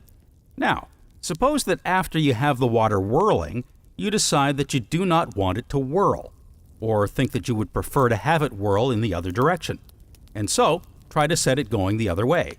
You will find that there is great resistance, and you will find that it will take a long while to bring the water to a standstill, and a still longer time before you can get it going the other way. This will illustrate that whatever the conscious mind does repeatedly, the subconscious will accumulate as a habit. Any experience which the subconscious receives is stirred up, and if you give it another one of the same kind, it will add that to the former one, and so keep on accumulating them indefinitely. The tendency being to accumulate activity along any definite line in increasing measure. And this holds true concerning any phase of activity that comes within range of human consciousness. This is true whether the experiences are for our benefit or otherwise, whether the experiences are good or evil. The subconscious is a spiritual activity, and spirit is creative. The subconscious therefore creates the habits, condition, and environment which the conscious mind continues to entertain. If we consciously entertain thoughts associated with art, music, and the aesthetic realm, if we consciously entertain thoughts associated with the good, the true, and the beautiful, we shall find these thoughts taking root in the subconsciousness, and our experiences and environment will be a reflection of the thought which the conscious mind has entertained. If, however, we entertain thoughts of hatred, jealousy, envy, hypocrisy, disease, lack, or limitation of any kind, we shall find our experience and environment will reflect the conditions in accordance with these thoughts. As we sow, so shall we reap. The law is no respecter of persons. We may think what we will, but the result of our thoughts is governed by an immutable law. There is nothing either good or evil, but thinking makes it so. We cannot plant seed of one kind and reap fruit of another. Consciousness consists in the power to think, to know, to will, and to choose. Self-consciousness is the power to be aware of the self as a thinking, knowing, willing, and choosing individual. The brain is the organ of the conscious mind, and the cerebrospinal nervous system is the system of nerves by which it is connected with all parts of the body. The process of growth is a subconscious process. We do not carry on the vital processes of nature consciously. All the complex processes of nature, the beating of the heart, the digestion of food, the secretion of the glands, require a high degree of mentality and intelligence. The personal consciousness or mind would not be capable of handling these intricate problems. They are therefore controlled by the universal mind, which in the individual we call the subconscious. The universal mind is sometimes referred to as the superconscious, and sometimes the divine mind. The subconscious is sometimes called the subjective, and the conscious the objective mind. But remember that words are simply the vessels in which thought is carried. If you get the thought, you will not be concerned about the terms. Mind is a spiritual activity, and spirit is creative. Hence, the subconscious mind not only controls all the vital functions and processes of growth, but is the seat of memory and habit. The sympathetic nervous system is the instrument by which the subconscious keeps in touch with the feeling or emotions. Thus, the subconscious reacts to the emotions, never to the reason, as the emotions are much stronger than the reason or intellect. The individual will therefore frequently act in exactly the opposite manner from what the reason and intellect would dictate. It is axiomatic that two things cannot occupy the same space at the same time. What is true of things is true of thoughts. If, therefore, any thought seeks entrance to the mental realm which is destructive in its nature, it should be quickly displaced by a thought which has a constructive tendency. Herein lies the value of a ready-made affirmation, such as the Kue affirmation. Day by day, in every way, I am growing better and better. Or the Andrews affirmation. I am whole, perfect, strong, powerful, loving, harmonious, and happy. These or similar affirmations may be committed to memory and repeated until they become automatic or subconscious. As physical conditions are but the outward manifestations of mental conditions, it will readily be seen that by constantly holding the thought expressed in the affirmation in the mind, that it will be but a comparatively short time until conditions and environment begin to change so as to be in accordance with the new method of thinking. This same principle can be brought into operation in a negative way, through the process of denial. Many make use of this with excellent results. The conscious and subconscious are but two phases of action in connection with the mind. The relation of the subconscious to the conscious is quite analogous to that existing between a weather vane and the atmosphere. Just as the least pressure of the atmosphere causes an action on the part of the weather vane, so does the least thought entertained by the conscious mind produce within the subconscious mind action in exact proportion to the depth of feeling characterizing the thought and the intensity with which the thought is indulged. It follows that if you deny unsatisfactory conditions, you are withdrawing the creative power of your thought from these conditions. You are cutting them away at the root. You are sapping their vitality. The law of growth necessarily governs every manifestation in the objective, so that a denial of unsatisfactory conditions will not bring about instant change. A plant will remain visible for some time after its roots have been cut, but it will gradually fade away and eventually disappear. So the withdrawal of your thought from the contemplation of unsatisfactory conditions will gradually but surely terminate these conditions. This is exactly an opposite course from the one which we would naturally be inclined to adopt. It will therefore have an exactly opposite effect to the one usually secured.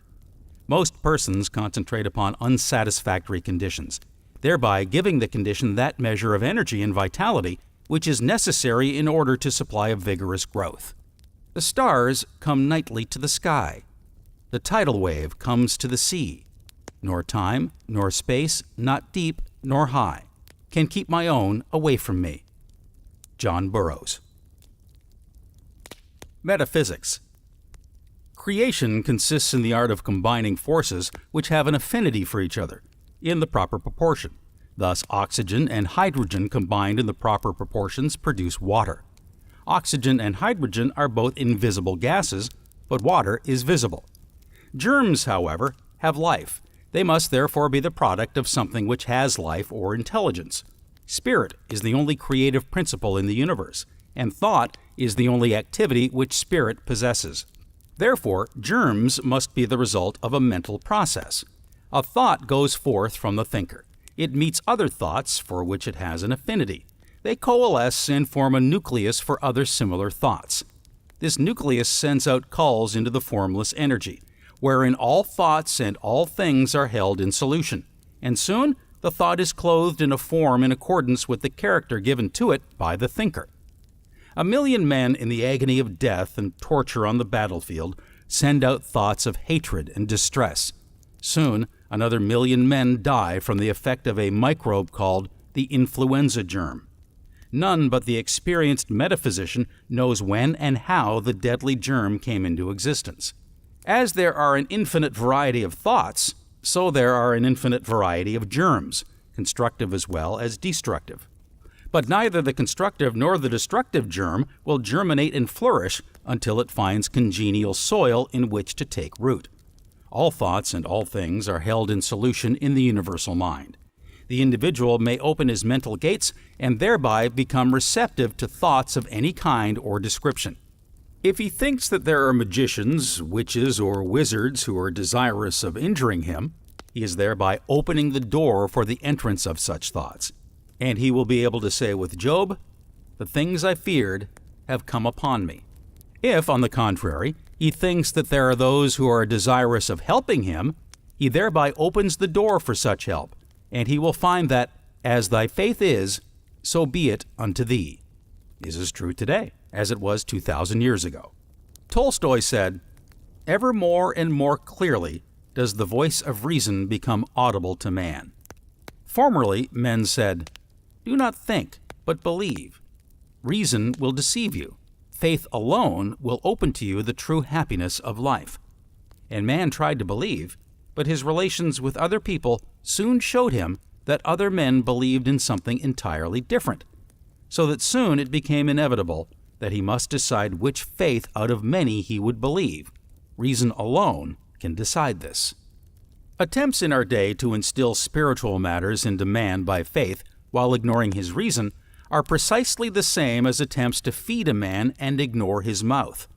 Men's common nature has proven to them that they all have a common knowledge, and men will never more return to their former errors. The voice of the people is the voice of God. It is impossible to drown that voice, because that voice is not the single voice of any one person, but the voice of all rational consciousness of mankind, which is expressed in every separate man. Reason tells man that the universe is a cosmos and is therefore governed by law, so that when we see that some persons secure extraordinary results by mental or spiritual methods, reason tells us that we can all do exactly the same thing, because the law is no respecter of persons, and that this is being done every day, all the time, everywhere, is apparent to everyone who has taken the trouble to ascertain the facts. All manifestations are governed by principles which we recognize as universal laws, and in the manifestation of those laws, we recognize system, order, and harmony. If the infinite is omnipresent, it must encompass and infiltrate all that seems to be matter, and be one with it and inseparable from it. Science teaches that so-called matter exists in a diversity of grades, from its crudest visible form to the most refined and invisible state in an inseparable relationship with spirit, from which it can never be disassociated. The latent or electric power in the gaseous condition of the elements acts through vibration upon all matter in the combinations lower than the gases by induction, raising them also to a fluidic or gaseous condition and enabling them to form new combinations on a higher plane. By the same principle is the mineral raised to the sphere of electricity, magnetism, or light, which of themselves are nothing more than ether in different velocities of vibration. Radioactivity consists in setting in motion certain electric vibrations, which after passing through the ether record themselves on a distant receiver. The whole system depends on the intangible substance known as ether. It is a substance invisible, colorless, odorless, inconceivably rarefied, which fills all space. It fills the space between the earth and the sun and the stars, and it also fills the minute space between the atoms of the densest substance, such as steel. Even when electricity passes through a wire, it is merely a vibration of the ether which circulates between the atoms composing the copper wire. In turn, we have abundant proof of the subjugation of ethereal matter by the still more rarefied sphere of force, which we recognize as psychic force or mind force. Matter thus refined becomes the plastic associate of the mind for the transmission of its forces in the manifestation of its power.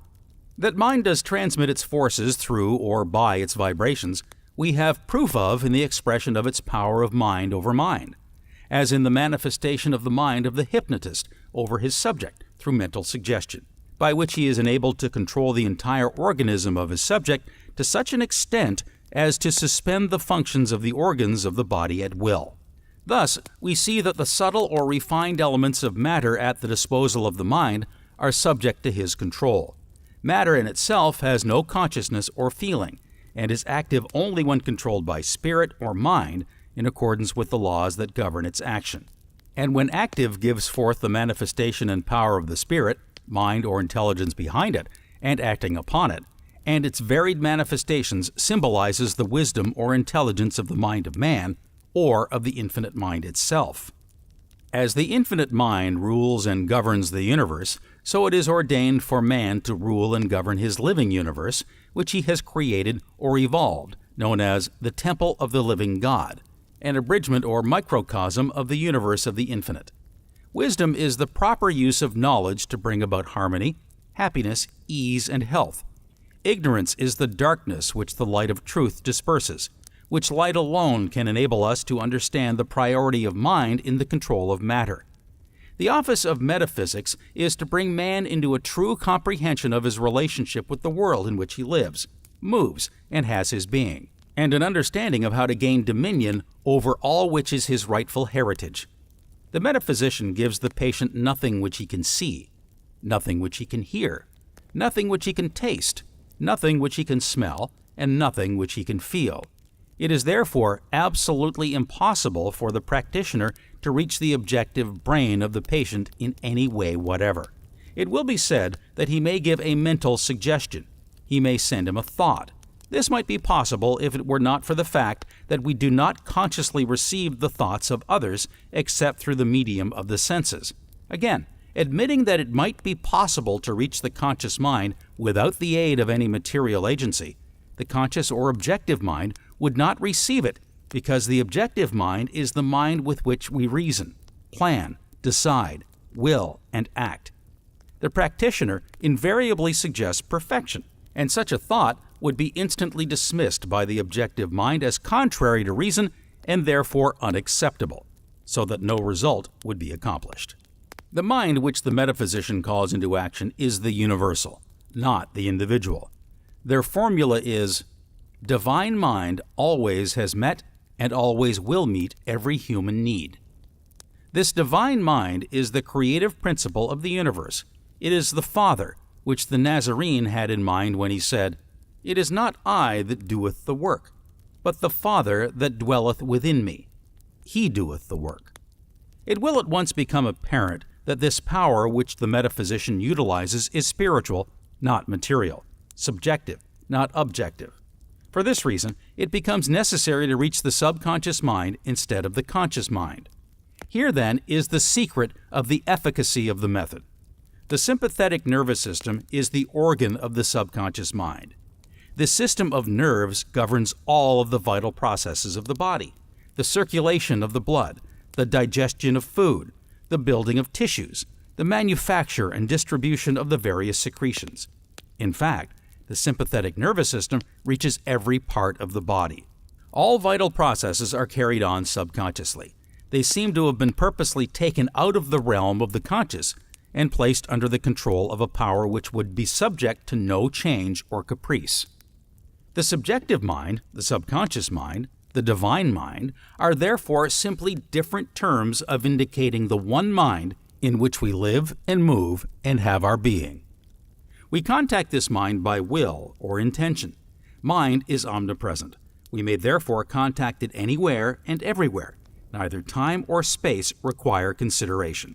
As spirit is the creative principle of the universe, a subjective realization of the spiritual nature of man and his consequent perfection is taken up by the divine mind and eventually manifested in the life and experiences of the patient. Some will say that this ideal state of perfection is never realized.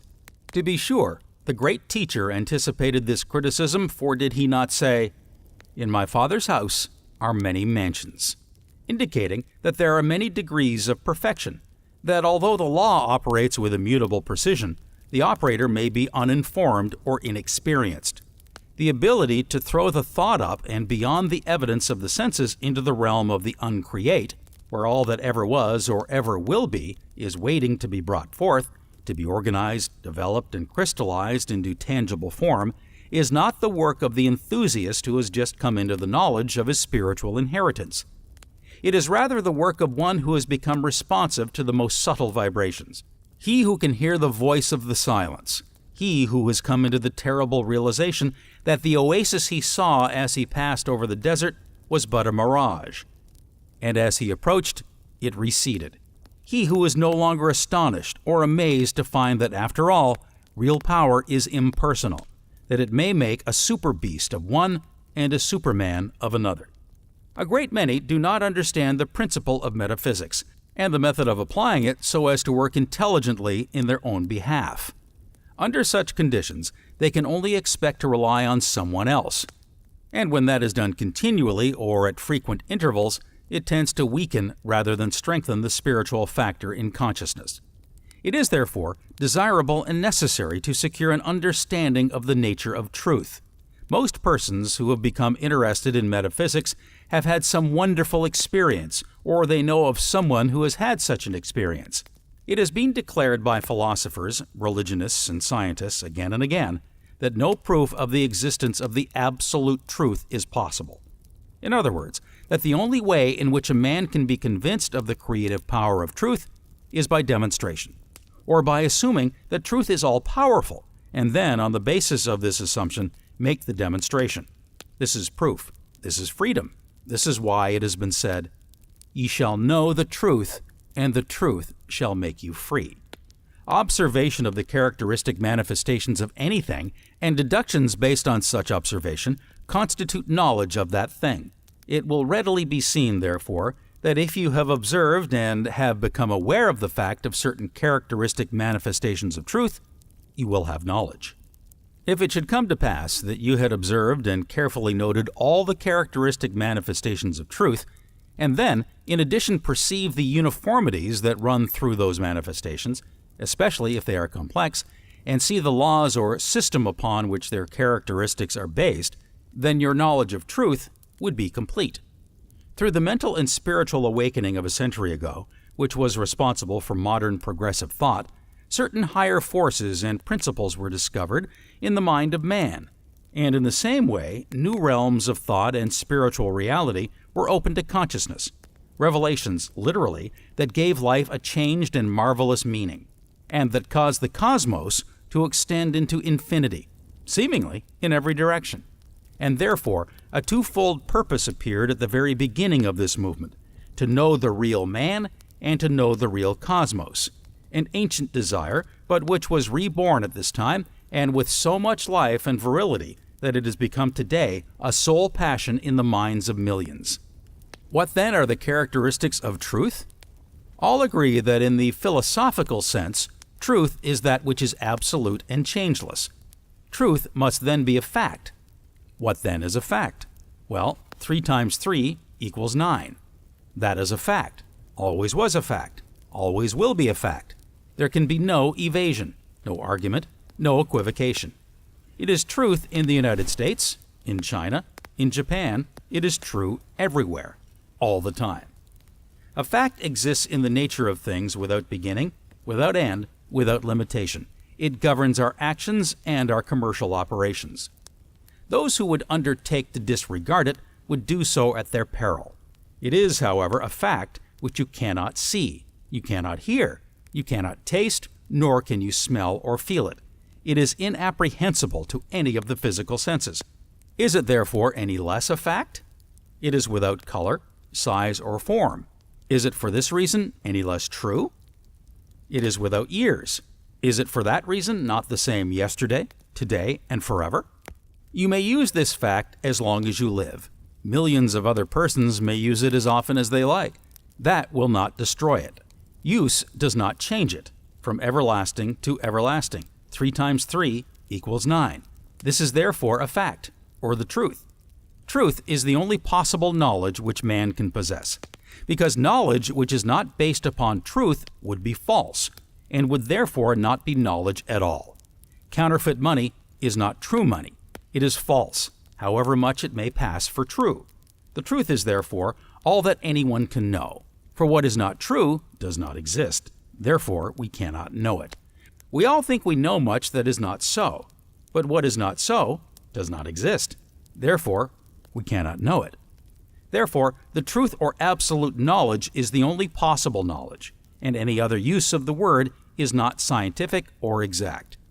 The metaphysicians of the East will not give out spiritual knowledge miscellaneously. They will not give it to children or young people except under conditions when they have them directly under control and directly under instruction, as definitely as we have our children under instruction in the intellectual life in our schools. In India, when a young man is to be initiated into things spiritual, a definite 7 years course is provided for him under a master, and he is given first the things that he first ought to know along these lines. He is forewarned with regard to dangers that may arise, and the whole course of his journey is guarded by his master with the greatest care, so as to prevent his stumbling during the early stages. If spiritual metaphysics becomes popular in our Western world, the same thing will develop here. People will not take up the most advanced work before becoming acquainted with the simpler forms of knowledge. Attainment implies obligation. If you are somewhere up the ladder of culture, if you have entered the school of understanding, if you have seen the light of spiritual truth, you are supposed by that very fact to know more than the one who has not yet arrived. Your nervous system will automatically organize itself on a higher plane, and because of this, you must live closer to the law of your being or experience suffering more quickly. There are no exceptions to the law. The resurrection from the dead is not a process of getting corpses out of the grave. It is the elevation of mentalities from the plane of the material to the plane of the spiritual. It is crossing the river Jordan and entering the promised land. It is not until one becomes acquainted with the laws governing in the spiritual world that he really begins to live. Consequently, those who are still functioning in the material world are dead. They have not yet been resurrected. Eyes have they, but they see not. Ears have they, but they hear not. Those who have been raised to the spiritual plane find that there are many practices which they must drop. In most cases, these practices leave the individual without difficulty. They drop away of their own accord, but when the individual persists in functioning in the old world, he usually finds that a house divided against itself will not stand, and frequently must suffer severely before he learns that he cannot violate spiritual laws with impunity. Philosophy. Physical science has resolved matter into molecules, molecules into atoms, atoms into energy, and it has remained for Mr. J. A. Fleming, in an address before the Royal Institution, to resolve this energy into mind. He says, "In its ultimate essence, energy may be incomprehensible by us, except as an exhibition of the direct operation of that which we call mind or will." We find, therefore, that science and religion are not in conflict, but are in perfect agreement. Mr. Leland makes this quite plain in an article on world-making. He says, "First, there is wisdom that has planned, and so adjusted all the parts of the universe in such a perfect balance that there is no friction. And as the universe is infinite, the wisdom that has planned it must be infinite too. Secondly, there is a will that has fixed and ordained the activities and forces of the universe and bound them by laws inflexible and eternal. And everywhere this omnipotent will has established the limitations and directions of the energies and processes, and has fixed their everlasting stability and uniformity. And, as the universe is infinite, this will must be infinite. And thirdly, there is a power that sustains and moves, a power that never wearies, a power which controls all forces, and as the universe is infinite, the power must be infinite too. What shall we name this infinity trinity? Wisdom, will, and power? Science knows no simpler name for it than God. This name is all-embracing. We can conceive something of its meaning, though we cannot comprehend its significance, and this being is the indwelling and ultimate. He is immanent in matter as in spirit, and to him all law, life, force must be referred. He is the sustaining, energizing, all-pervading spirit of the universe. Every living thing must be sustained by this omnipotent intelligence, and we find the difference in individual lives to be largely measured by the degree of this intelligence which they manifest. It is a greater intelligence that places the animal in a higher scale of being than the plant, the man higher than the animal. And we find this increased intelligence is again indicated by the power of the individual to control modes of action, and thus to consciously adjust himself to his environment. It is this adjustment that occupies the attention of the greatest minds, and this adjustment consists in nothing else than the recognition of an existing order in the universal mind. For it is well known that this mind will obey us precisely in proportion as we first obey it. As we increase in experience and development, there is a corresponding increase in the exercise of the intellect, in the range and power of feeling, in the ability to choose, in the power to will, in all executive action, in all self-consciousness. That would mean that self-consciousness is increasing, expanding, growing, developing, and enlarging. It increases and develops because it is a spiritual activity. We multiply our possession of spiritual things in proportion to our use of them. All material things are consumed in the using. There is a diametrically opposite law governing the use of the spiritual and the material.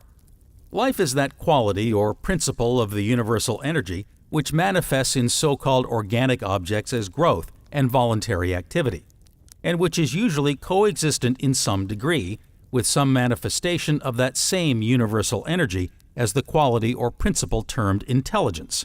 There is only one supreme principle, evading all comprehension of its essential nature. It is the absolute. Man can think only in terms of the relative. Therefore, he sometimes defines it as the universal intelligence, the universal substance, as ether, life, mind, spirit, energy, truth, love, etc. His particular definition at any moment is governed by the particular relationship of the phenomena of being in which he thinks of this principle at that moment. Mind is present in the lowest forms of life, in the protoplasm, or cell. The protoplasm, or cell, perceives its environment, initiates motion, and chooses its food. All these are evidences of mind. As an organism develops and becomes more complex, the cells begin to specialize, some doing one thing and some another, but all of them showing intelligence. By association, their mind powers increase. Whereas in the beginning each function of life and each action is the result of conscious thought, the habitual actions become automatic or subconscious in order that the self-conscious mind may attend to other things. The new actions will, however, in their turn, become habitual, then automatic, then subconscious, in order that the mind again may be freed from this detail and advance to still other activities. Until very recently, it was said that matter in its ultimate nature was eternal, though all the forms thereof change. We were told that a building destroyed by fire with nothing but a few ashes left had gone up in smoke and gas, and that only the form of the manifestation had changed, that the essential substances were still in existence in different chemical formations. We were told that all forms of matter exist in the form of molecules, that these molecules are resolvable into certain smaller elements called atoms. Until recently, the atom was supposed to be the ultimate particle of matter. So until recently, scientists supposed that matter could be resolved into atoms, and that was final. But with the discovery of radium, it was found that the atom is made up of a large number of smaller particles called electrons or ions, and these electrons vary according to the kind of atom that is under consideration. A hydrogen atom contains a different number of electrons than an oxygen atom, and so on. The atoms within the molecule are separated from each other by very great distances as compared with their diameter. The electrons, in turn, are separated from each other by distances as compared to the diameter, as are the planets in the solar system.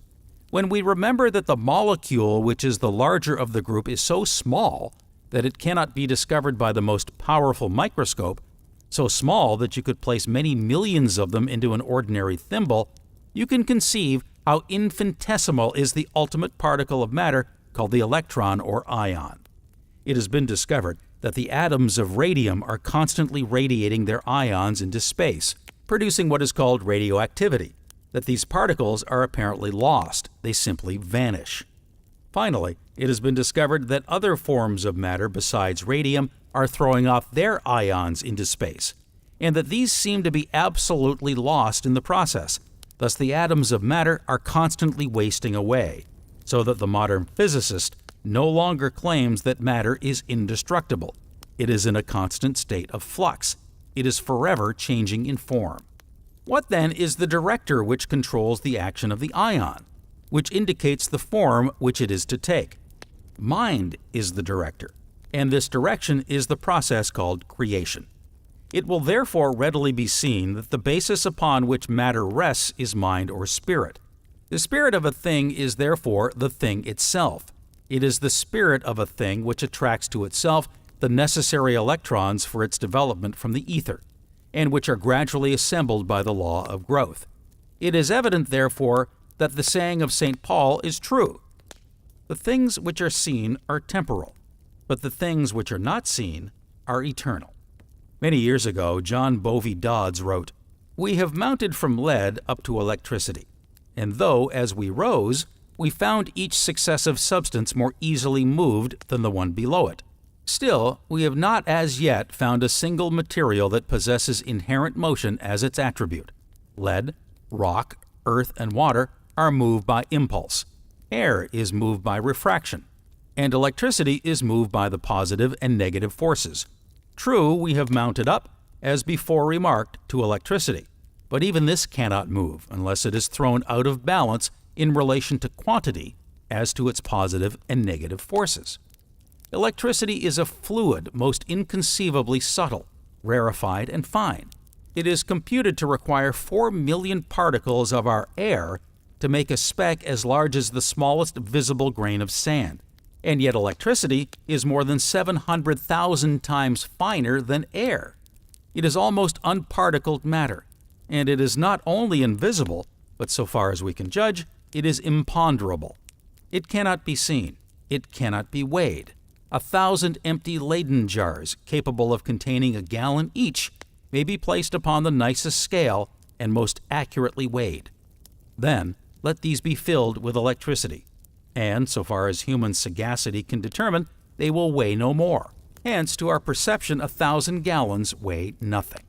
As electricity, in regard to motion, stands upon the poise, being completely balanced by the positive and negative forces that equalize each other, so it is easily perceived that if we mount one step higher, we must come to that substance whose nature is to move, and the result of that motion is thought and power. It is mind. Hence it will be distinctly perceived, in view of the argument now offered, that we cannot, as philosophers, stop short of motion in the highest and most sublime substance in being. This conclusion, as the result of the argument, is absolutely and positively irresistible, and challenges refutation. When we mount up in our contemplations through the various grades of matter and see it continually brightening as we press onward in our delightful career of rapture, until we arrive at that sublimated substance which can neither be seen or weighed, which moves with a velocity of 12 million miles per minute and can travel around this globe in the 1/8 part of a second, we are struck with astonishment and awe.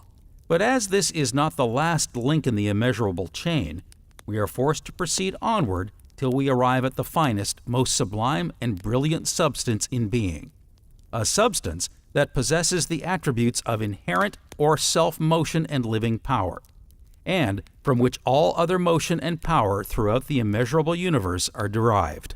This is the infinite mind, and possesses embodied form. It is a living being. This infinite mind comes in contact with electricity, gives to it motion, arms it with power, and through this mighty unseen agent moves the universe and carries on all the multifarious operations of nature. Hence, there is not a motion that transpires amidst the immensity of his works, from rolling globes to the falling leaf, but what originates in the eternal mind and by him is performed through electricity as his agent. Mind is, therefore, the absolute perfection of all substances in being, and as it possesses self-motion as its grand attribute, so it is, in this respect, exactly the reverse of all other substances, which are of themselves motionless. Mind or spirit is above all, and absolutely disposes and controls all. Hence, mind is imponderable, invisible, and eternal. Silence. In silence was the universe conceived. In silence doth the heart of man seek out that other heart to rest on.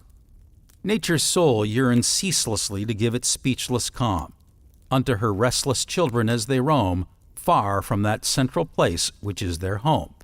Wouldst know thy mother nature face to face?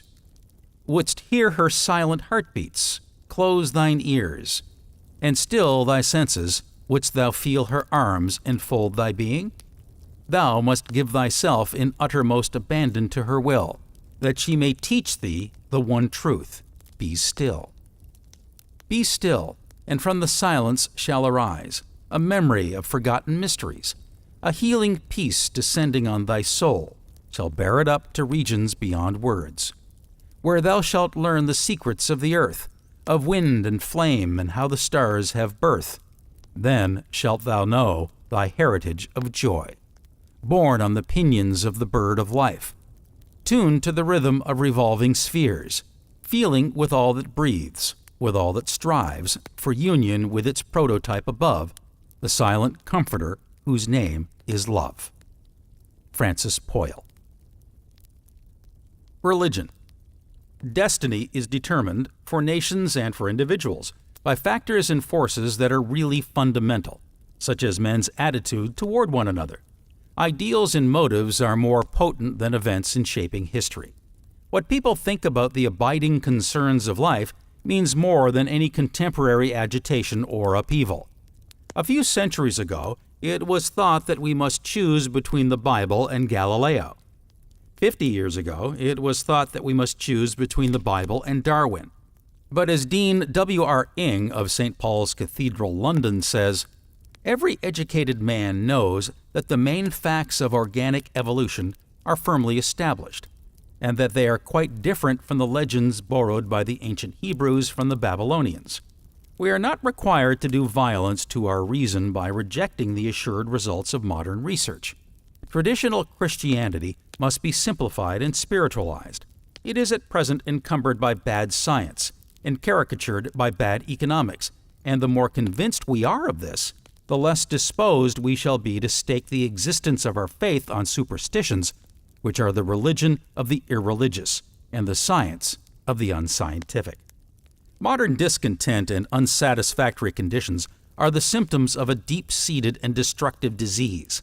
Remedies applied to these symptoms in the form of legislation and suppression may relieve the symptoms, but they do not cure the disease, which will manifest in other and worse symptoms. Patches applied to an old, decaying, and obsolete garment in no way improve the garment. Constructive measures must be applied to the foundations of our civilization, and that is our thought. A philosophy of life having as its basis blind optimism, a religion that won't work 7 days a week, or a proposition that isn't practical appeals to the intelligent not at all. It is results that we want, and to all such the acid test is, will it work? The apparent impossibilities are the very things that help us to realize the possible. We must go over the unbeaten trail of thought, cross the desert of ignorance, wade through the swamp of superstition, and scale the mountains of rites and ceremonies if we ever expect to come into the promised land of revelation. Intelligence rules. Thought intelligently directed is a creative force, which automatically causes its object to manifest on a material plane. Let him that hath an ear to hear, hear. One of the characteristic signs of a general awakening is the optimism shining through the midst of doubt and unrest. This optimism is taking the form of illumination, and as the illumination becomes general, fear, anger, doubt, selfishness, and greed pass away. We are anticipating a more general realization of the truth which is to make men free. That there may be one man or one woman who shall first realize this truth in the new era is barely possible. But the preponderance of evidence is for a more general awakening to the light of illumination.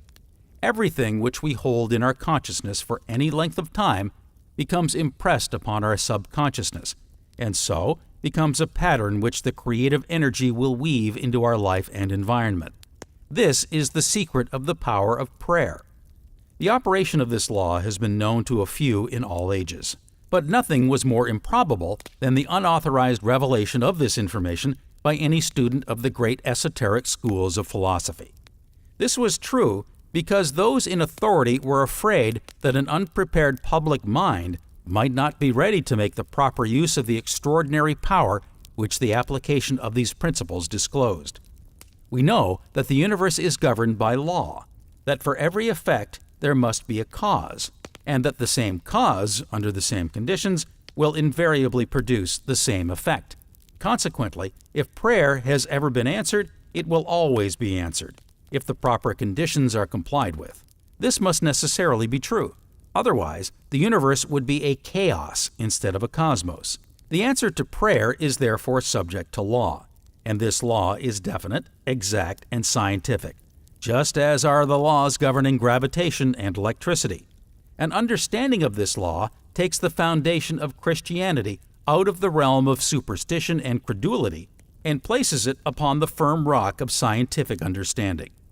The creative principle of the universe makes no exception, nor does it act through caprice or from anger, jealousy, or wrath. Neither can it be cajoled, flattered, or moved by sympathy or petition. But when we understand our unity with this universal principle, we shall appear to be favored, because we shall have found the source of all wisdom and power. It must be conceded by every thinking person that the answer to prayer furnishes the evidence of an all-pervasive, omnipotent intelligence, which is immanent in all things and all persons. We have heretofore personalized this ever-present intelligence and called it God. But the idea of personality has become associated with form, and form is a product of matter. The ever-present intelligence, or mind, must be the creator of all form, the director of all energy, the source of all wisdom. In order to secure the best thought of the world on the value of prayer, the Walker Trust recently offered a prize of $100 for the best essay on prayer. The meaning, the reality, and power of prayer, its place and value to the individual, to the church, and the state in the everyday affairs of life, in the healing of disease, in times of distress and national danger, and in relation to the national ideals and to world progress. In response to the invitation, 1,667 essays were received. They came from every quarter of the globe. They were written in 19 different languages. The prize of $100 was awarded to the Reverend Samuel McComb, D.D., of Baltimore, Maryland. A comparative study of these essays is published by the Macmillan Company of New York. In giving his impressions, Mr. David Russell of the Walker Trust says, "To practically all the contributors, prayer is something real and of inestimable value. But unfortunately, there is little information given as to the method by which the law is placed in operation." Mr. Russell himself agrees that the answer to prayer must be the operation of a natural law. He says, "We know that to make use of a natural law, the intelligence must be able to comprehend its conditions and to direct or control its consequences. Can we doubt that to an intelligence great enough to encompass the spirit, there would be revealed a realm of spiritual law? It seems that we are rapidly coming into an understanding of this law, and understanding is control. The value of prayer depends upon the law of spiritual activity. Spirit is the creative principle of the universe and is omnipotent, omniscient, and omnipresent. Thinking is a spiritual activity and consists of the reaction of the individual against the universal mind. I think, therefore I am. When I cease to think, I cease to exist. Thinking is the only activity which spirit possesses. Spirit is creative. Thinking, therefore, is a creative process. But as the larger part of our thinking processes are subjective rather than objective, most of our creative work is carried on subjectively.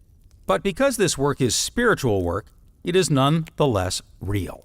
We know that all the great eternal forces of nature are invisible rather than visible, spiritual rather than material, subjective rather than objective. But exactly because thinking is a creative process, most of us are creating destructive conditions. We are thinking death rather than life. We are thinking lack rather than abundance. We are thinking disease rather than health. We are thinking inharmony rather than harmony. And our experiences and the experiences of our loved ones eventually reflect the attitude of mind which we habitually entertain. For be it known that if we can pray for those we love, we can also injure them by entertaining and harboring destructive thoughts concerning them.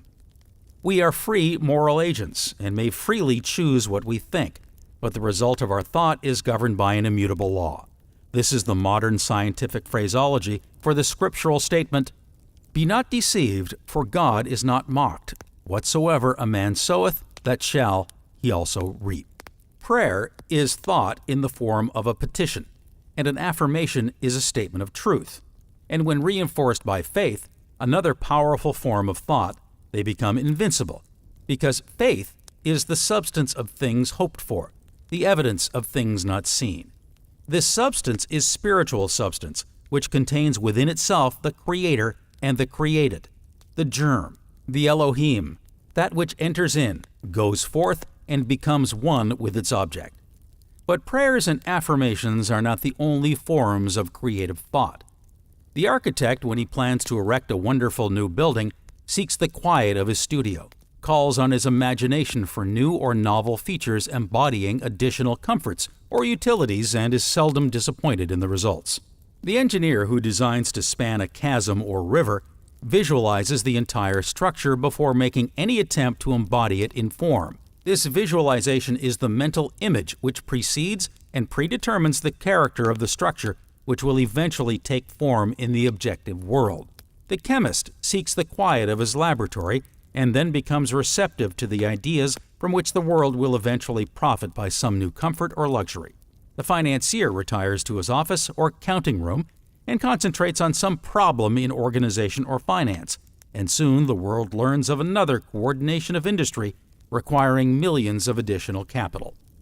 Imagination, visualization, concentration are all spiritual faculties, and are all creative, because spirit is the one creative principle of the universe, and he who has found the secret of the creative power of thought has found the secret of the ages. The law stated in scientific terms is that thought will correlate with its object, but unfortunately, the large majority are allowing their thoughts to dwell upon lack, limitation, poverty, and every other form of destructive thought. And as this law is no respecter of persons, these things become objectified in their environment. Finally, there is love, which is also a form of thought. Love is nothing material, and yet no one will deny that it is something very real. St. John tells us that God is love. Again, he says, "Now, are we all sons of God?" Which means that love is the creative principle of the universe, and St. Paul tells us, "In him we live and move and have our being." Love is a product of the emotions. The emotions are governed by the solar plexus and the sympathetic nervous system. It is therefore a subconscious activity and is entirely under the control of the involuntary system of nerves. For this reason, it is frequently actuated by motives which are neither dictated by reason or intellect. Every political demagogue and religious revivalist takes advantage of this principle. They know that if they can arouse the emotions, the result is assured, so that the demagogue always appeals to the passions and prejudices of his audience, never to the reason. The revivalist always appeals to the emotions through the love nature, and never to the intellect. They both know that when the emotions are aroused, intellect and reason are stilled.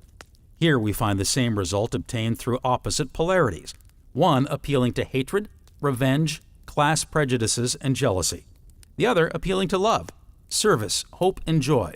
But the principle is the same. One attracts, the other repels. One is constructive, the other destructive. One is positive, the other negative.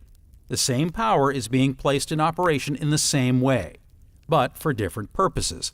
Love and hatred are simply the opposite polarities of the same force, just as electricity or any other force may be used for destructive purposes just as readily as it may be used for constructive purposes. Some will say that if God is spirit and is omnipotent and omnipresent, how can he be responsible for destructive conditions? He cannot bring about disaster, want, disease, and death. Certainly not, but we can bring these things upon ourselves by non-compliance with the spiritual laws.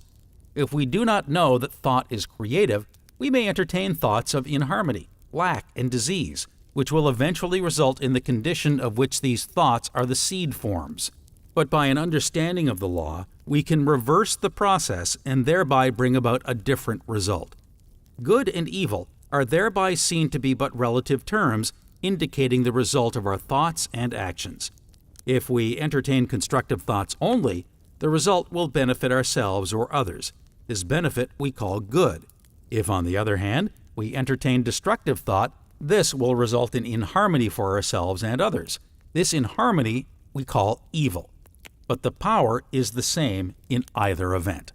There is but one source of power, and we can use the power for good or for evil, just as we can make use of electricity for light, heat, or power by an understanding of the laws governing electricity. But if we are careless or ignorant of the laws governing electricity, the result may be disastrous. The power is not good in one case and evil in the other. The good or evil depend upon our understanding of the law. Many will ask, how does this thought agree with the Scripture? Many millions of Bibles are sold annually, and every discovery in chemistry, science, or philosophy must be in agreement with the vital truth of religious thought. What then was the thought of the Master concerning the Creator? It will be remembered that the question was put to him by a lawyer. Master, what shall I do to inherit eternal life? Did he evade the question? Did he quote some ancient authority? Did he recommend some creed or theological dogma? He did not. His answer was direct and to the point. Thou shalt love the Lord thy God with all thy heart, with all thy soul, with all thy mind, and with all thy strength, and thy neighbor as thyself. Where is this God which the lawyer is told to love? Jesus refers to him as the Father, and when asked concerning him says, He that hath seen me hath seen the Father. Again, the Father and I are one. Again, it is not I that doeth the work, but the Father that dwelleth in me. He doeth the work. Again, he taught his disciples to pray, Our Father, which art in heaven. And when asked concerning the location of heaven, he said, Men shall not say, Lo here, or Lo there, for behold, the kingdom of heaven is within you. Here then is authority as to the immanence of the Creator, the Father from the Master Physician himself. Thus, we find that science and religion are not in conflict, and that within the Church and without, there is a setting aside of traditional creeds, and a return to the things which the great teacher taught and the things for which he stood. The Old Testament has much to say concerning the God of Jacob and of Moses, but this conception of an anthropomorphic God is principally interesting as indicating the thought of a people who believed that the world was flat, that the sun moved, when science was but magic and religion the dogma of the scholastics. This was the result of the destructive method of reasoning which originated with certain statements of fact which were universal and absolute, and which were incapable of verification. All other facts must be arrived at by a process of deduction from these original axioms. If facts were observed which seemed to contradict the deductions from which these original axioms were formulated, so much the worse for the facts. They could not be facts. Facts are nothing compared with statements of truth, as given by the scholastics. If there were those who persisted in seeing these unwelcome facts, there was the hemlock, or the stake, or the cross. But in the New Testament, all of this is reversed. The doctrine of the immanence of God is taught. An objective God is converted into a subjective God. We are told that in Him we live and move and have our being. We are told that the kingdom of heaven is within you, and we are led to infer that God is always in the kingdom. In this connection, it is interesting to note that the miscellaneous collection of manuscripts which have finally been put together and called the Bible were written by many different men, of many different locations, and at widely different times. At first, these manuscripts were circulated separately. Later, they were collected into a single volume, and for a long time there were serious disputes among the ancient Jews and the early church ecclesiastica as to what manuscripts should have a place in the sacred book. In fact, until quite recently, there were many of these manuscripts included which are not now to be found in the Bible as recognized by the Protestant Church of today. The manuscripts comprising the Old Testament were written originally in Hebrew, those of the New Testament in Greek, and not a single original manuscript of any book, either of the Old or the New Testament, is in existence today, nor had they been in existence for hundreds of years. We have then only copies of copies of copies, many times removed from the original. When we remember that those who undertook to translate these manuscripts into the English language for the purpose of giving them to the people met with violent opposition, frequently being driven from the country and excommunicated from the church, we see that there was little uniformity in the various translations of these manuscripts, which are now called the Bible or the Word of God. The King James edition, which finally became popular with the people, was the work of 54 churchmen who agreed with each other that all differences of opinion should be settled at special meetings to be held from time to time, and that all marginal notes concerning the Greek or Hebrew text should be eliminated. The fact that this edition had the sanction of the king was probably the determining factor in favor of its general adoption. But aside from this, the work came to be held in high esteem by the scholastics because of the smoothness and beauty of the diction, the churchmen who had the revision in charge evidently sacrificing accuracy for euphony and rhetoric. And now we have a strictly American Bible, the work of the American Revision Committee, in which the famous definition of faith by St. Paul, now faith is the substance of things hoped for, the evidence of things not seen, is changed to, now faith is the assurance of things hoped for, a conviction of things not seen, from which it would appear that Paul did not begin to have the insight, the vision, the intuition with which he has been credited, the latter translation completely nullifying and destroying what has heretofore been the most wonderful definition of faith ever given to the world. It will readily be seen that the Nazarene completely reversed the process of thought in vogue at that time. Instead of using the deductive method of thinking, he used the inductive. He accepted no authority, no dogma, no creed, instead of reasoning from the seen to the unseen, the visible to the invisible, from things temporal to things eternal.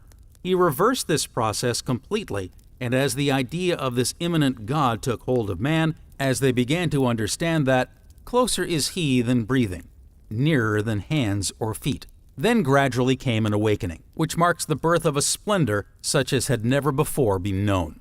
If the inductive method of reasoning obtained in religion, we should find all religions cooperating for the purpose of bringing about peace on earth and goodwill toward men.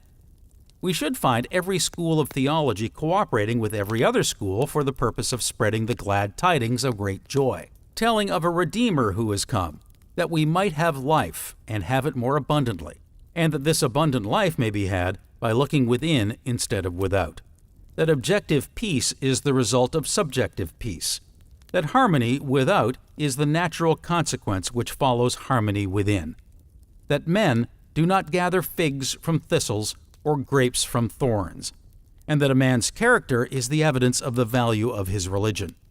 For by their fruits shall they be known. Such a religion satisfies the brain as well as the heart. Religion is to love justice, to long for the right, to love mercy, to forget wrongs and remember benefits, to love the truth, to be sincere, to love liberty, to cultivate the mind, to be familiar with the mighty thoughts that genius has expressed, the noble deeds of all the world, to cultivate courage and cheerfulness, to make others happy, to receive new truths with gladness, to cultivate hope, to see the calm beyond the storm, the dawn beyond the night. This is the religion of reason, the creed of science. The end. For we know in part, and we prophesy in part. But when that which is perfect is come, then that which is in part shall be done away. I hope that you've enjoyed this presentation, and please remember to subscribe to receive notifications of upcoming recordings.